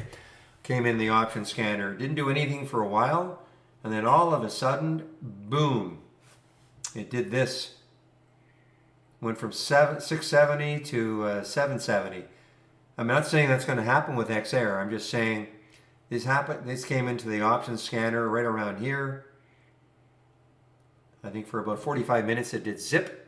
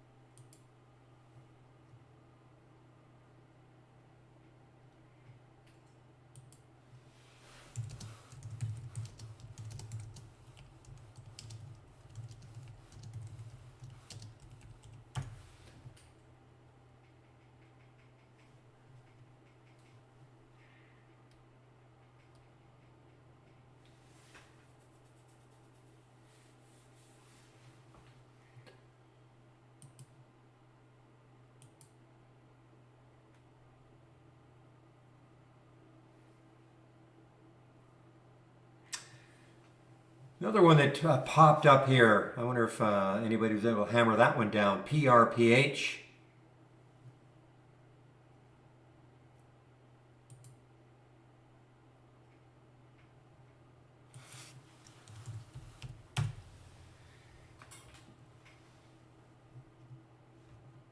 The next high looking left, let's see, for semi. On the monthly chart, 836. Okay, that's on the monthly chart. On the weekly chart, you're looking at 737. Yeah, 737 on the weekly chart. And back to daily out, but I bet you that's going to be about the same. And I've got to go back to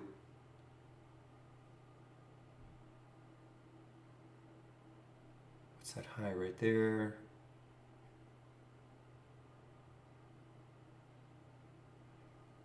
Yeah, so you've got, yeah, I mean, 7 right now looks like, but 727 on the weekly, approximately.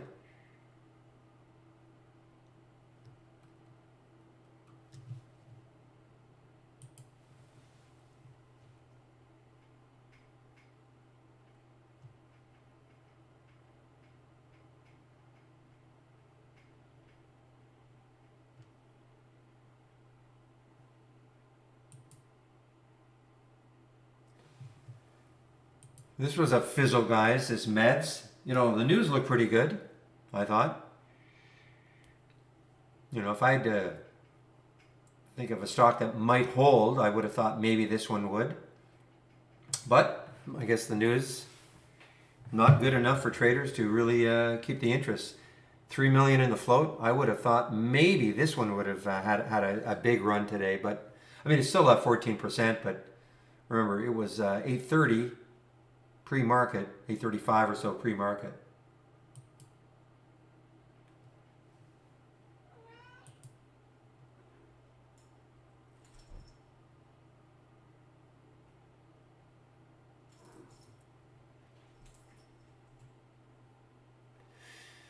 Okay, Demariners, I'm not sure what you're trying to do here.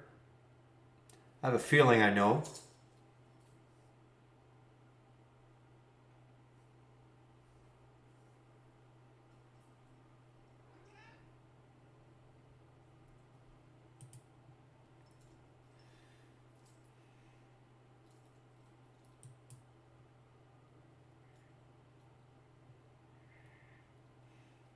Okay.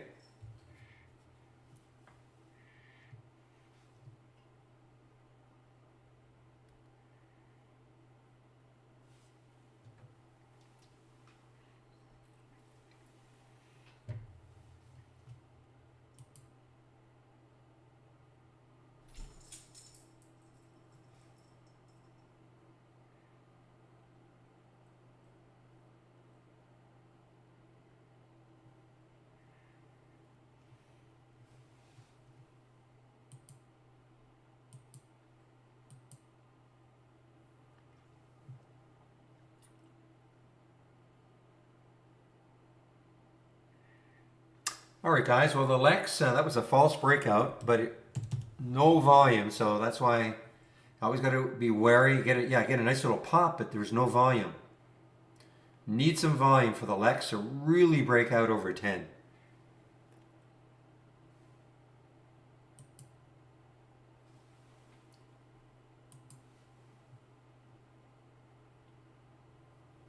Give me a moment, please.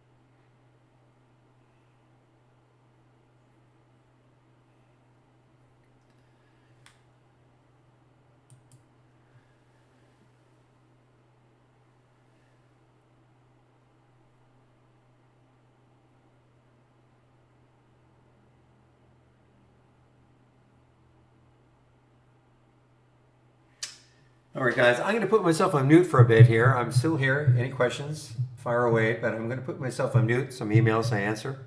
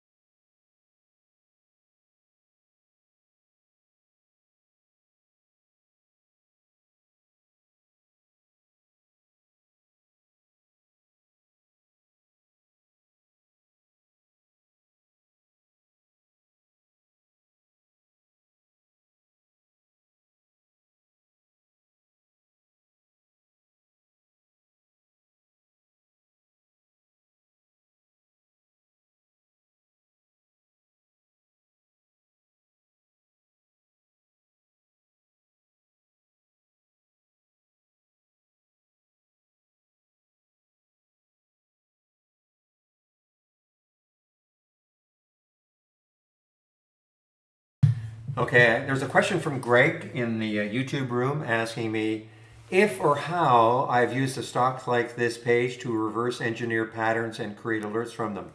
Okay, so this is what I would do. I don't do it anymore, all right? But if you're interested, instead of using the stocks like this, I'm going to give you what I consider a much better way of doing it.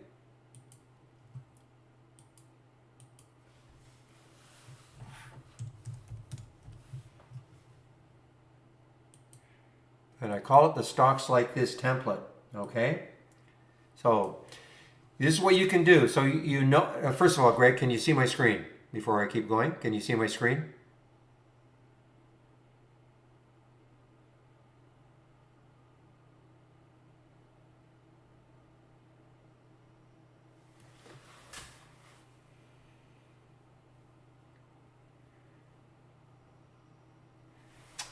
Okay, have you got my audio back?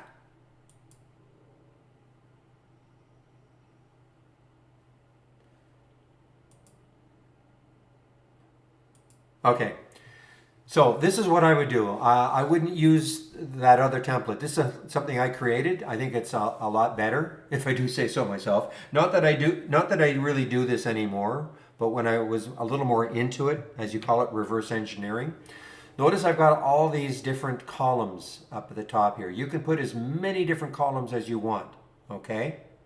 First of all, let me give you, now the other thing is, this is what I think you can do. So if you right click configure and you go to symbol lists and then you say single symbol. So you can take the symbol that you're trying to duplicate, reverse engineer, and you stick it in here, okay? And then give me an example of one today, like semi.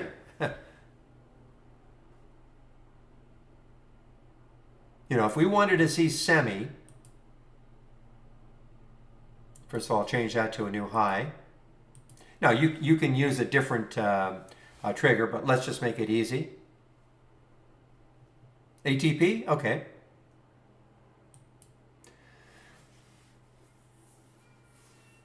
All right, I'll quickly answer Reef. So this is what I would do. I would go to new, oops. Okay, ATP. I'll type in ATP. Okay. New highs. So we'll do a history today and we'll see what happened. Ah, you got to give me the right symbol. I should have known it was APT.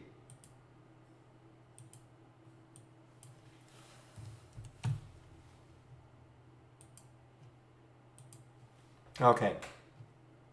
So I can do a history now.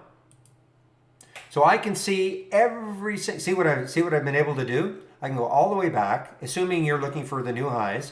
You can see exactly what the volume was. Here's the gap. Here's the earning. Well, it doesn't matter, but earnings. What the relative volume was. All these different. And you can put as many columns as you want in here. And and if you had a specific time that you thought, that you wanted to see it, well, you just check to see what the values of these filters were, or a filter that you would be interested in. That makes sense?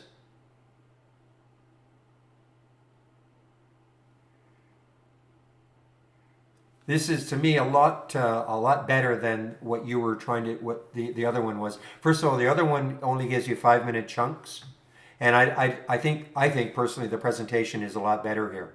And again, you can pick and choose whatever filter you want. The other one has just got loads and loads and loads and loads of filters. So does this?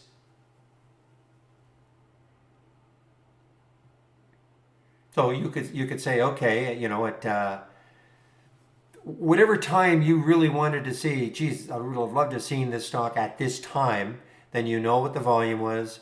The gap was probably not significant. What was the relative volume? About 2. Just stuff like that. Okay, yeah, and that's what it is. It's experimental. So the trick is to make sure that you go use the single symbol. And just put the symbol in here, okay? So I can give you this, and you can play around with it.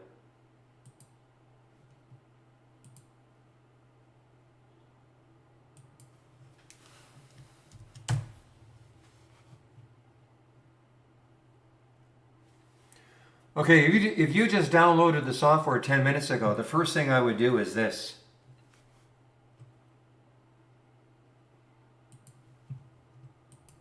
Is I would take, before you get too carried away, I would take a look at the 20 lessons, okay?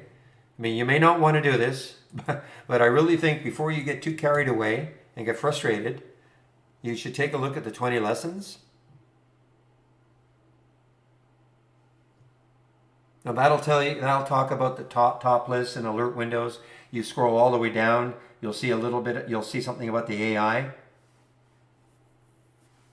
I mean, if you literally just downloaded the software 10 minutes ago.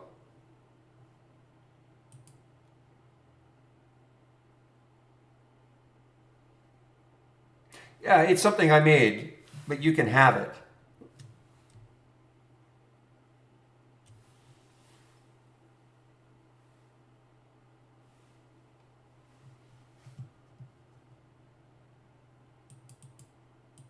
I don't do it anymore. But if you're into trying to create your own strategies and back testing them and all that, then here it is.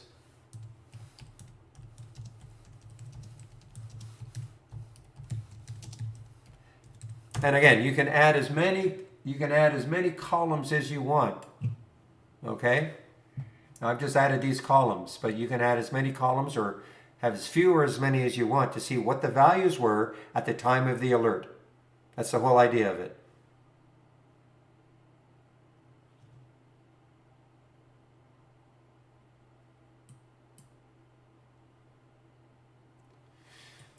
Oh, I don't know if it's bearish divergence. Let's see.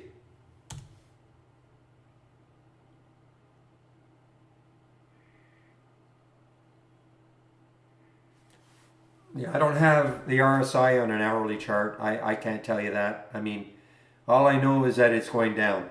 To me, it's just a messy one to try to trade until it gets over 10 for good.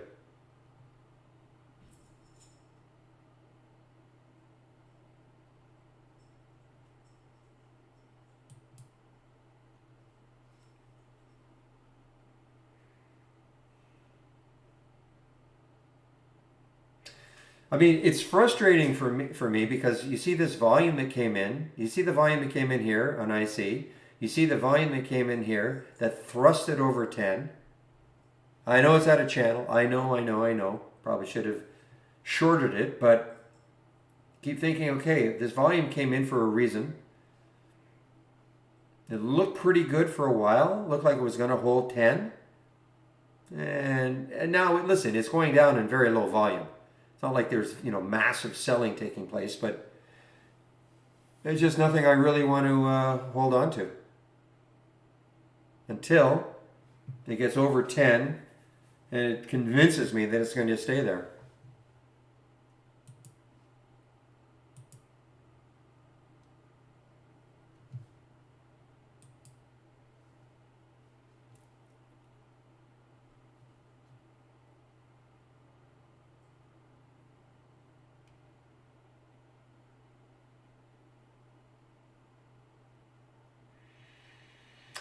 Well, this is all you would do. If you're to load the AI, you would just go to our, from the toolbar, click on New, and then AI/Holly Strategy Trades window, okay?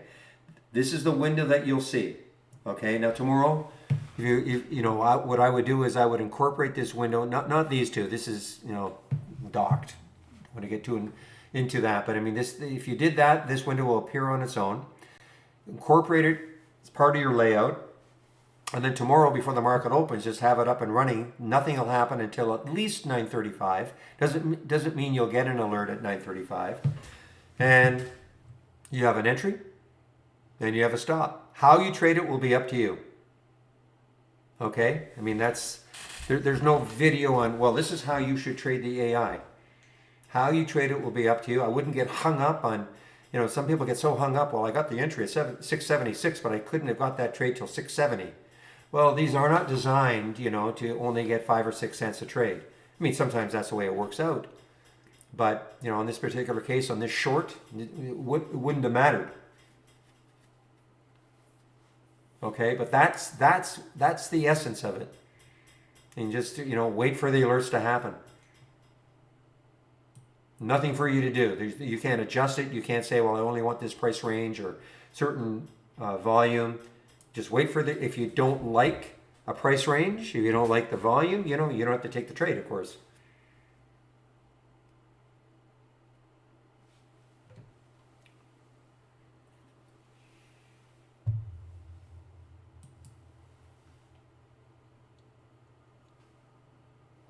Wow, yeah, halted on the way up. Remember this one, guys? I mean, got all the way up to 28 before it finally pulled back. Got just slashed. I mean, almost 75% from the top here.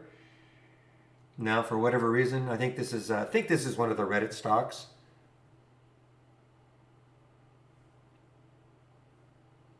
I would say I have no idea about Webull. I somehow I doubt it, but I don't know.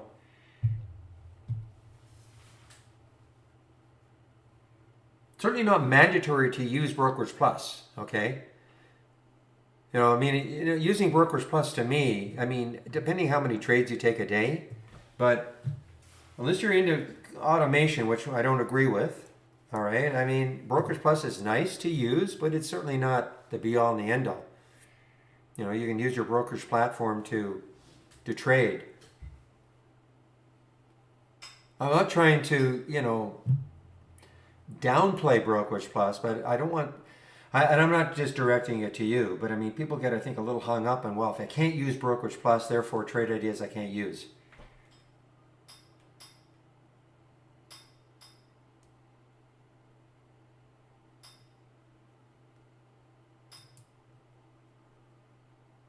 Okay, Reef Automation. I got you. Well, listen. If that's what you want to do, you're going to do it. But what I would do before you did anything with your account, practice using the simulator. Okay, you can use the simulator. Turn all the AI strategies on, see how it works.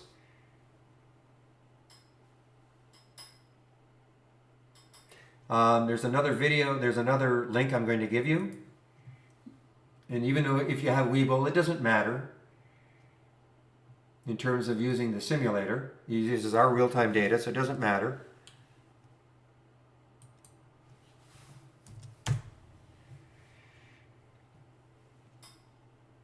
But the second video the link has two videos. One, the first video shows you if you had an IB or E-Trade account, how to connect. The second video goes into a lot more detail. So for instance, if you wanted to try to trade, auto trade the AI, you'd have to turn them all on. Okay, you're going to have, first of all, your AI tab. Turn them all on. If I could, okay. So enable, or you could trade, or turn on the ones you want. If you don't want to, short, then you don't do this. Or just pick the ones you want. But also, you should be going into and editing your, how are you going to trade it? How much you're going to risk per trade? Is it going to be based on a stop loss? If it's going to be based on a stop loss, then you're going to be basing it on what the AI has said is a stop. Things like that. But you have to watch that video. It goes into all of this, okay? The limit offset is very important. People complain, how come I didn't get a fill? Well, if a stock is really moving quickly, even if you were trying to do it manually, but if a stock is moving very, very quickly, you may not get the fill where you want to get it. It's that simple. So your limit offset is saying, okay, and the limit offset is only for auto trading.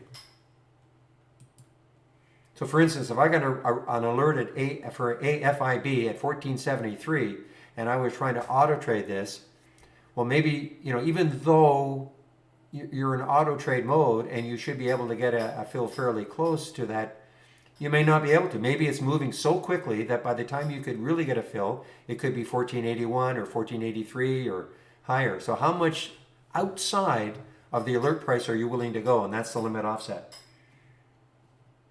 But all that is covered, okay?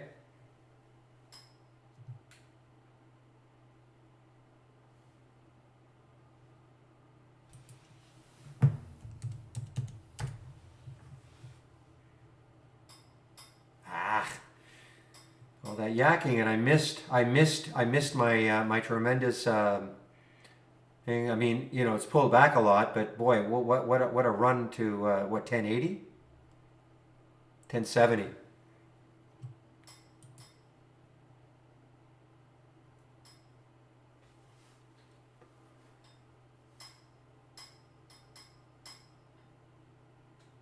Yeah, the only way you can use it on a Mac is if you're willing to use an emulator or something like, or use cloud, like if AWS, something like that. I'll pop a podcast that was done by a couple of guys at Trade Ideas who have Macs. Okay.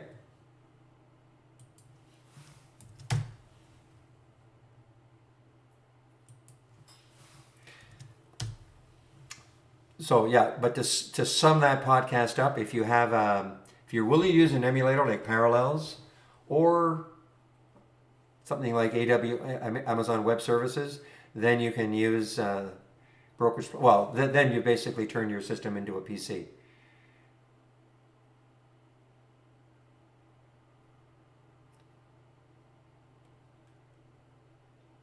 Nick, today, absolutely. Today is absolutely ripping.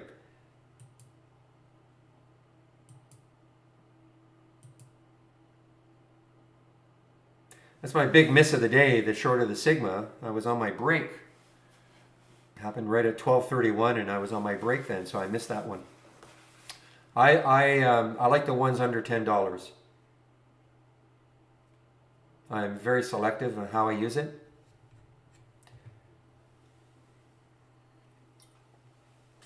If you're asking us who the data provider is, I'm not 100% sure. It could be FactSet.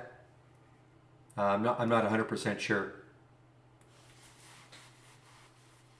And if you're going to say, well, why is it? If you're looking at float information from another source, I'll always say it like this: if you went to 10 different sources, especially for these low floaters, you'll probably find 10 different numbers. Well, that's why we say, Nick, it's man and machine. Okay, you can let the machine alert you to the possibilities of the trade, and then you as the human should be managing the exits. That's what we think.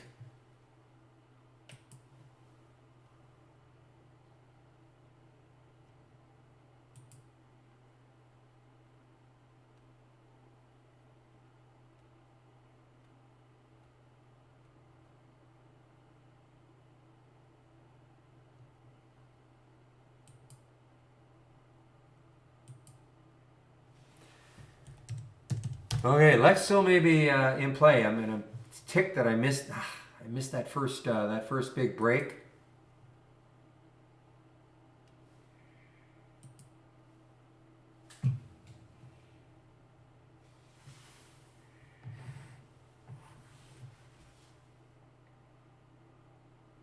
Real, I think that's just part of his script, where he puts that worth watching. I think that's just part of his script. I don't think he types it in. I think he did that because a lot of people kept saying, "What is WW?"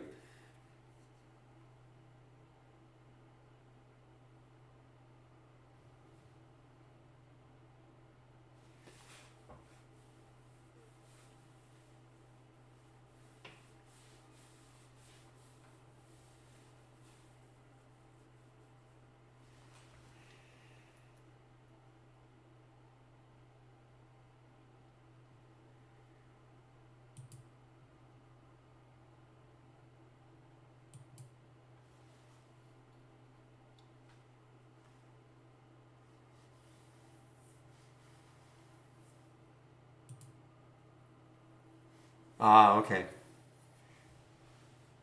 I noticed that too a few months ago. It seems.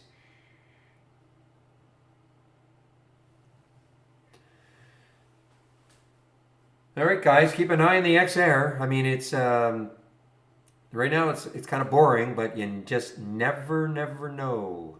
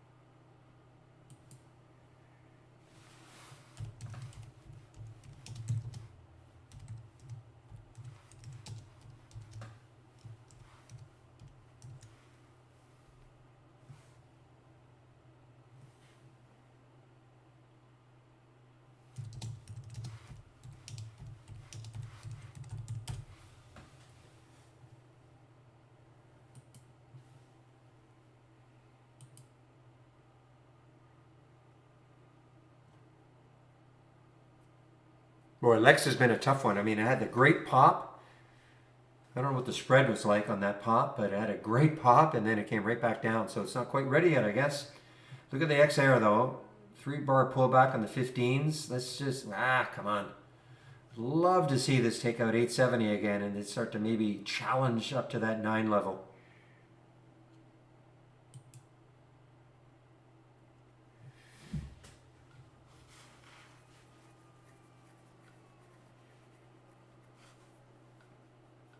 All right, guys, I'll be right back. What time is it? Wow, 2:04 already. I'll be right back.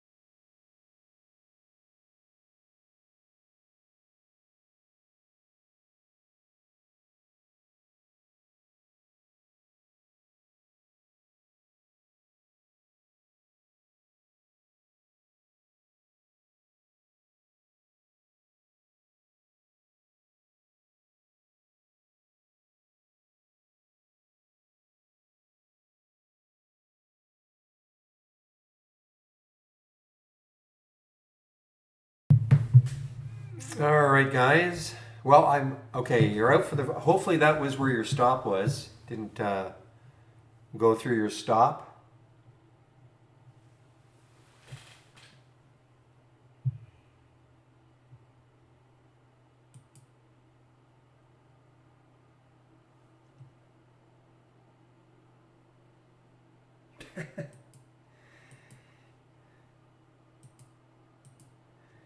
I just got asked, why do you take so many breaks? I'm doing the 20-20-20, guys. If you know what that is, the 20-20-20.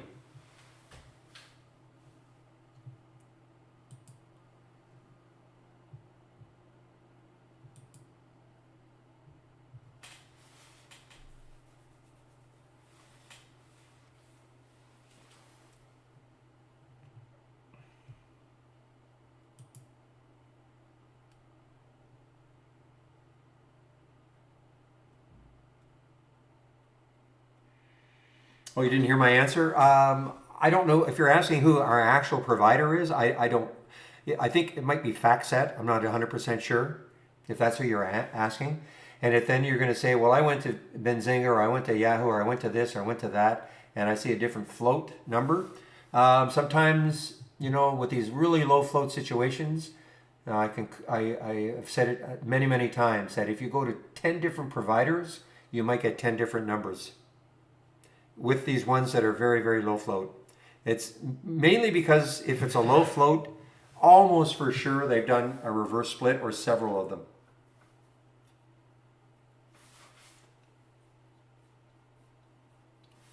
And when that happens, those floats can be very difficult to judge. If that's why you're asking.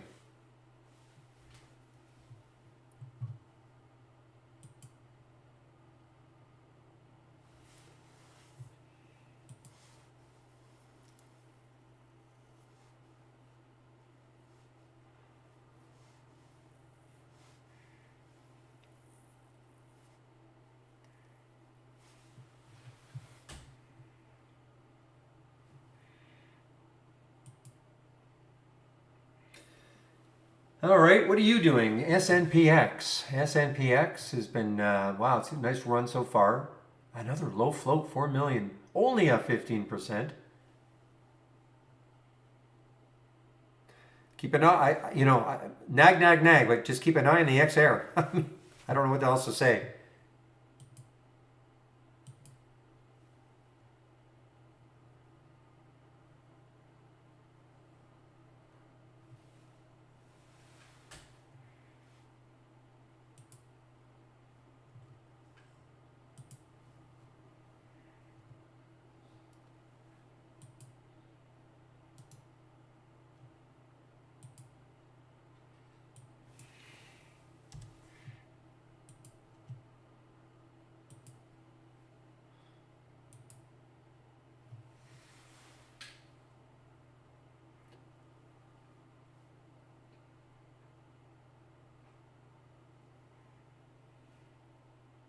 All right, guys, give me a moment. Again, I'm putting myself on mute.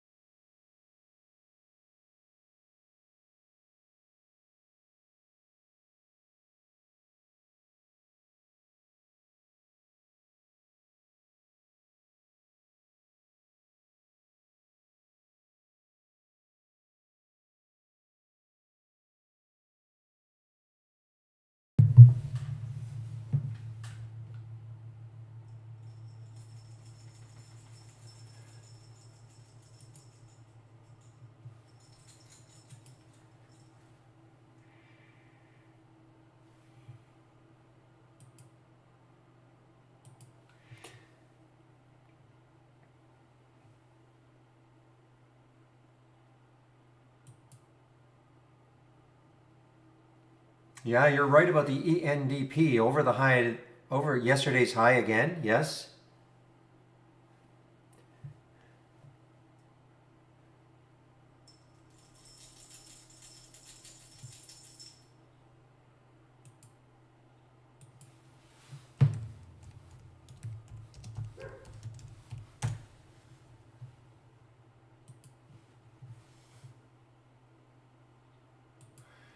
Well, guys, what do you think? XAIR? I know Reels talked about 910.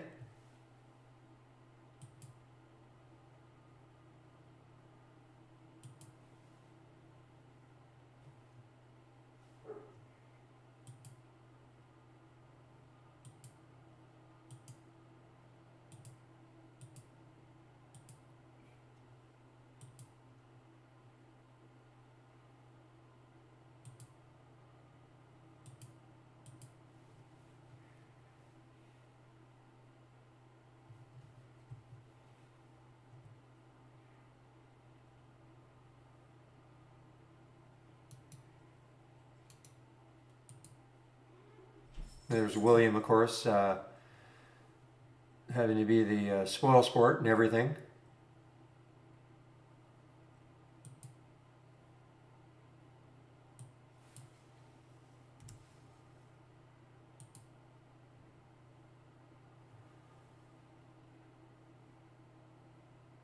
It's a good thing we can have a little bit of fun in here.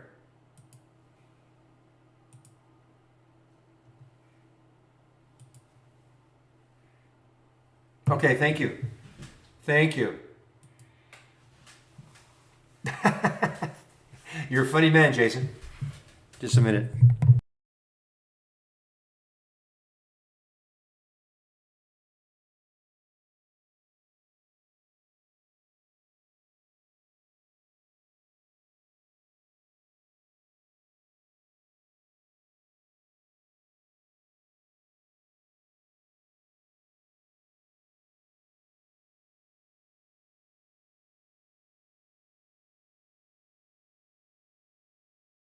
Well, the thing I found about my option scanner also, it can be really streaky. I mean, look, we've had 3 great days. Well, no, yeah, 3 actually. We had an okay day on the Monday, tremendous day yesterday, great day today. It can be kind of streaky. We're just gonna milk it. What did he say? He'll take Bitcoin now for his Teslas again.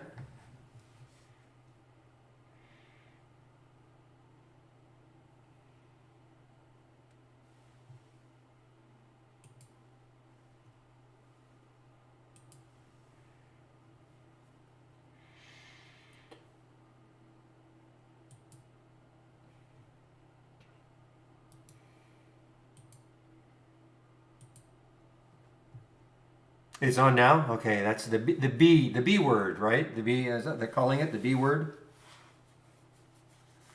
Him, Elon, and Jack Dorsey. Well, let's take a look at GBTC. GBTC. If you don't want to buy Bitcoin itself, this is kind of the there's sort of the ETF. I know Kathy's trying to create her own ETF. Kathy, as if I'm first name basis with her.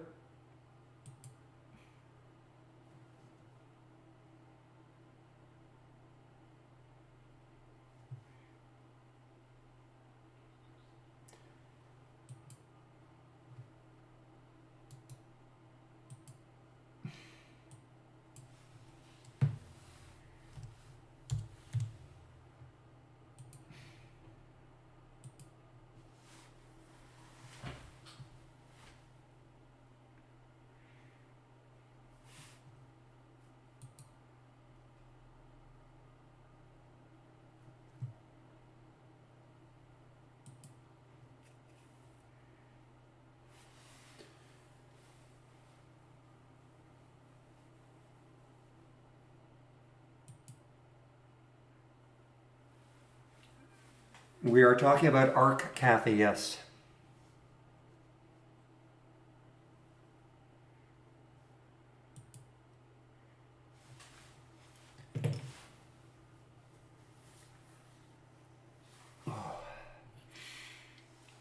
Now look at Mara. I bet you Mara. Yeah, Mara and Riot must be popping also. Mara and Riot. There's Mara, a little bit of a pop for Mara, and let's take a look at Riot.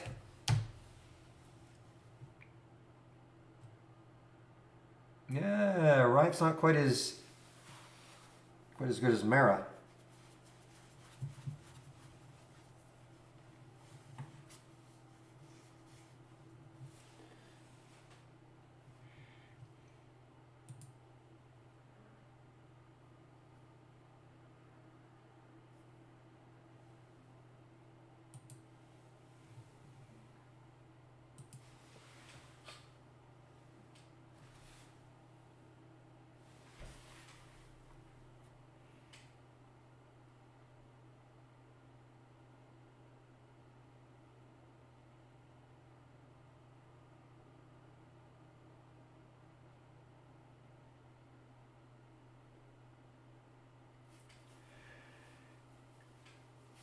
And we have a halt. No, okay, this is a SPAC. I don't even pay attention to these anymore. Another stupid SPAC just opened up.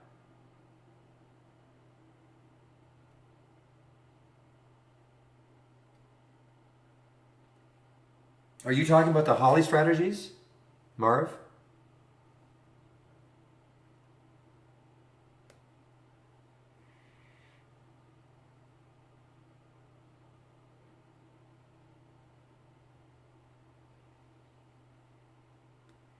So Marv, are you, okay, can you hear me? I'm talking to somebody in your YouTube room.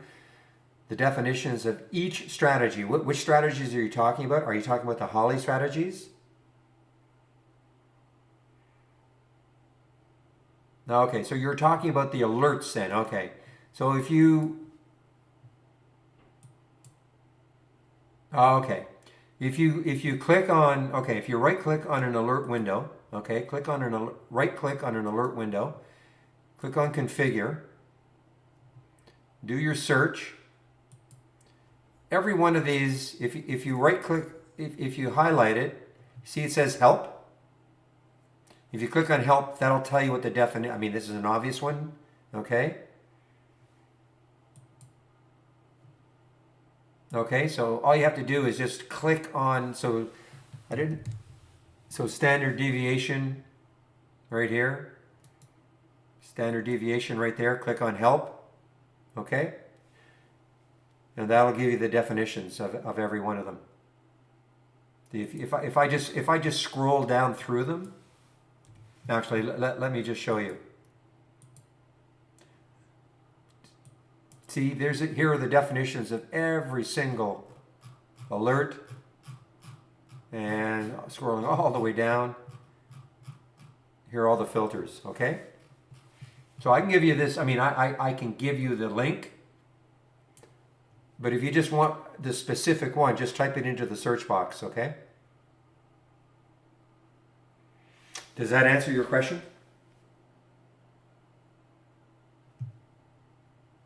Or did I go too quickly?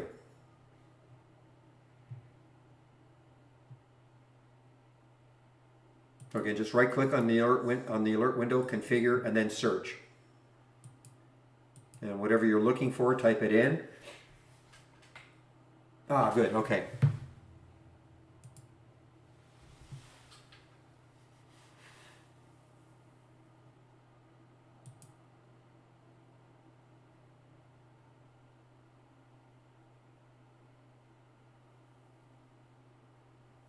Very light reading, yes.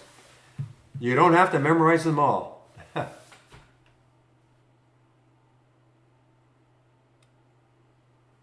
Oh, absolutely. You can manually get out of any trade you want, Nick.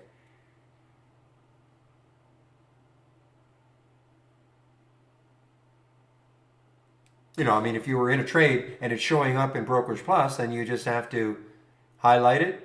You can flatten it. That gets you out of a trade. You can get out a half, or you can pick how many shares you want to get out. Yeah, of course. Oh, absolutely.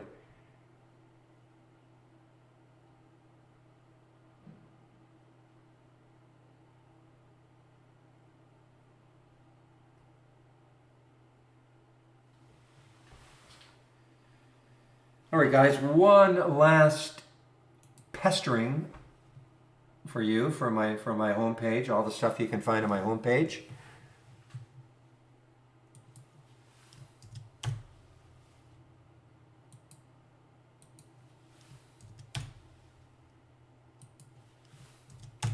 All right, so you click on my homepage link.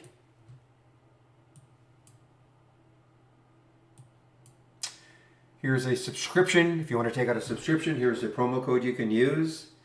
15% off the first month only or the entire year. Trade of the week. I'm sure we'll have one next week. We didn't have one this week. It was basically to stay in cash. Too bad he didn't somehow pick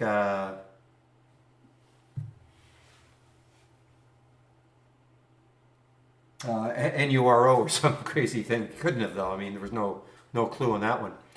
Stock of the day, you can, again, these are all free. And all my scans right here. Here's my layout. When you see, here are the individual scans, including right now, absolutely my favorite, moving higher with unusually strong options.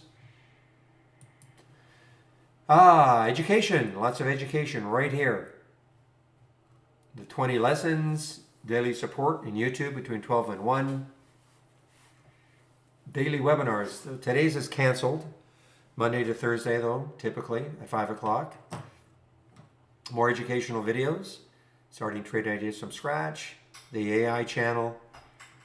Back to basics. If you're new to trading, this is for you. It starts off with what is a stock? So lots of information on my homepage. Save my link. Then you, especially the last two sections. These two sections with my scans and the education. Save the link. You can take a look at all this whenever you want.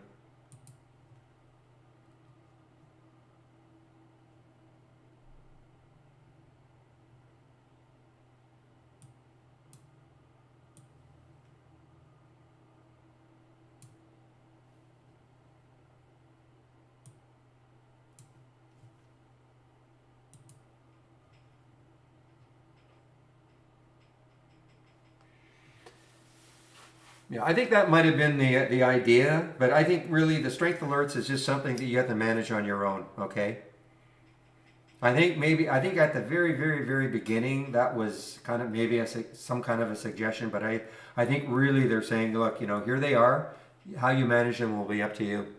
The strength alerts I don't talk about very much, because most of the people in this room are not looking for, those sorts of longer term trades. And I'm not saying that they're necessarily longer term trades. Well, they are. I mean, they're designed.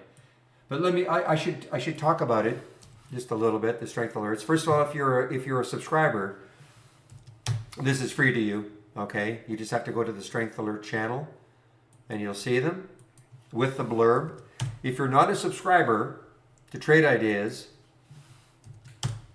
this is sort of what I will call an entry level. So you click on that link. It costs you $17 a month. Here's a blurb about what it is. If you are a subscriber, though, we do have the Strength Alert channel.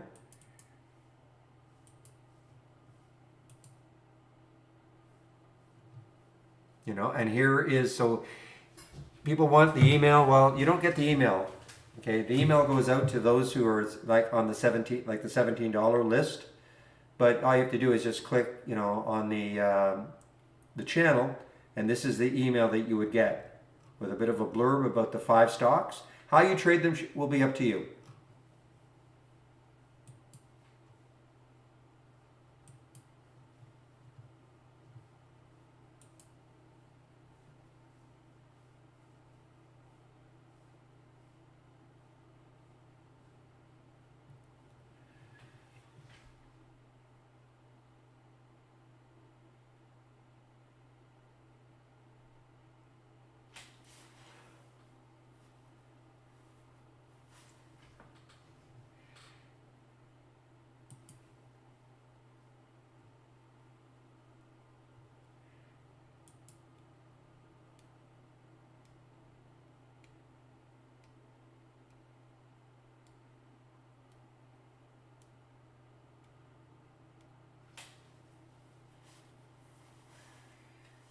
Phoenix, it's rising. Back from the dead? A little bit.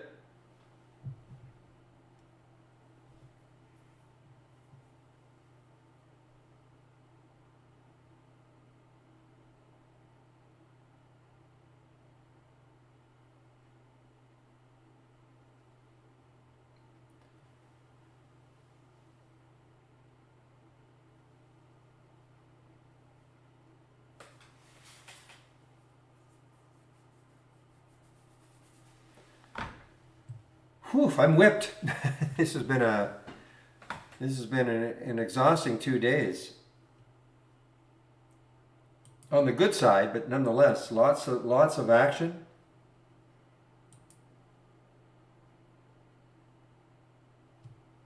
Haven't even looked at one earnings play. You know, I have my earnings plays up here. I haven't even looked at one of them. No, not necessary. I think William was looking at Hog earlier. This is an earnings play.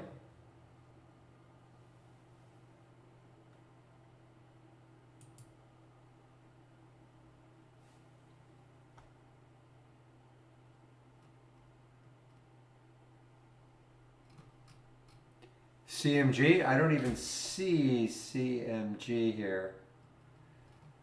Why don't I see CMG?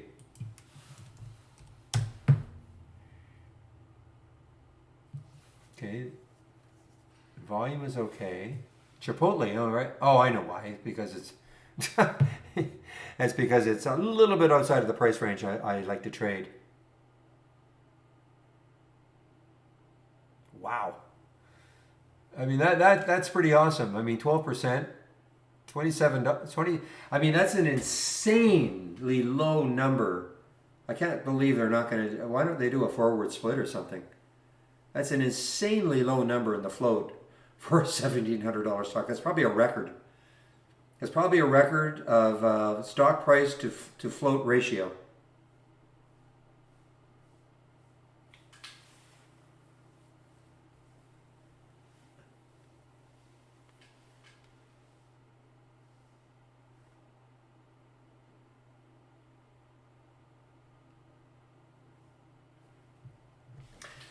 That APRE reel reminds me of the one that you shorted a couple of weeks ago, maybe. That was basically an all-day short. I mean, I shorted this pre-market, but I can't remember what that one was. It was basically an all-day short, bio, phase 1, 2. Yeah, Wayfair is probably, again, I have a price range. So it's not going to show up, I guess. Yeah, another one. Wow.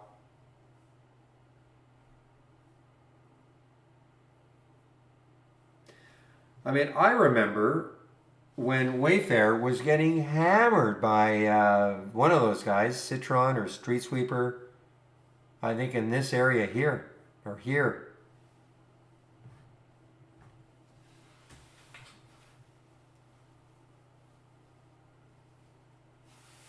Those guys should just give up.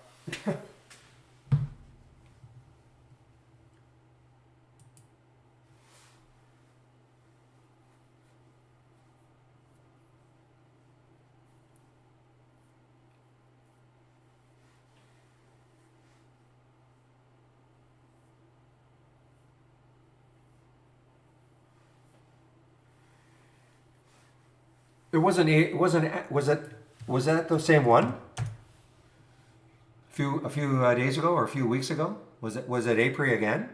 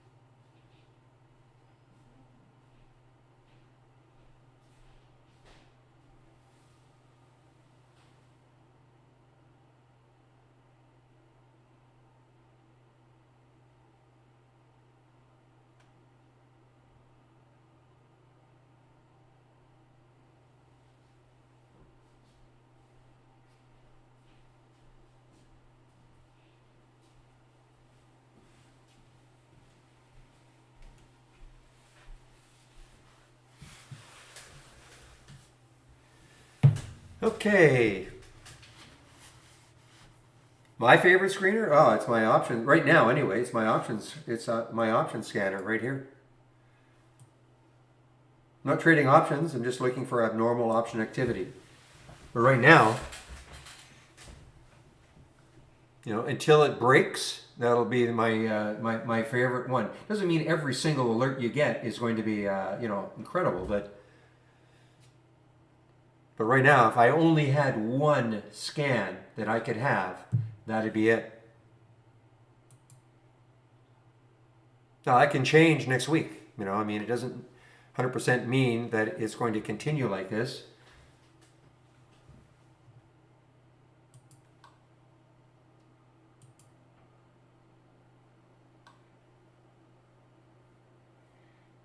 The AI for me is a watch list. If I didn't look, it's blasphemy, but if I didn't have the AI, it wouldn't affect me at all. The AI for me is more like a watch list.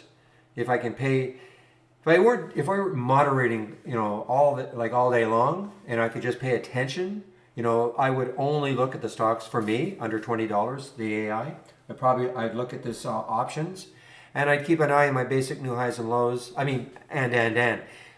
Don't get too many alerts from my watch list. Okay, this is a manageable number of alerts all day long. This is a lot of alerts right here. Not 100%, only to you, real. But this is a lot of alerts today. Some days I'll only get 4 or 5 alerts, basic new highs, 4 or 5 alerts on the new lows. Today's a day in which, for whatever reason, low floats are just screaming in here. So that's too many really to keep an eye. This is exactly how many total.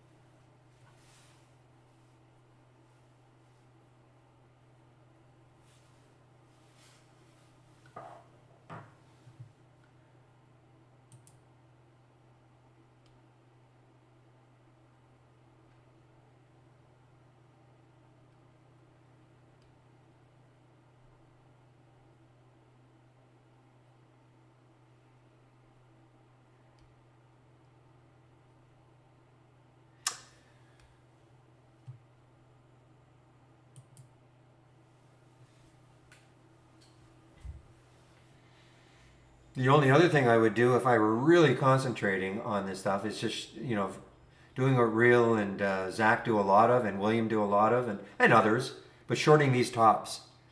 Paying more attention, getting these pops, short, and trying to, figure out a way to short these tops.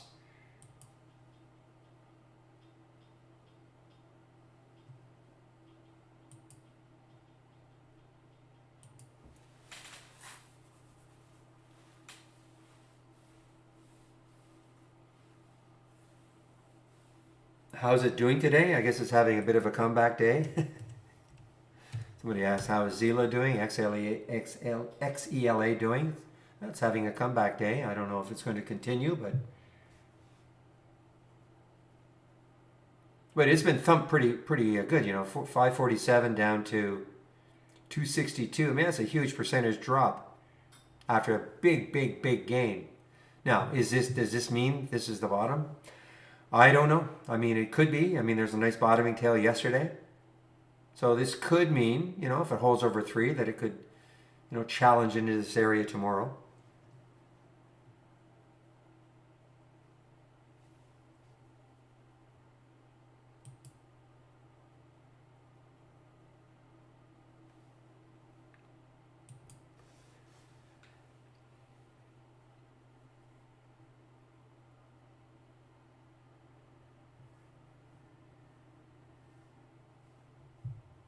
What time of day do you typically see the most press releases?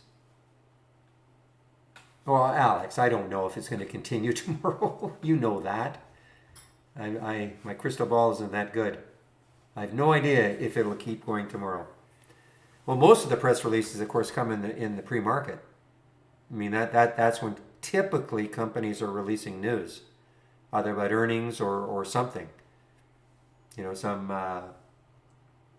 So, I mean, I would say absolutely the majority of press releases are coming in the pre-market. Now, it doesn't mean you don't get anything during the day, but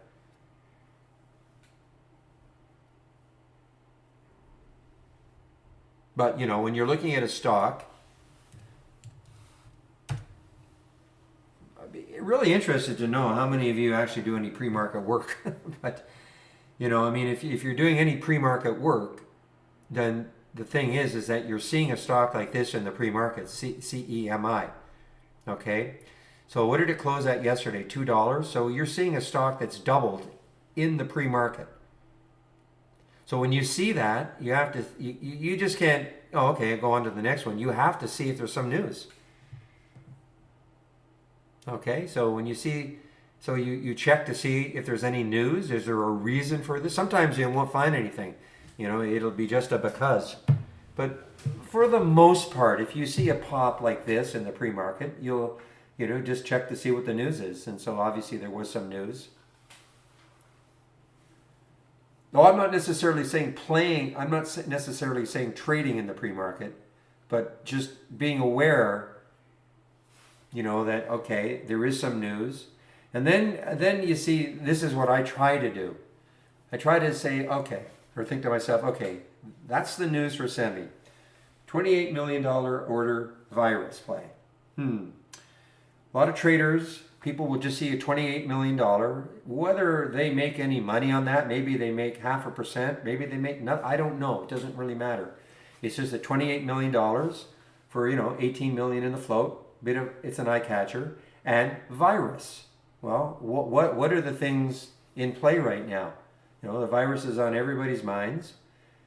So you look at that and go, okay, it's got a shot then, even though it's already up 100%, it's got a shot that once the market opens and the so-called normal hour market opens, there could still be some excitement about it and it's a very low float. As opposed to APRE. Okay? APRE. I mean, I saw this one, it had news. You think, wow, look at this news. Look at this. It got all the way up to 621. Wow, what have they done? Well, then you look and it's phase 2. It's a bio. It's phase 2 results. I mean, look, that doesn't mean 100% that it's going to do something like this. But, phase 1, phase 2, you get a lot of excitement in the pre-market. And then many, many, many times they just fizzle. So I look at that news and go, I don't think that's going to sustain itself.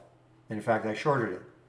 So I mean that's so when I talk about the pre-market, it's not so much trading in the pre-market, but it's kind of setting up, the situations that once the market opens, what do I think could still be in play? Okay. These are just different stages of testing of a drug, Ernesto. Every drug manufacturer goes through a phase 1, phase 2, phase 3. They're looking for FDA approval. William could really expand, but if you do a search on that, you'll see. But so phase 1 is really, really early. So they'll do a trial on, 10 people, we'll say, and the results are okay, positive. So they say our phase 1 results are great. Now they got to expand the study, keep expanding. You get phase 2, phase 3. Hopefully, down the road, they might get FDA approval, etc. No. It's these are No, not related to price action, no. But we've noticed, certainly over the last several years that I used to call them the biofizzle, a biofizzle, as opposed to XR not being a biofizzle.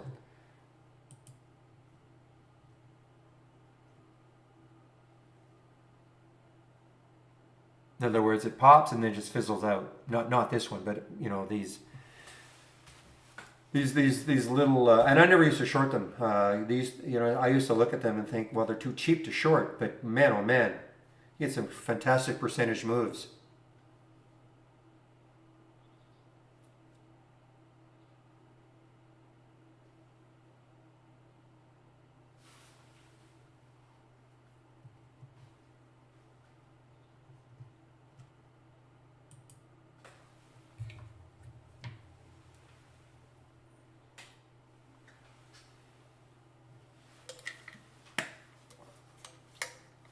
Yeah, and William's right. Also, the FDA has to approve. A lot of times they have to go to the FDA and say, listen, we'd like to conduct this sort of a test, give us the approval for it. And so there's lots and lots and lots. I mean, by the time the bios are like mining companies. If you know anything about junior mining companies, the junior miner goes out there, they don't ever expect to develop the mine. All they're hoping for is that they can, the geologist goes out there and tries to find the mother lode. And then the engineer goes in there and says, okay, can we extract this? Do we think we can extract this at a commercial grade that makes sense? And then they hope that a major will take a look at them and go, okay, guys, yeah, we think that you've found something and we'll take over. And then the junior miner just moves on. The geologists, they don't care about, they don't want to run a mining company. A lot of these little bios, they usually team up with a bigger one if the bigger one thinks that, you know what, they may be onto something. So they start funding them, and maybe down the road they buy them out.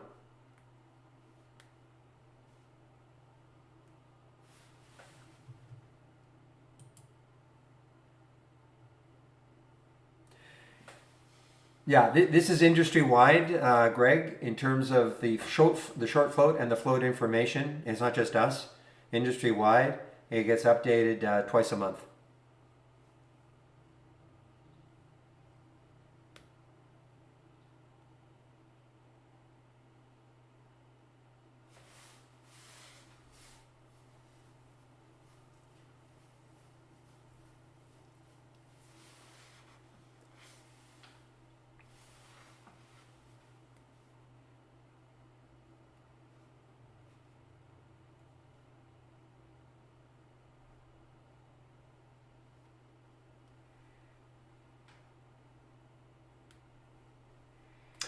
Yeah, bios need a lot of money. That's why you always run the risk when a little bio pops up. You always have to, well, I worry. I mean, for holding these things because they can spring a financing, on you, and because they're usually desperate for money, to fund the research and all that. So if a stock pops, I'm absolutely astounded. Well, we'll see what happens after hours today with Neuro.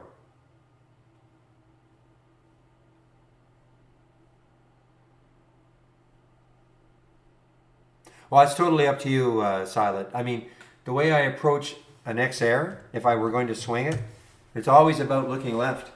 Okay, on the daily chart, the daily, monthly, and weekly chart to see. Okay, it's at 912 now. Where could it stall?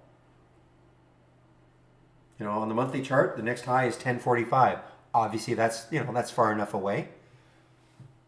Check another. Check the weekly time frame. See if there's anything a little closer.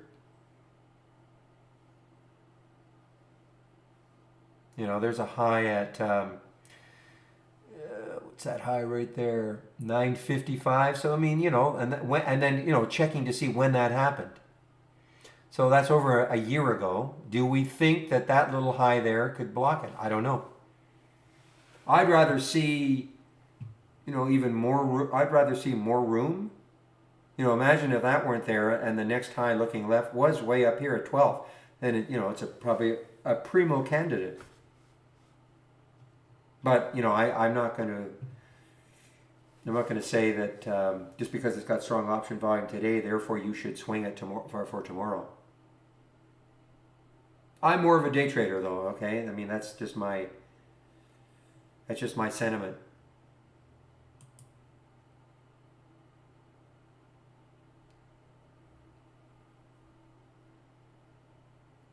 But getting back to Neuro,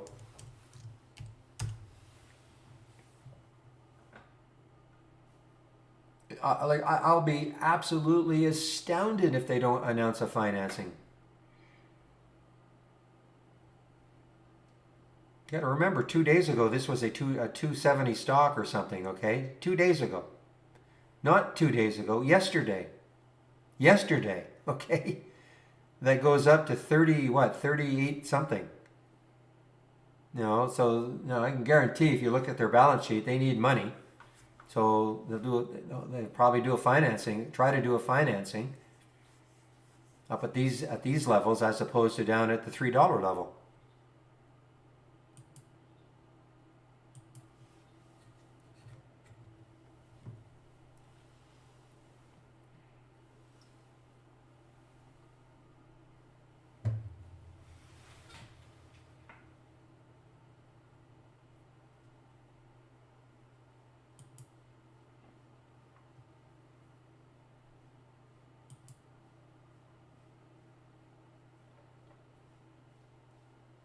Yeah, Lexa's a bit of a disappointment. I mean, I thought this would. I thought this area would hold. It popped, came back down. I thought maybe we would get another pop and then really start to climb. Reason being, look at the float, 4 million in the float. They did have some news. So I mean, look at the volume, 51 million, 4 million in the float. Do some quick math. That's about 12 and a half times the float. So but it didn't happen. It doesn't always work that way. And then you get a Neuro that just keeps going higher and higher all day long. Yesterday. Is there a way to create a 6-chart watch list? A 6-chart watch list. Do you mean like a 6-symbol watch list? Okay, yeah.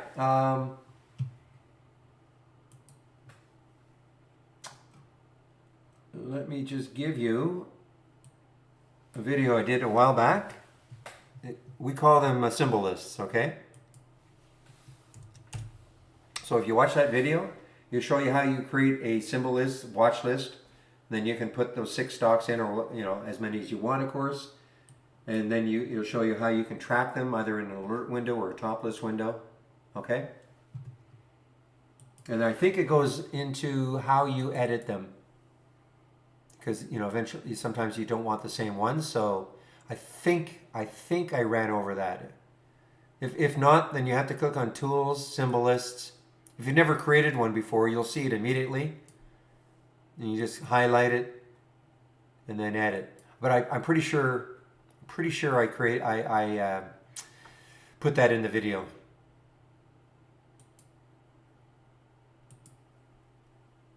I should rewatch it. I did it. Seems like years ago.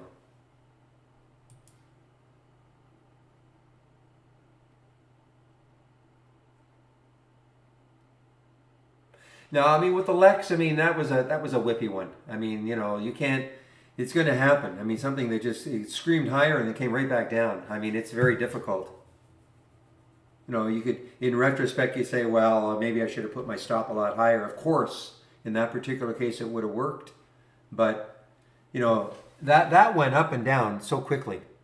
You just have to sort of shake your head and move on.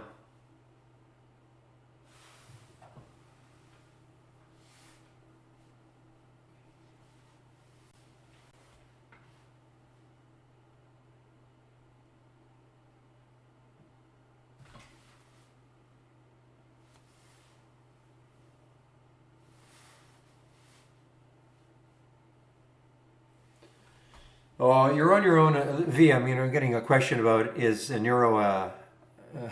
Should I hold it? I got in at 26. I mean, again, we just talked about it. I mean, you run the risk of it doing a financing on you. It's highly risky. But you know what? I can't give you advice to say yes. You should sell it now. You're in at 26. Take your $2.70 loss.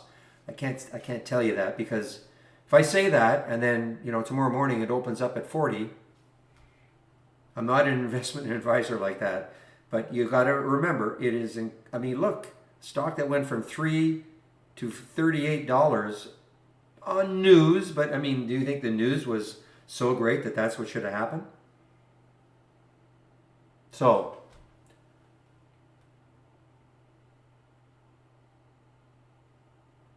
but again, V, as we always talk about, you have to have a stop. So I don't know where your stop was or is.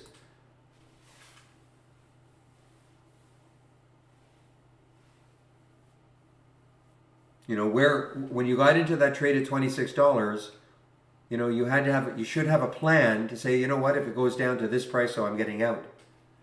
Not just, hope and pray is not a strategy. Cliche, but it's true.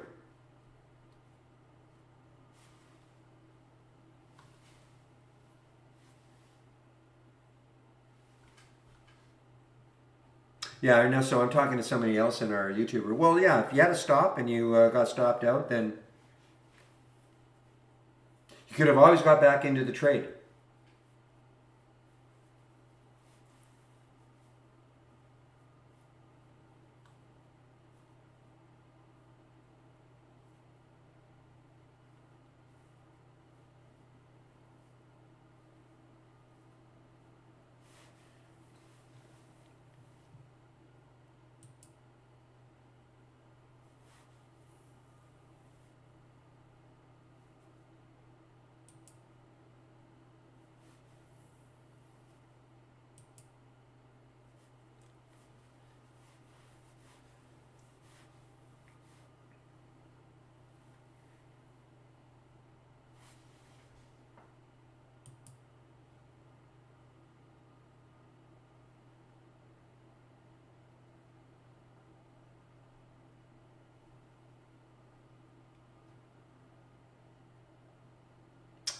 All right, guys.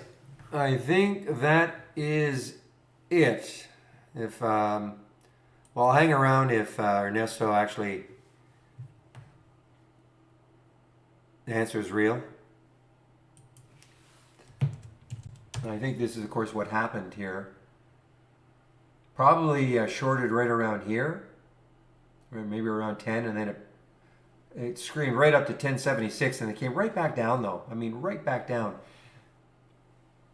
Right up here, 1076. And these, well, I'm looking at a 2-minute chart, and then right back down.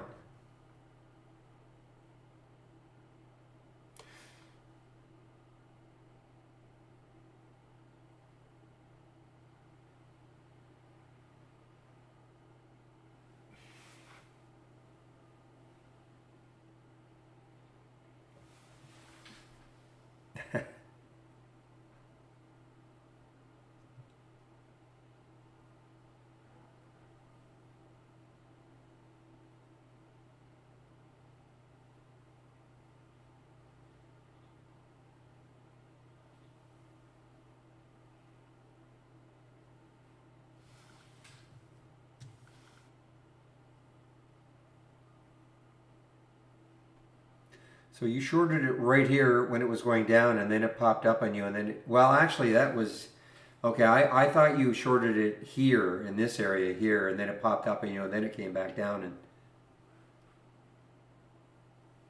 And listen to real.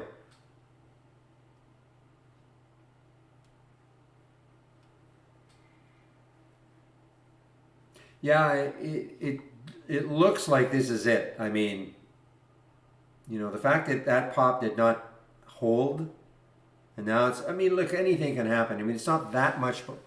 Well, actually, it is. It's quite a bit below 10 now. But with that float, I mean, look, if traders get involved in it again, it can just pop it up. But it doesn't look good right now. It's not shortable for me anyway at Interactive Brokers.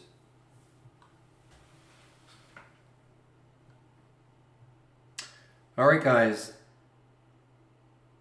That's it. What a day. Again.